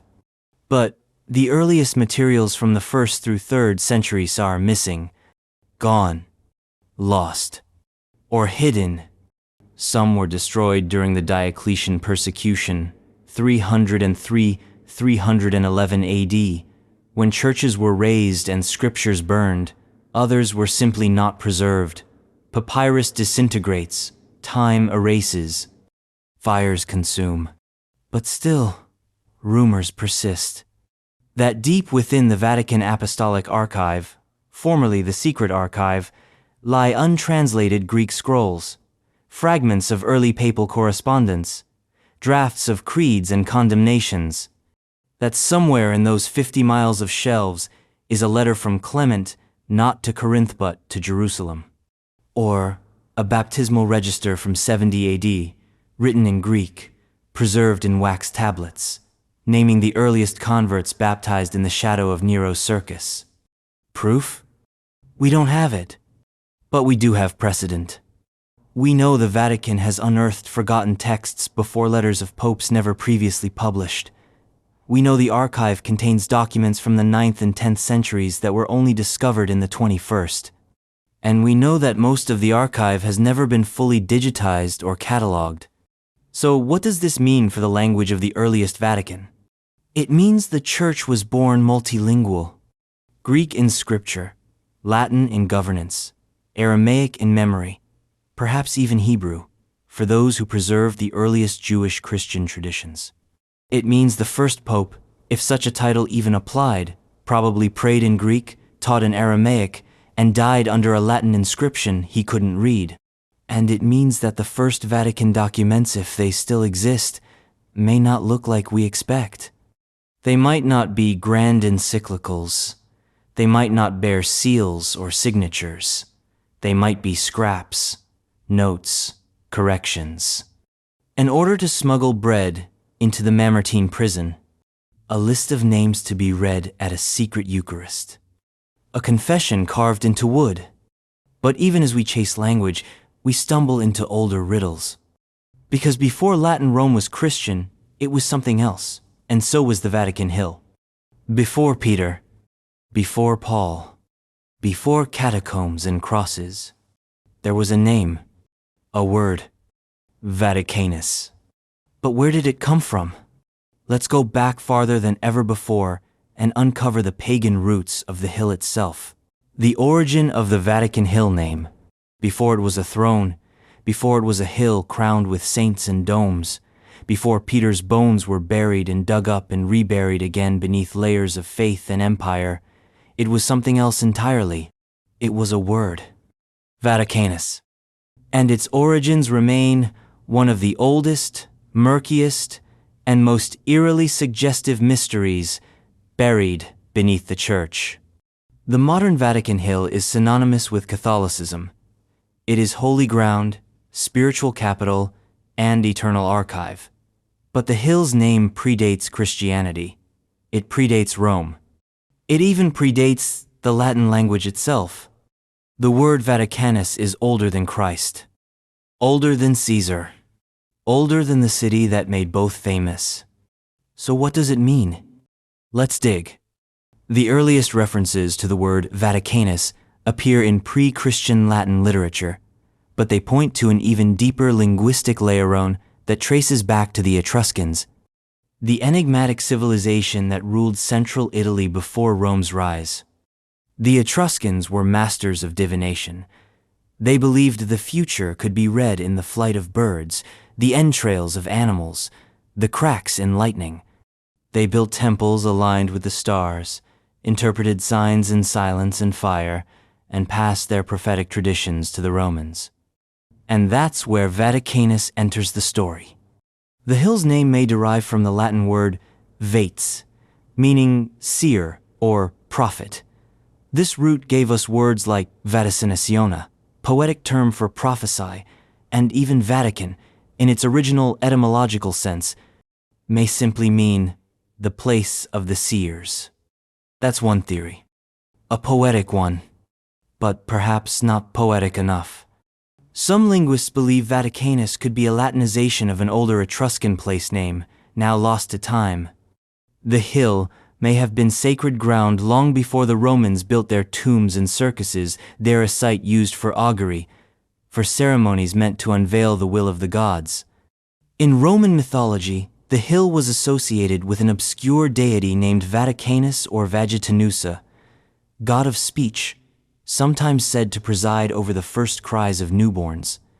According to ancient sources like Varro, Vaticanus was the divine figure who opened the mouths of infants and let them wail into the world. Let that sink in. The Vatican, the hill of first cries, the place where voices began. In this light, the modern role of the Vaticanas, a global mouthpiece for doctrine, proclamation, moral pronouncement, feels chillingly preordained, as though the ground itself was always meant to speak. But not everyone agrees with this derivation. Some argue that the name Vaticanus referred not to the hill itself, but to a region ager Vaticanusa, marshy, fertile tract of land on the west bank of the Tiber, outside the original Pomerium. This area, being outside the city limits, was often used for burials, gardens, and agricultural estates. It was unclaimed space between the living and the dead, which, again, fits, because the Vatican Hill has always been liminal, a place of borderlines, between Rome and not Rome, between emperor and bishop, between pagan and Christian, between tomb and altar. So whether the name referred to a god, a seer, a geographic oddity, or all of the above, it tells us something essential. This was always a place of meaning, even before Peter, even before Nero, even before Latin, and we have archaeological hints to support this. Fragments of early Italic and Etruscan pottery have been found on the hill.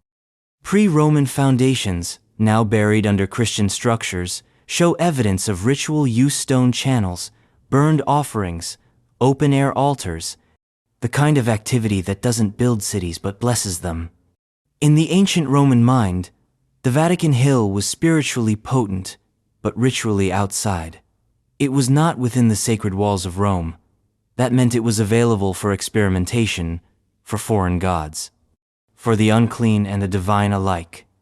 And the Romans took full advantage. As the empire expanded, so did its religious imports.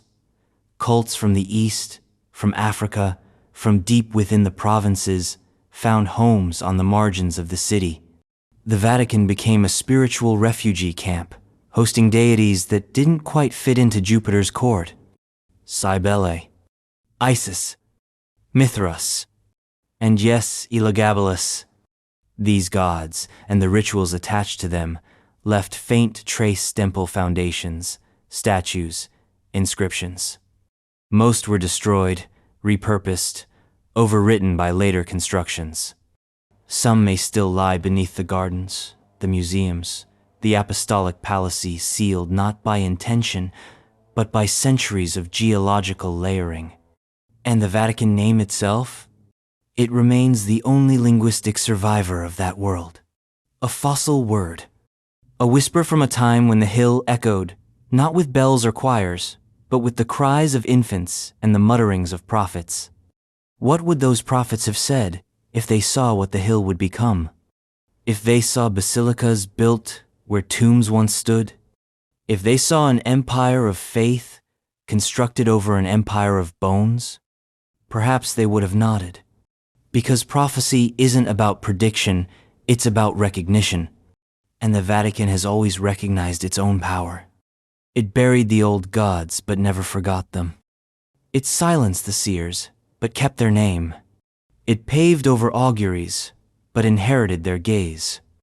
And even today, in the deepest corners of its library, the Church keeps records not just of saints, but of signs, of visions, of conversions. Because the power of the Vatican is not just in the authority it asserts, but in the secrets it keeps. And one of the greatest secrets? How exactly did it convince the most elite class in Rome senators, the patricians, the highborn pagans, to abandon their gods and convert? Let's enter that shadowed corridor. Let's trace the secret conversion of Rome's ruling class.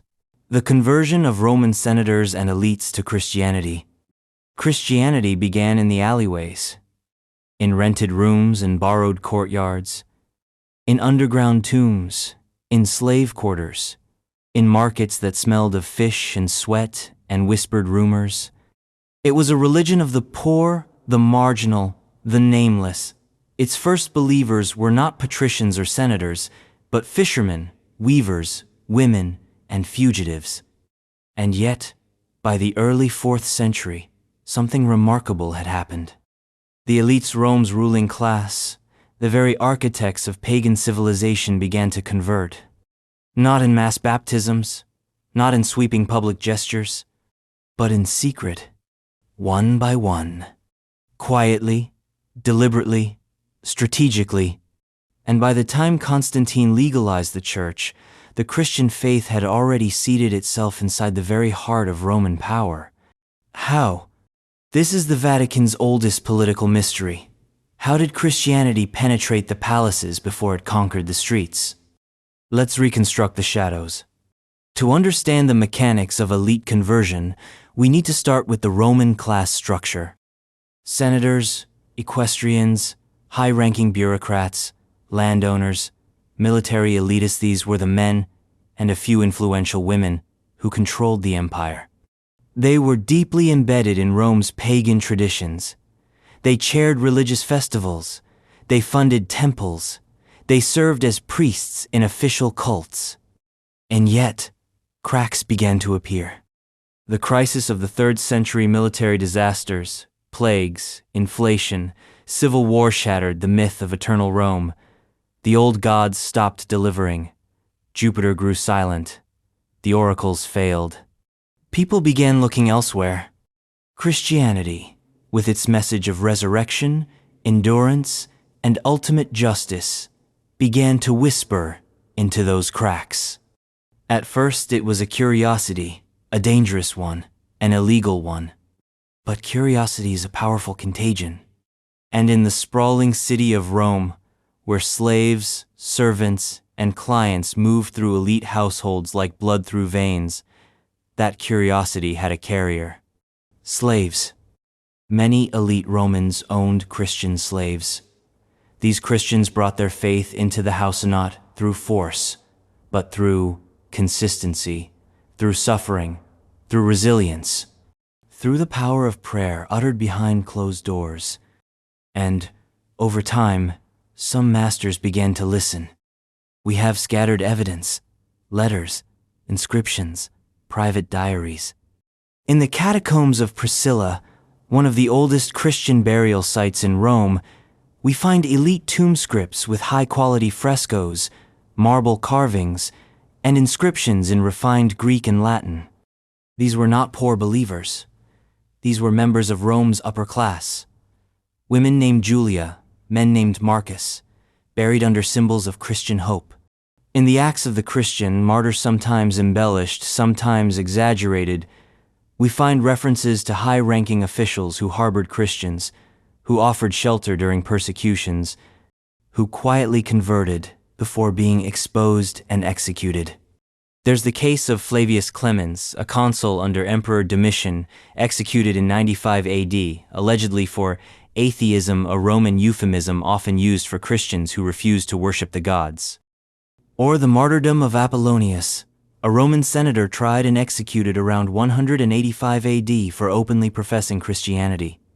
Or the enigmatic inscriptions near the Lateran, which speak of senators in Christ, ambiguous phrases, perhaps rhetorical, perhaps literal.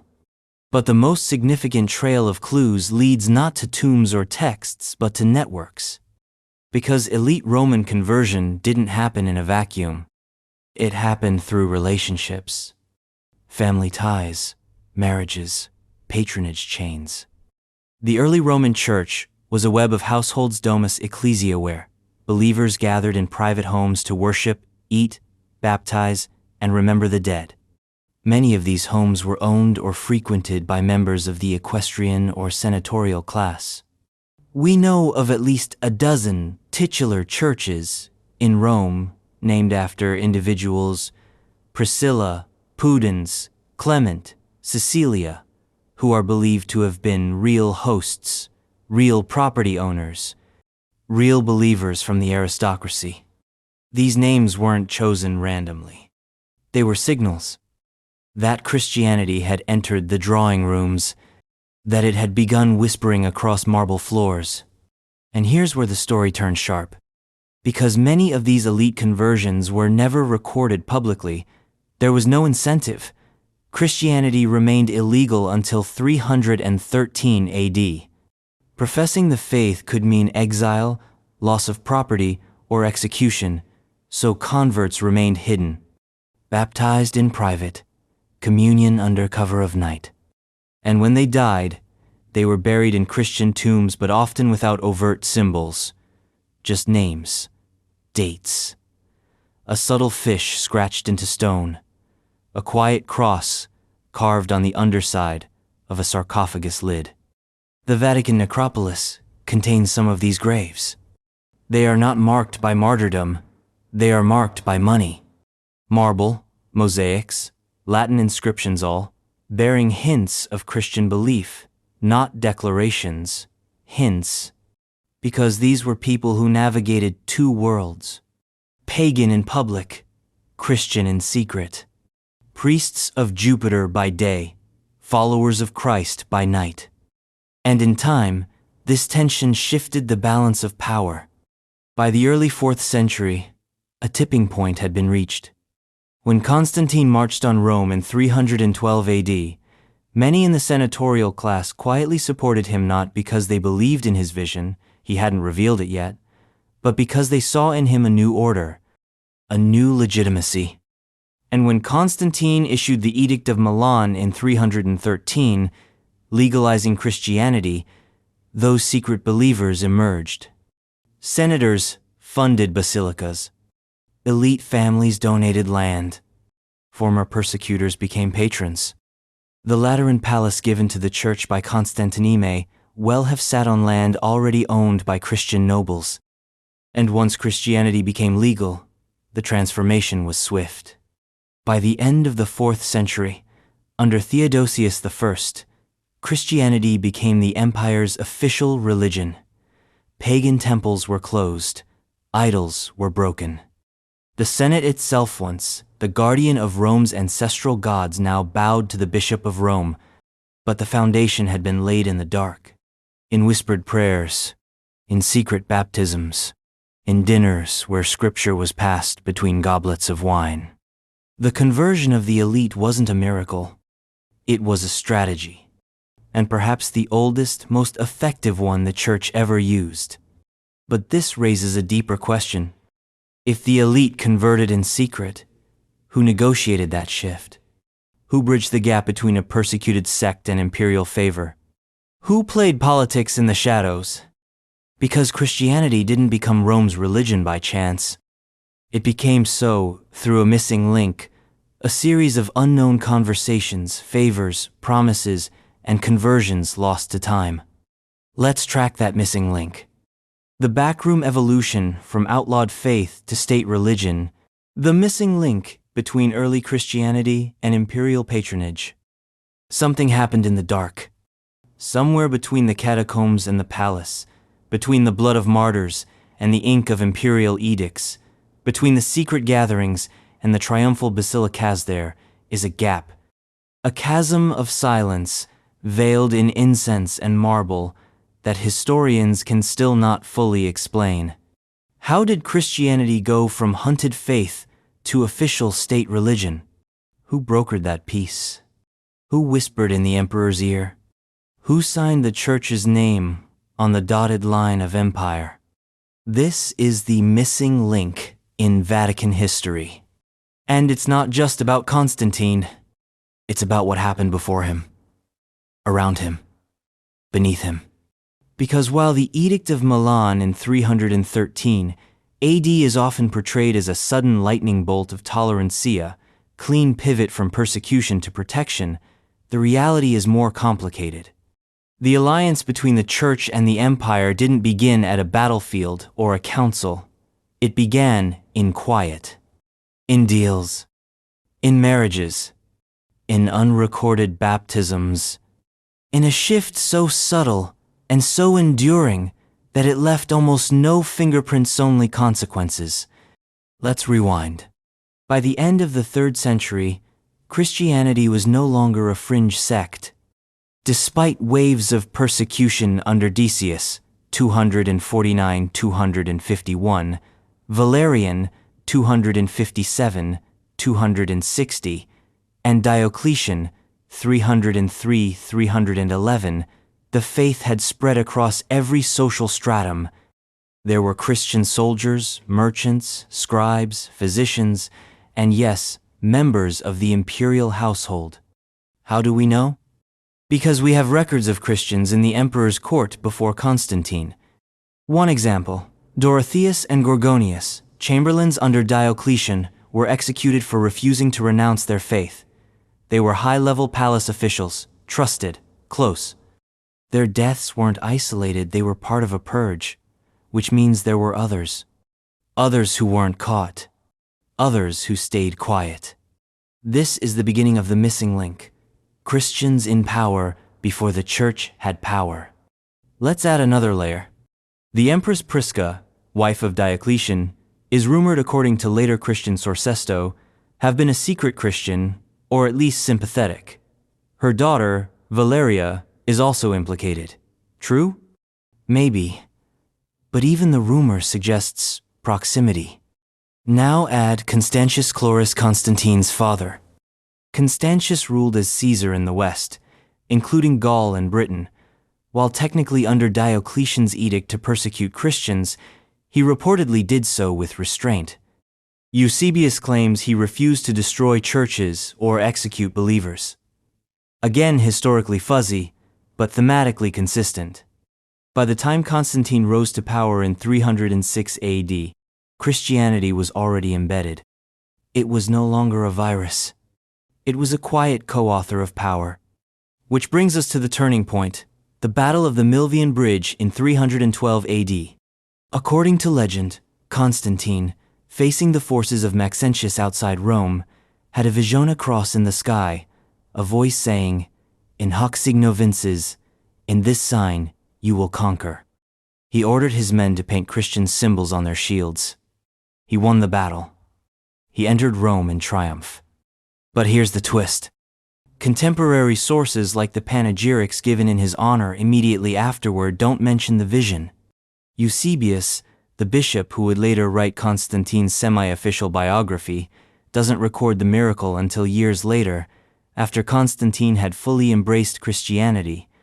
So what actually happened? Possibility 1. Constantine truly converted on the eve of battle, a sincere religious awakening. Possibility 2.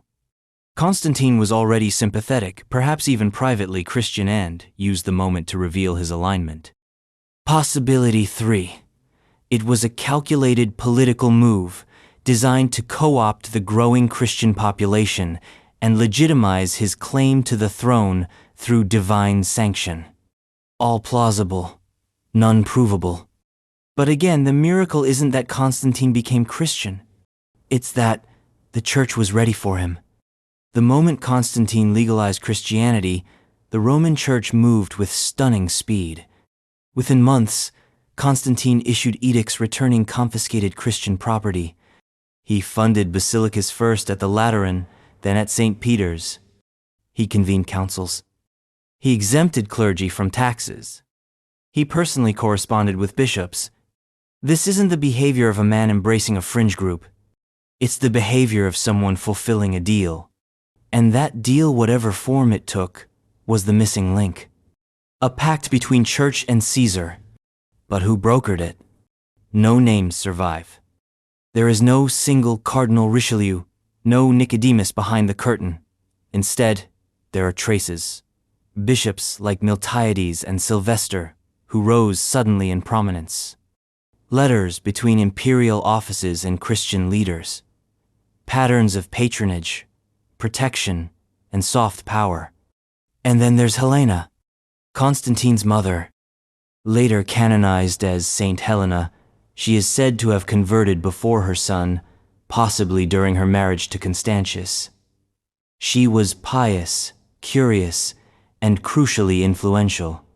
Her pilgrimage to the Holy Land in the 320s resulted in the discovery of the true cross, the founding of major basilicas, and the elevation of Christian relics to imperial significance. She wasn't just Constantine's mother. She was Christianity's mother-in-law to the empire. But Helena didn't operate alone. Behind her was a growing cohort of Christian administrators, scholars, and financiersmen like Lactantius, a former pagan rhetorician turned Christian apologist who taught Constantine's son. Or Eusebius, whose access to imperial circles shaped the theological narrative for generations. These were not backroom dealers. They were theological tacticians. They helped frame Christianity not as a break from Rome but as its true heir. The gods had failed. Christ had prevailed. The empire would live not in marble and legion, but in spirit and creed. And Constantine bought it. Not all at once. His path to baptism was slow, ambiguous, and politically careful. He was not baptized until his deathbed in 337 AD. Until then, he walked a line building churches while still invoking the sun god on coins, protecting bishops while retaining the title Pontifex Maximus. But the handshake had already happened. The missing link had snapped into place. And once it did, the Vatican was born not as a building, but as a partnership. Empire and altar. Throne and cross. Rome, not defeated by Christianity, but baptized by it.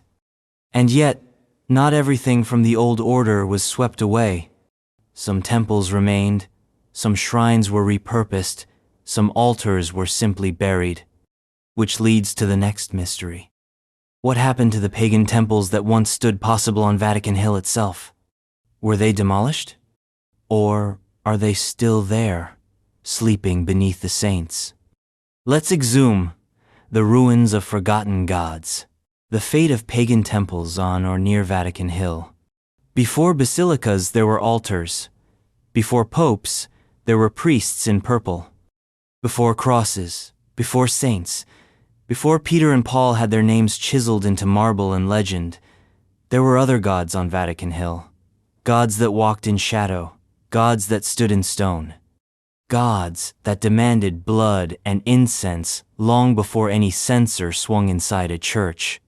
And the question that remains silent and unresolved, like a cracked inscription on a ruined temple, is this: what happened to them?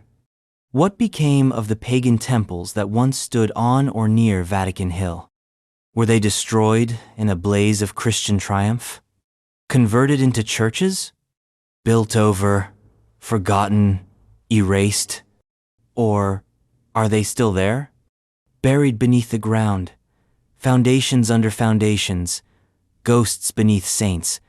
To answer this, we need to go back not to Peter, not to Constantine, but before both, to the pre-Christian topography of Rome's western bank.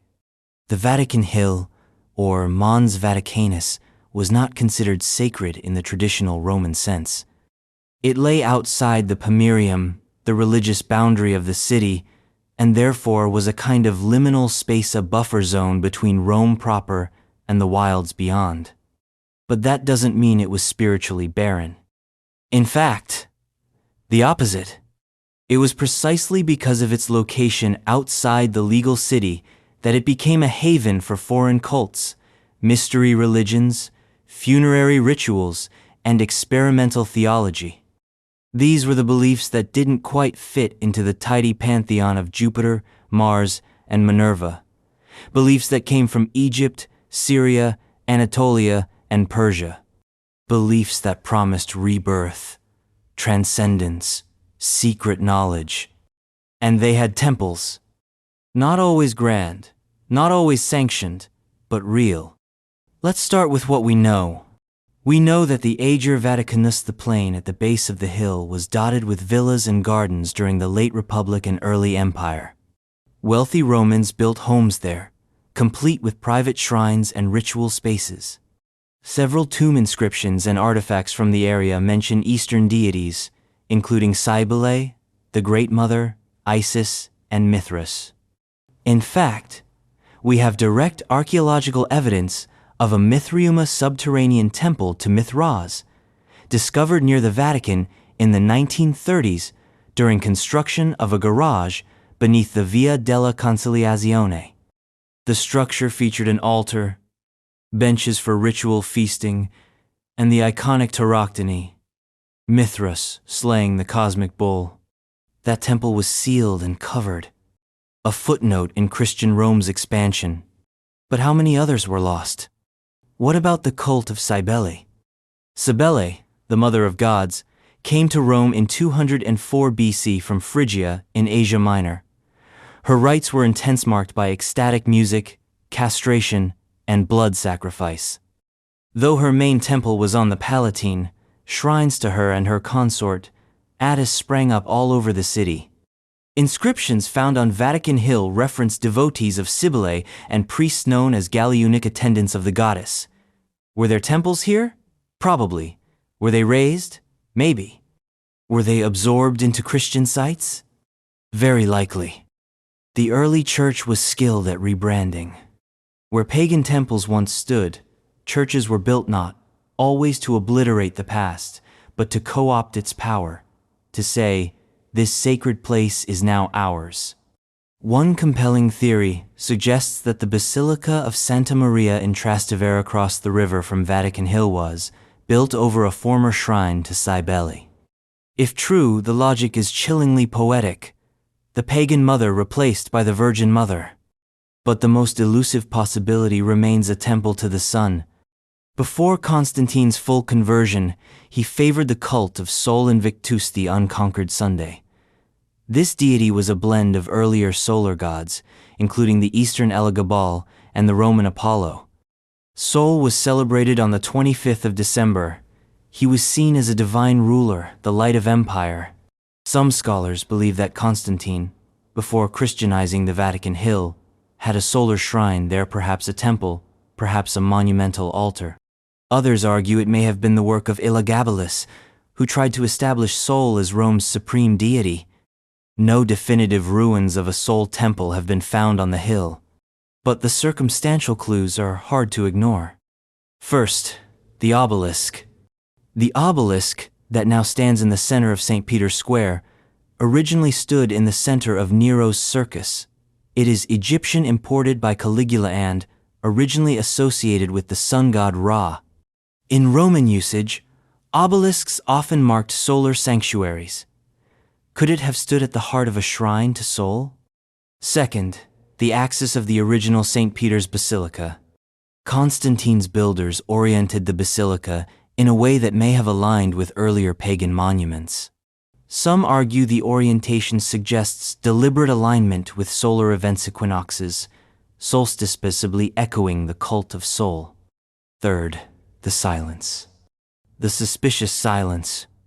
Rome was meticulous in its records. Temples were documented, dedications inscribed, restorations noted. And yet, for the Vatican Hill, we have almost nothing about pre-Christian structures, only scattered tomb inscriptions and suggestive artifacts. Could it be that the Church erased what stood before? Or did it preserve it, brick by brick, inside its own foundations? In the 1940s, during the excavations of the Vatican necropolis, archaeologists uncovered an oddly structured room beneath the basilica walls that didn't align with Roman tomb architecture. No one could identify it conclusively. It was sealed, catalogued, labeled inconclusive. What if it was part of a temple? A remnant of a cult, erased not just by time, but by theology? Because make no mistake, the Church didn't just inherit Rome's power. It inherited its real estate. And like any new landlord, it made renovations. But unlike Rome's other transformations, forum to rubble, temples to museums, the Vatican buried its past beneath sanctity. You don't get to be eternal by showing your scaffolding. And yet, in the silence, the stones speak. The ground under St. Peter's Basilica is unstable, not geologically, but spiritually. Layered, contradictory. A place of tombs and temples, of saints and sun gods, of sacrifice and ceremony. The Vatican was not built on a blank slate. It was built on a battlefield. And it won. But just before basilicas took over, before Peter's shrine became the gravitational center of Christian Rome, there were still houses. Private homes where believers met in secret. The Domus Ecclesiae. Most of them lost. Most of them unmarked. But maybe, if we listen closely, we can still hear the prayers rising from their walls. Let's find them. The precise location and size of early Christian Domus Ecclesiae in Rome. Before the sound of choirs filled domes, before bishops stood at gilded altars, before the Eucharist was elevated in gold chalices beneath stained glass and the thunder of pipe organs, it began around tables, in kitchens, in courtyards, in borrowed homes and rooms that smelled of bread and olive oil and fear. The Domus Ecclesia, literally, house of the church, was the heartbeat of early Christian life. These were not churches in the way we think of them today. They were private residences that doubled as sacred space. Secular by law, sacred by use, camouflaged, resilient, undefinable, and now, mostly, lost. So what do we know? Not enough. And yet, just enough to be haunted. The early Christian community in Rome began as a diaspora religion, rooted in the teachings of Peter and Paul, nurtured by itinerant missionaries, and fueled by slaves, freedmen, and immigrants, it had no property, no legal standing, no temples of its own. Roman law forbade unlicensed religious gatherings, so Christians adapted. They met in homes, usually those of wealthier converts who had space to host. These homes, domus, often contained a large dining area, a courtyard, a back room or upper floor that could accommodate groups of 20, 30, sometimes more. In these spaces, the first liturgies were held, the scriptures were read, baptisms conducted, bread broken. And in these same rooms, Roman soldiers occasionally burst in, dragged people away, crucified the hosts, burned the walls.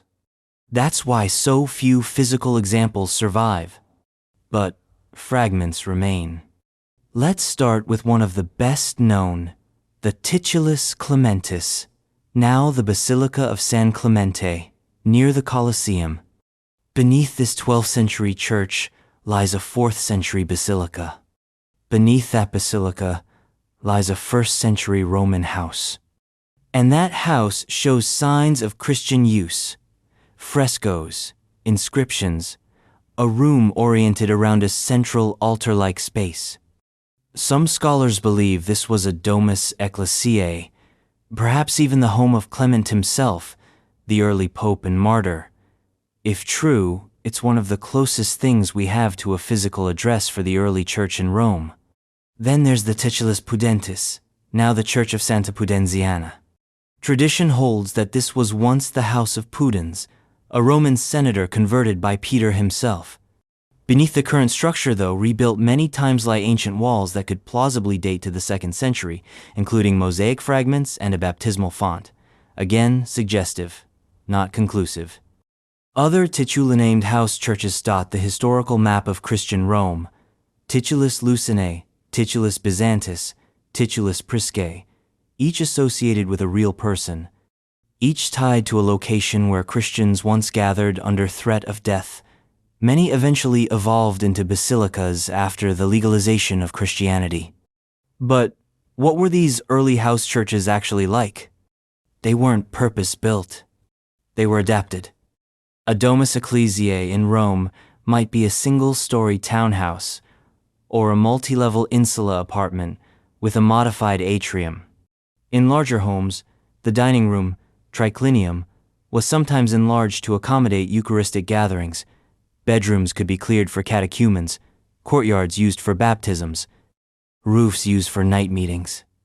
Some homes may have had hidden chambers rooms with false walls, soundproofing, escape passages, not necessarily by design, but through creative use of Roman architectural eccentricities. And here's where it gets trickier. The most successful house churches were the least visible.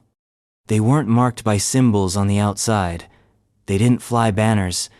They didn't advertise their gatherings. Their survival depended on being indistinguishable from the houses around them. So how do we find them now? Often, we don't. Rome has been rebuilt so many times that most domus ecclesiae have been erased by history, overwritten by centuries of demolition and construction. Even the known ones are fragmentary archaeological whispers rather than monuments. And yet, we have records. Letters from early church fathers mention house churches by name, often in greetings at the end of epistles. Greet the church in her house, Paul writes in Romans 16.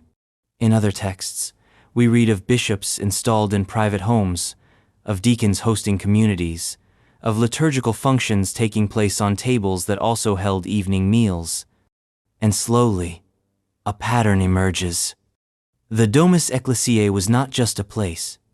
It was a method, a way of worship that adapted to pressure, that turned homes into sanctuaries, that blurred the line between family and faith. In time, these houses became too small, too fragile, too targeted. By the early 3rd century, as Christian numbers grew and persecution waxed and waned, some communities began building larger gathering spaces, still unofficial, still private, but more clearly devoted to worship. These were transitional structures, halfway between house and church. But on Vatican Hill itself, that's where the mystery deepens. Was there a Domus Ecclesia near Peter's grave? Possibly. Some believe that early Christians marked the site of Peter's burial with a modest structure, perhaps even a converted home used for memorial liturgies and prayer. The so-called Tropeon of Gaes may have been part of this effort, or adjacent to it, but no such house has been found. And yet, beneath the Vatican necropolis, there are tombs that show signs of Christian modification, niches repurposed into chapels, walls bearing Christian graffiti layered atop older inscriptions. One chamber contains the inscription, "Peter is here." Was it a burial, a marker, or a room once used for worship? We can't say, because the Vatican, unlike other parts of Rome, is more tightly guarded. Excavations are limited, access controlled. Many areas remain unexplored not for lack of interest, but for fear of what might be disturbed. And so, the earliest Domus Ecclesiae remain mostly theoretical, but their impact is not. They laid the foundation not of stone, but of practice. The house church became the parish. The table became the altar. The host became the priest. And the domestic became the divine. It's a history that doesn't show up in monuments, but in the shape of faith itself. But those early Christians did more than gather. They marked. They baptized. And somewhere in Rome, perhaps under a garden, perhaps behind a wall, the earliest baptistries still sleep. Let's wade into the water. Let's search for the hidden places where the first Romans were washed in the name of Christ. The secrets of the early Christian baptistries. In the beginning, it was water. Not doctrine, not dogma, not the incense clouds or the creeds, not Latin liturgy or papal bulls, just water. Cold, clean, consecrated by suffering and secrecy. Baptism was the gateway, the line between the world and the church. It marked the moment a Roman citizen or slave or soldier or senator's wife crossed into a new identity, one that, for centuries, could get you executed. And so, naturally, it was done in secret. Not in grand fonts, not in gilded chapels, but in basements, in catacombs, in gardens, in borrowed courtyards, in candlelight and whispered prayers. And almost none of those original baptismal places survive. But they mattered more than anything, because they were the start.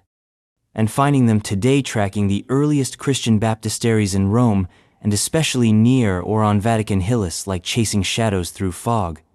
Let's begin where water and faith collided. In the early church, baptism was not a casual affair. It was not a ritual tacked on to infancy, nor a quick sprinkle over a baby's head. It was full-body immersion. It required preparation months, sometimes years. Catechumens were instructed in the teachings of Christ, tested for sincerity, monitored by sponsors. And when the moment came, they were brought usually at night into the water, often naked, always afraid. Because baptism wasn't just symbolic, it was a death and a resurrection.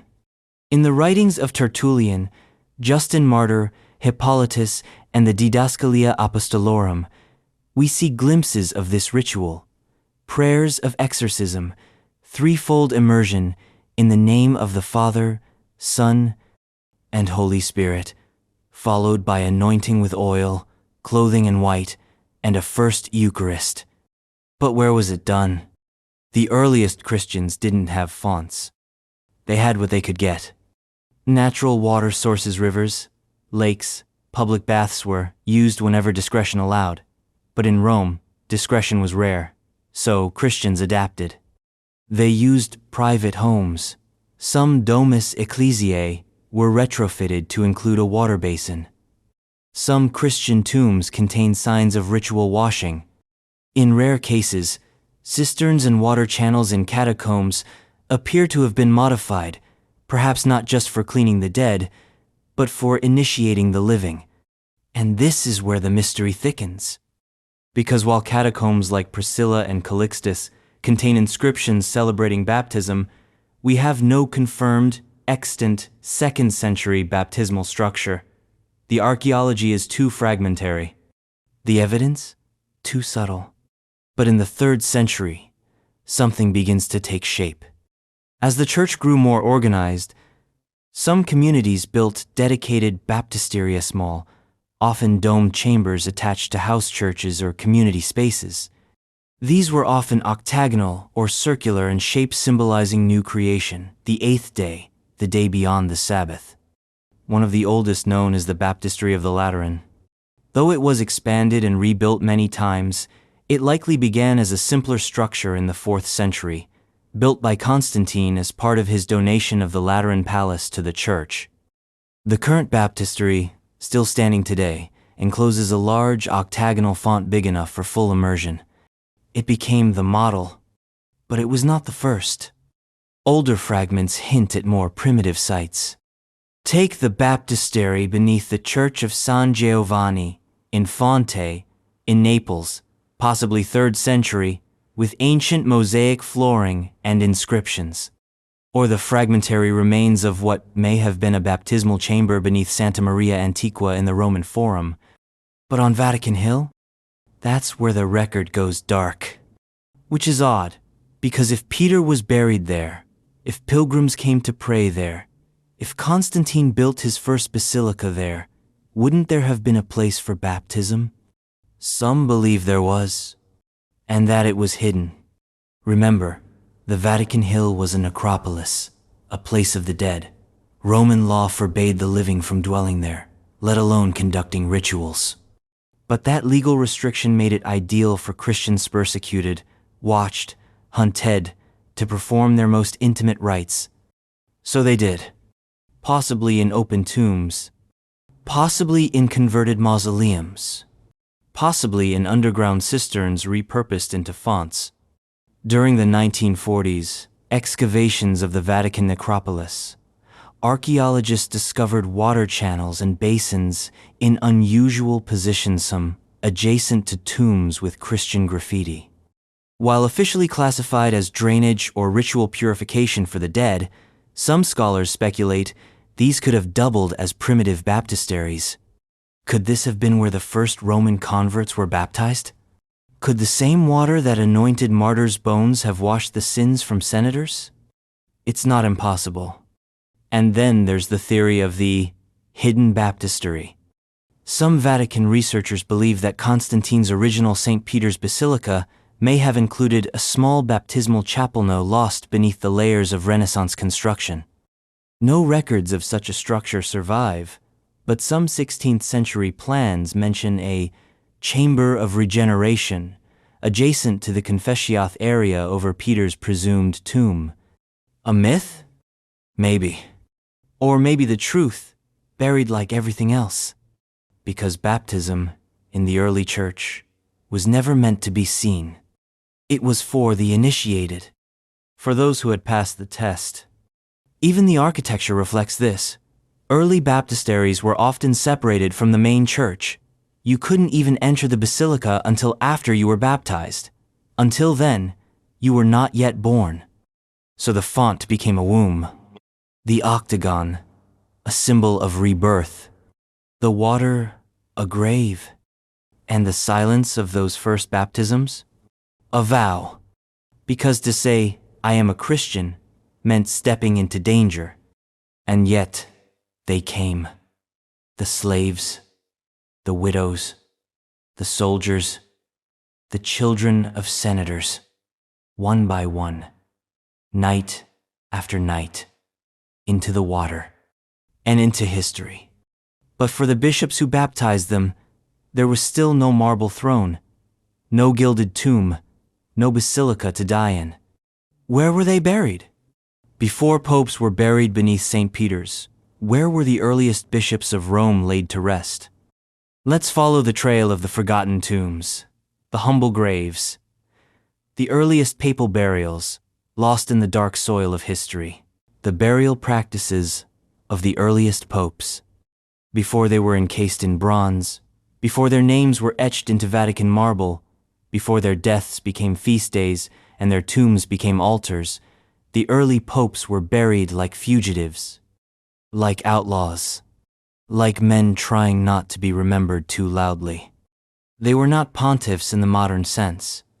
They were bishops of an illegal church, leaders of a hunted movement, and their tombs, like their lives, were designed to disappear.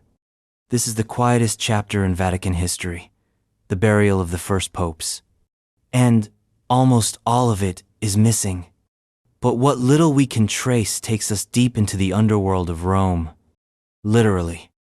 Let's begin with a brutal fact. Most early popes were martyrs. From Peter in the 1st century to Sixtus II in the 3rd, the title of Bishop of Rome often came with a death sentence. Under emperors like Nero, Domitian, Decius, and Valerian, the church's leaders were regularly arrested, tortured, and executed, sometimes by beheading, sometimes by crucifixion, sometimes by starvation in Roman prisons.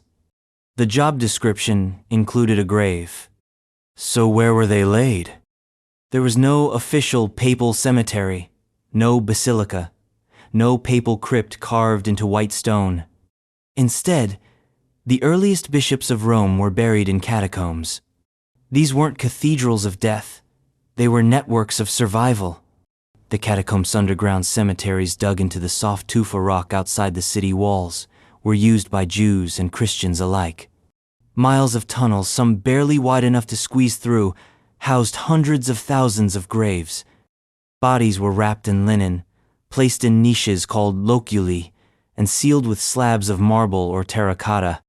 For the first popes, this was their final resting place. Let's follow the trail. The Catacomb of Calixtus, on the Appian Way, is one of the most important burial sites in early Christianity. Established in the 2nd century, it eventually became the official cemetery for the bishops of Rome. Deep within its galleries lies the crypt of the popes.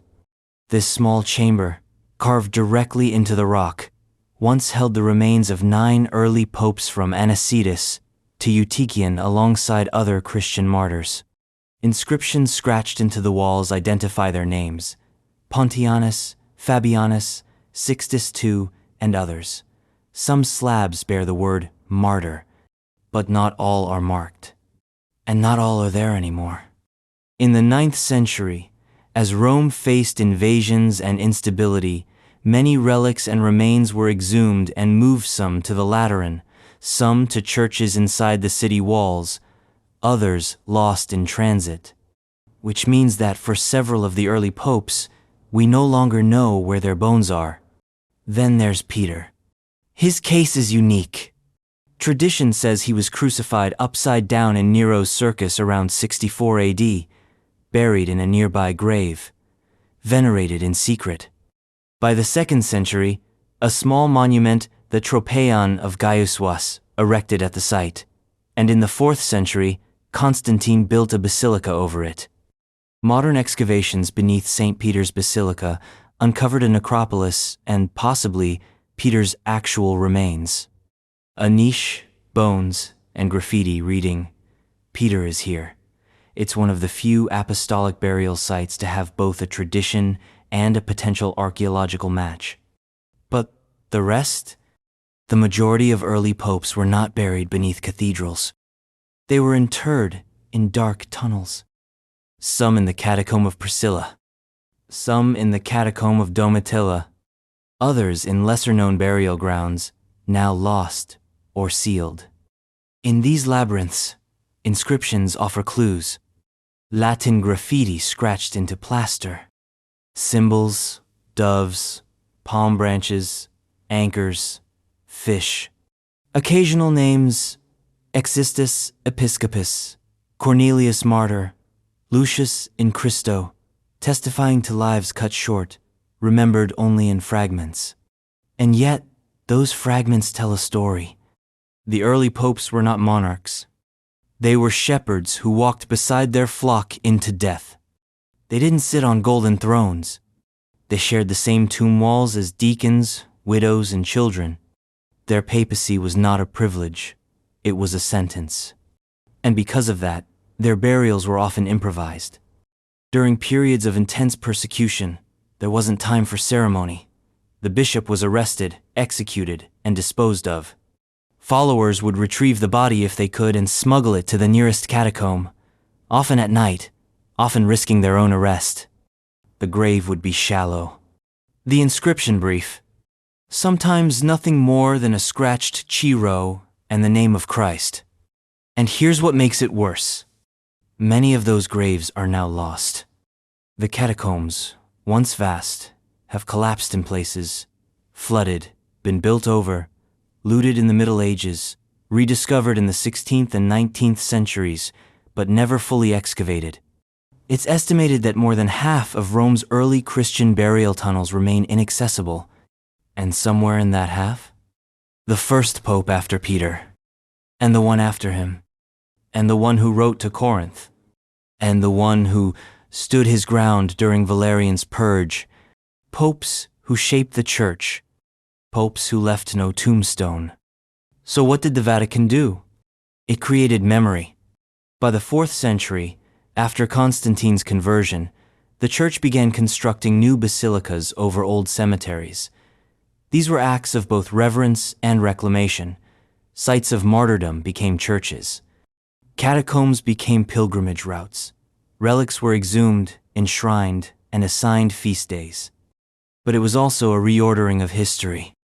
Some bishops' bones were moved not necessarily to honor them, but to position the church's lineage, to connect altars to blood, to make the papacy not just a role, but a relic. In the Basilica of San Giovanni in Lateranote, cathedral of the Bishop of Rome, relics of early popes were gathered, displayed, celebrated. The Lateran baptistry, the place where Roman bishops baptized converts for centuries, became a reliquary.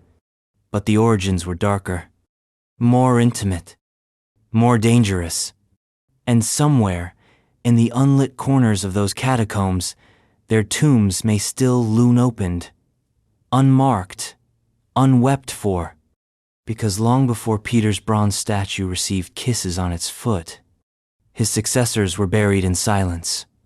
And while we chase the dead, we must also remember the monuments they left behind, not in words, not in relics, but in objects even stranger, even heavier, like the obelisk that now pierces St. Peter's Square, a relic not of saints, but of pharaohs. Let's trace the journey and mystery of Caligula's obelisk. The disappearance of Emperor Caligula's obelisk. It towers over St. Peter's Square like a spear stabbed through time, a column of red granite, 25 meters tall, uninscribed, unbroken, unmoved by the centuries. Tourists photograph it without blinking. Pilgrims walk past it on their way to Mass. Swiss guards stand nearby, motionless, ceremonial. It seems so ordinary, now so obvious, so part of the Vatican's skin. But this monument is older than Christendom. Older than Peter? Older than Rome itself? It's the last surviving remnant of a vanished structure. A structure once soaked in blood. A structure tied to a mad emperor and the obliteration of an entire belief system. This is Caligula's obelisk. And for a time, just long enough to forget it, disappeared. Let's begin in Egypt. The obelisk was carved in Heliopolis, the ancient city of the sun, during the reign of an unknown pharaoh, most likely around the 13th or 12th century BC. It stood not as decoration, but as cosmological punctuation, a sunbeam in stone, a needle to connect earth and heaven, a monument inscribed, though in this case, strangely, not inscribed with divine authority. Most Egyptian obelisks bear hieroglyphs, names of gods, deeds of kings, spells to keep the stone alive. But not this one. This obelisk is blank. Why? We don't know. It's one of the only surviving obelisks from Egypt with no inscriptions at all. It may have been unfinished, or its text may have been erased intentionally before transport. Because in the 1st century AD, this stone was ripped from its sacred soil and sent to Rome. The man who ordered this? Gaius Julius Caesar Augustus Germanicus, the 3rd emperor of Rome. You know him better as Caligula. Caligula's reign, 3741 AD, was a short, surreal burst of power and paranoia. Famous for his excesses, his cruelty, his theater of madness, he saw himself not merely as emperor, but as a living god. And he wanted a circus, not a showground, a statement. He chose the Vatican Hill. Why? It was on the edge of Rome, beyond the Pomerium, and thus free from certain religious restrictions. But more than that, it was space, land with no baggage, land where he could make his mark. So Caligula built a circus for chariot races, for executions, for the performance of imperial power. Known later as Nero's circus, it may have been initiated by Caligula and only completed by his successors. It was oval, long, lined with seating and surrounded by statues. And at its center on the spina, the median strip of the track, stood the obelisk. Caligula's obelisk, transported from Egypt to Rome on a massive ship, carried upriver, erected with great ceremony, a pagan talisman transplanted from one empire to another. It stood there, silent, for centuries. Watched gladiators die, watched Christians burn, watched Peter, perhaps, crucified within its shadow. But then Rome changed. Christianity took root. Temples fell, basilicas rose, and the circus fell into ruin. By the 4th century, Constantine had built the first St. Peter's Basilica, nearby deliberately placing the altar above Peter's supposed grave, not in the center of the old circus. The obelisk still stood, but now as an awkward relic, a pagan tooth jutting from Christian gums. Time passed. The circus collapsed. Its marble was scavenged. The area was repurposed. And at some point the obelisk vanished from memory. Not physically, it still stood, but people forgot what it was, where it came from, who raised it, what it meant. By the Middle Ages, it was just a curiosity, a stone column in a field. Locals called it the Witness, perhaps referring to its silent testimony to the martyrdom of saints, or perhaps just a myth layered over another myth. Pope Sixtus V, in the late 16th century, decided to reclaim it. He wanted to Christianize Rome not just spiritually, but visually. He ordered ancient Egyptian obelisks pulled from ruins, re-erected in piazzas, and capped with crosses. And the Vatican obelisk was the crown jewel. In 1586, it was relocated painfully, slowly, under the direction of architect Domenico Fontana, from its position in the ruins of the circus to the center of the new St. Peter's Square, where it remains today. The move was dangerous. The obelisk weighed over 320 tons. It took 900 men, 140 horses, and 75 pulleys to move it. Fontana's meticulous diagrams survive. The operation lasted weeks. Legend says that during the lift, the Pope ordered absolute silence under penalty of death, until one sailor shouted, "Water on the ropes," to prevent them from snapping, saving the monument. Sixtus rewarded him instead of executing him. The obelisk was set upright, capped with a bronze cross. Inside that cross, Sixtus had a fragment of the true cross sealed in exorcism by architecture. From sun god to Christ, from pharaoh to pope, from chariot races to papal processions. But the stone itself? Still blank, still silent, still carrying the weight of memory. Because here's what the Vatican doesn't advertise. The base of the obelisk likely rests on the exact spina of the ancient circus. The line where chariots turned, where Christians were tied to stakes, where Peter may have looked up one last time and seen the shadow of that needle before his world turned upside down. And below it, fragments, foundations, unexcavated ruins of the circus. Perhaps altars, perhaps tombs, perhaps something stranger. Because if Caligula's obelisk was the anchor of the circus, what else did he plant there? Other Egyptian artifacts? Other imperial monuments? Or something darker? The ship that brought the obelisk to Rome was so massive, it was later sunk and used as a foundation for a harbor. And what did it carry back? Gold? Statues? Or scrolls? Some say the Vatican holds relics from that shipment. Others whisper of storage chambers beneath the obelisk base sealed since the 16th century. And the obelisk itself? Still no inscription. Still no answer. Still standing, watching as the centuries circle beneath it. But if the obelisk is the oldest surviving monument in Vatican City, it also marks the axis where Old Rome ends and New Rome begins. And somewhere around that axis, letters were sent. Words of power. Messages from the Bishop of Rome to the scattered churches of the empire. But what happened to the very first of those letters? Let's search for the earliest papal edicts and how they were written, delivered, and nearly forgotten. The earliest papal letters, or edicts.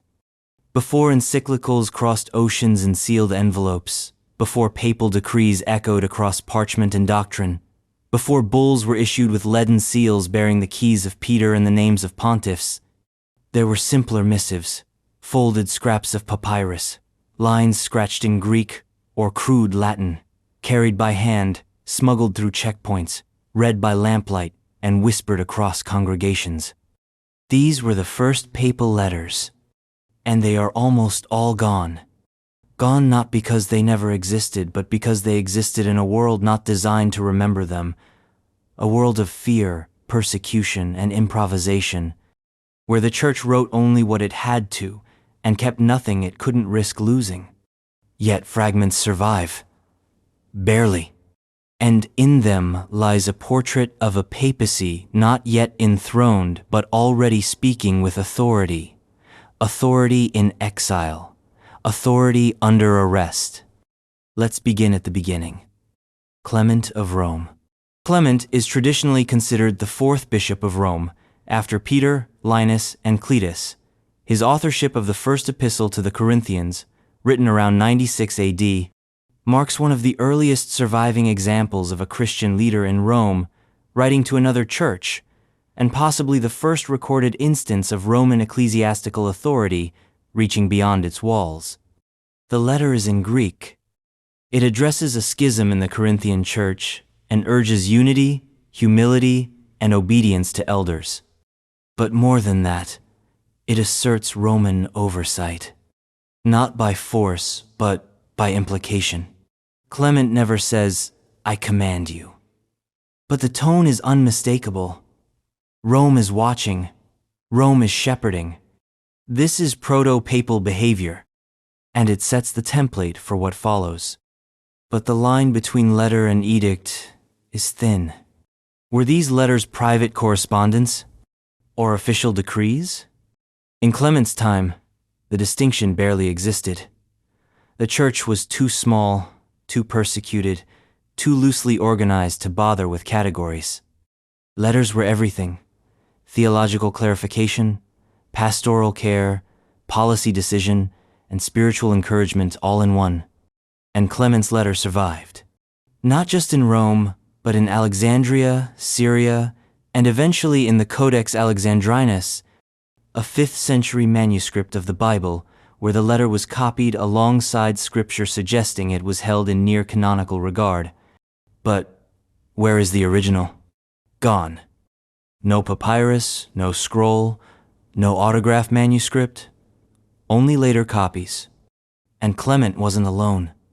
In the 2nd century, We have mention of Bishop Soter writing to Corinth this letter described by Dionysius of Corinth as full of moral exhortation and encouragement.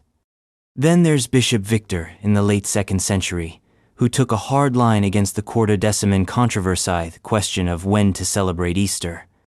Victor's edict wasn't just a local letter, it was a policy declaration. He declared that churches in Asia Minor, which celebrated Easter on a different date, were out of communion with Rome. This wasn't well received. Irenaeus, the Bishop of Lyon, wrote back urging tolerance. But Victor's letter made a statement. Rome claimed authority not just in geography, but in time. Still, we don't have the letter. Only references. Quotes in later writings. Fragments preserved in polemic.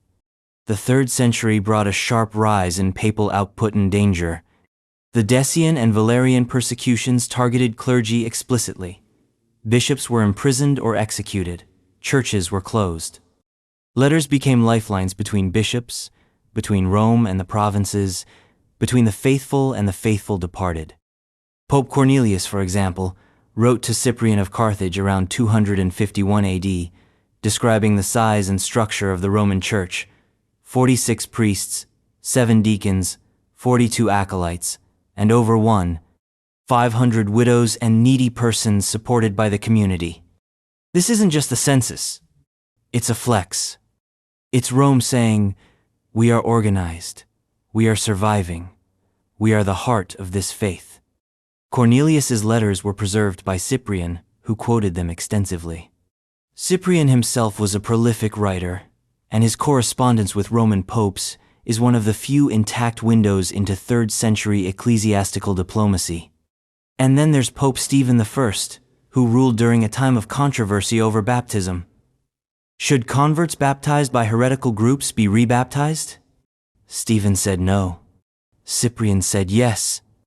A war of letters ensued. None of Stephen's originals survive, but his stance is quoted, paraphrased, and fiercely debated in Cyprian's surviving works. Again, the papacy spoke. Again, its words were remembered even if the parchment wasn't. So what happened to these early documents? Why are so few originals left? 3 reasons. Material fragility. The letters were written on papyrus or early parchment, vulnerable to rot, fire, water, and decay. Political risk. During persecutions, documents were burned or hidden. The Decian Edict, 250 AD, specifically demanded the surrender of Christian scriptures and correspondence. Many churches destroyed their archives to protect their people. Historical hindsight.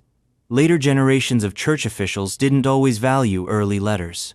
If they didn't align with current doctrine, or weren't deemed theologically essential, they were left to vanish. But here's the twist. Some may still exist. The Vatican Apostolic Archive, formerly the Secret Archive, contains literally mile-soft shelves, many still only partially catalogued. Some contain early fragments of ecclesiastical correspondence. Occasionally, a letter from a forgotten bishop emerges. Occasionally, a new reference points to a lost missive. And buried in there maybe, just maybe, are the earliest papal edicts, ones we've never read, in Greek, in Latin, written in trembling hands, carried across empire, read aloud in candlelit rooms, and then folded, sealed, and buried in tombs when their authors died. Because for the first bishops of Rome, words were risk, but words were also power, and they knew it. And when they wrote whether to Corinth or Carthage, Alexandria or Antioch, they were doing more than managing disputes. They were building something. Not just a church, not just a papacy, but a presence. And long before Peter's successors walked in silk and gold, they walked in sandals. And they wrote, and their words survived not because they were carved in stone, but because they were carried by memory, by martyrdom, by love. But those memories, like those letters, were fragile.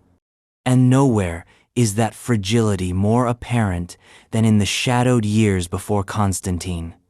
The time when even the Pope's own history was blurry, hagiographic, incomplete.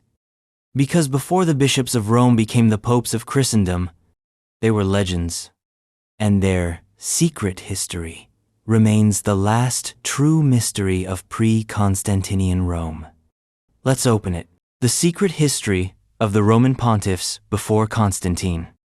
Before the papal tiara, before the Swiss Guard, before the Vatican was a sovereign city-state with its own passport and postage stamps, there was a list.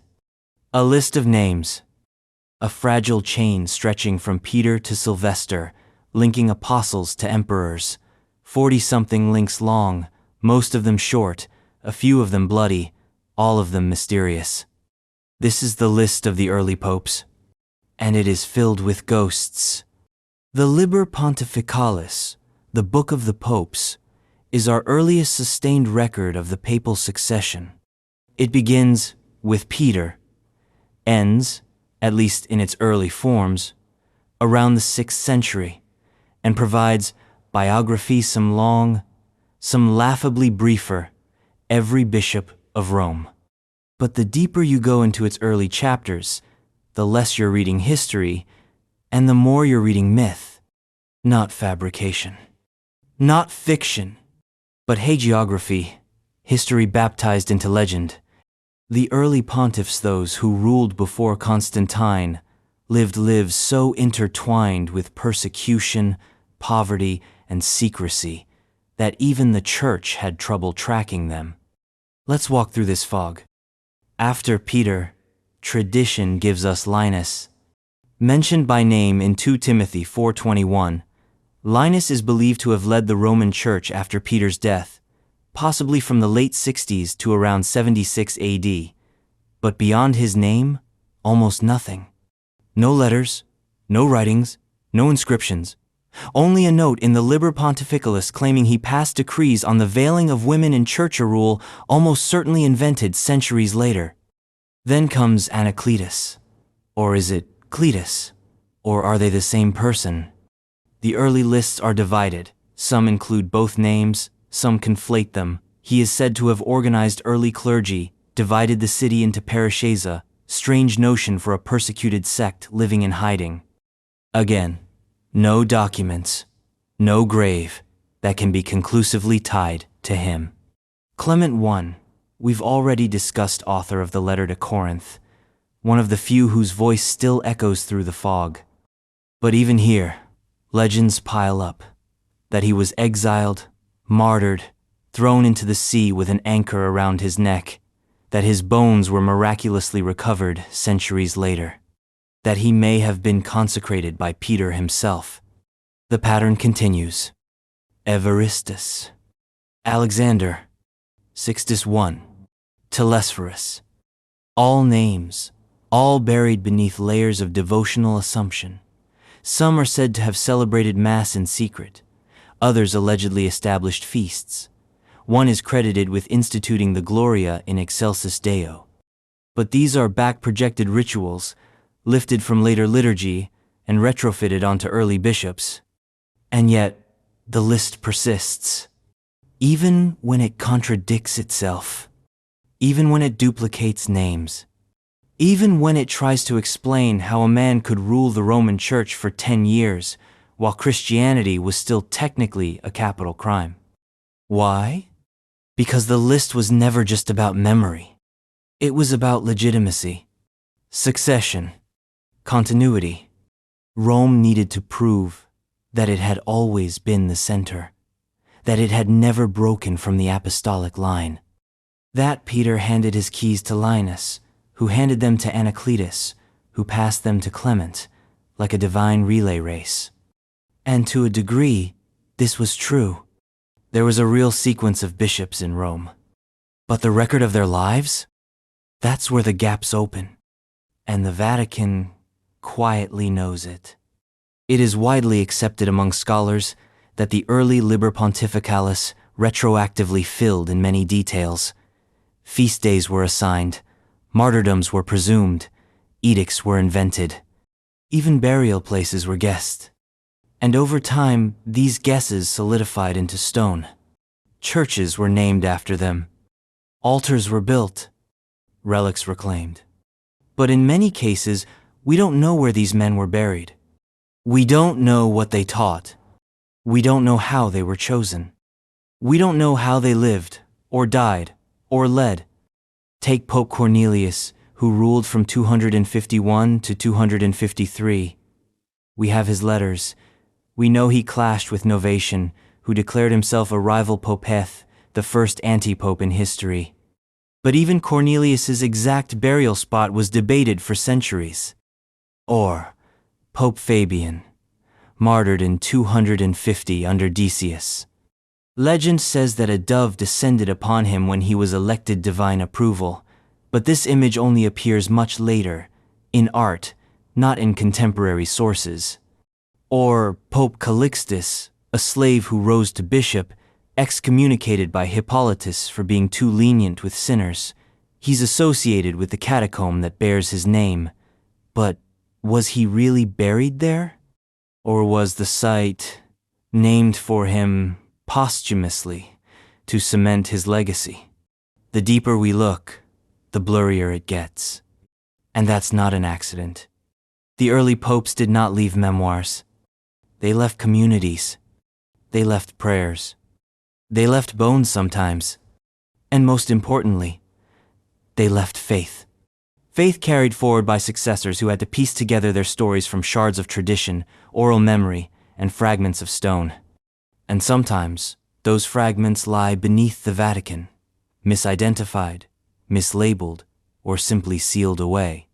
There are rumors persistent, never confirmed, of ancient papal sarcophagi stored in the Vatican grottos, of inscriptions found, then removed, of a secret shelf in the apostolic archive containing 2nd century scrolls too fragile to unroll, too dangerous to dismiss. These aren't conspiracy theories. They're possibilities. Because the church is old, and old institutions don't throw things away. They file them. They protect them. They guard them like treasure. Because what would it mean if we found a letter from Anacletus? Or a diary from Clement? Or a first-hand account of Peter's final days? It would remake the church's origin story. And that story, for all its power, for all its endurance, remains unfinished, incomplete, like a mosaic with missing tiles. A legacy shaped as much by what is absent as by what survives. And that's the power of the early popes. Not that they ruled visibly, but that they led invisibly. Not that they built monuments, but that they built memory. A memory now encased in gold and marble. But still, somewhere, underneath, it waits. It whispers. And it dares us to remember what the Vatican once was. A place of the hunted. A refuge of the poor. A graveyard. A cradle. A riddle. And we've only just begun to solve it.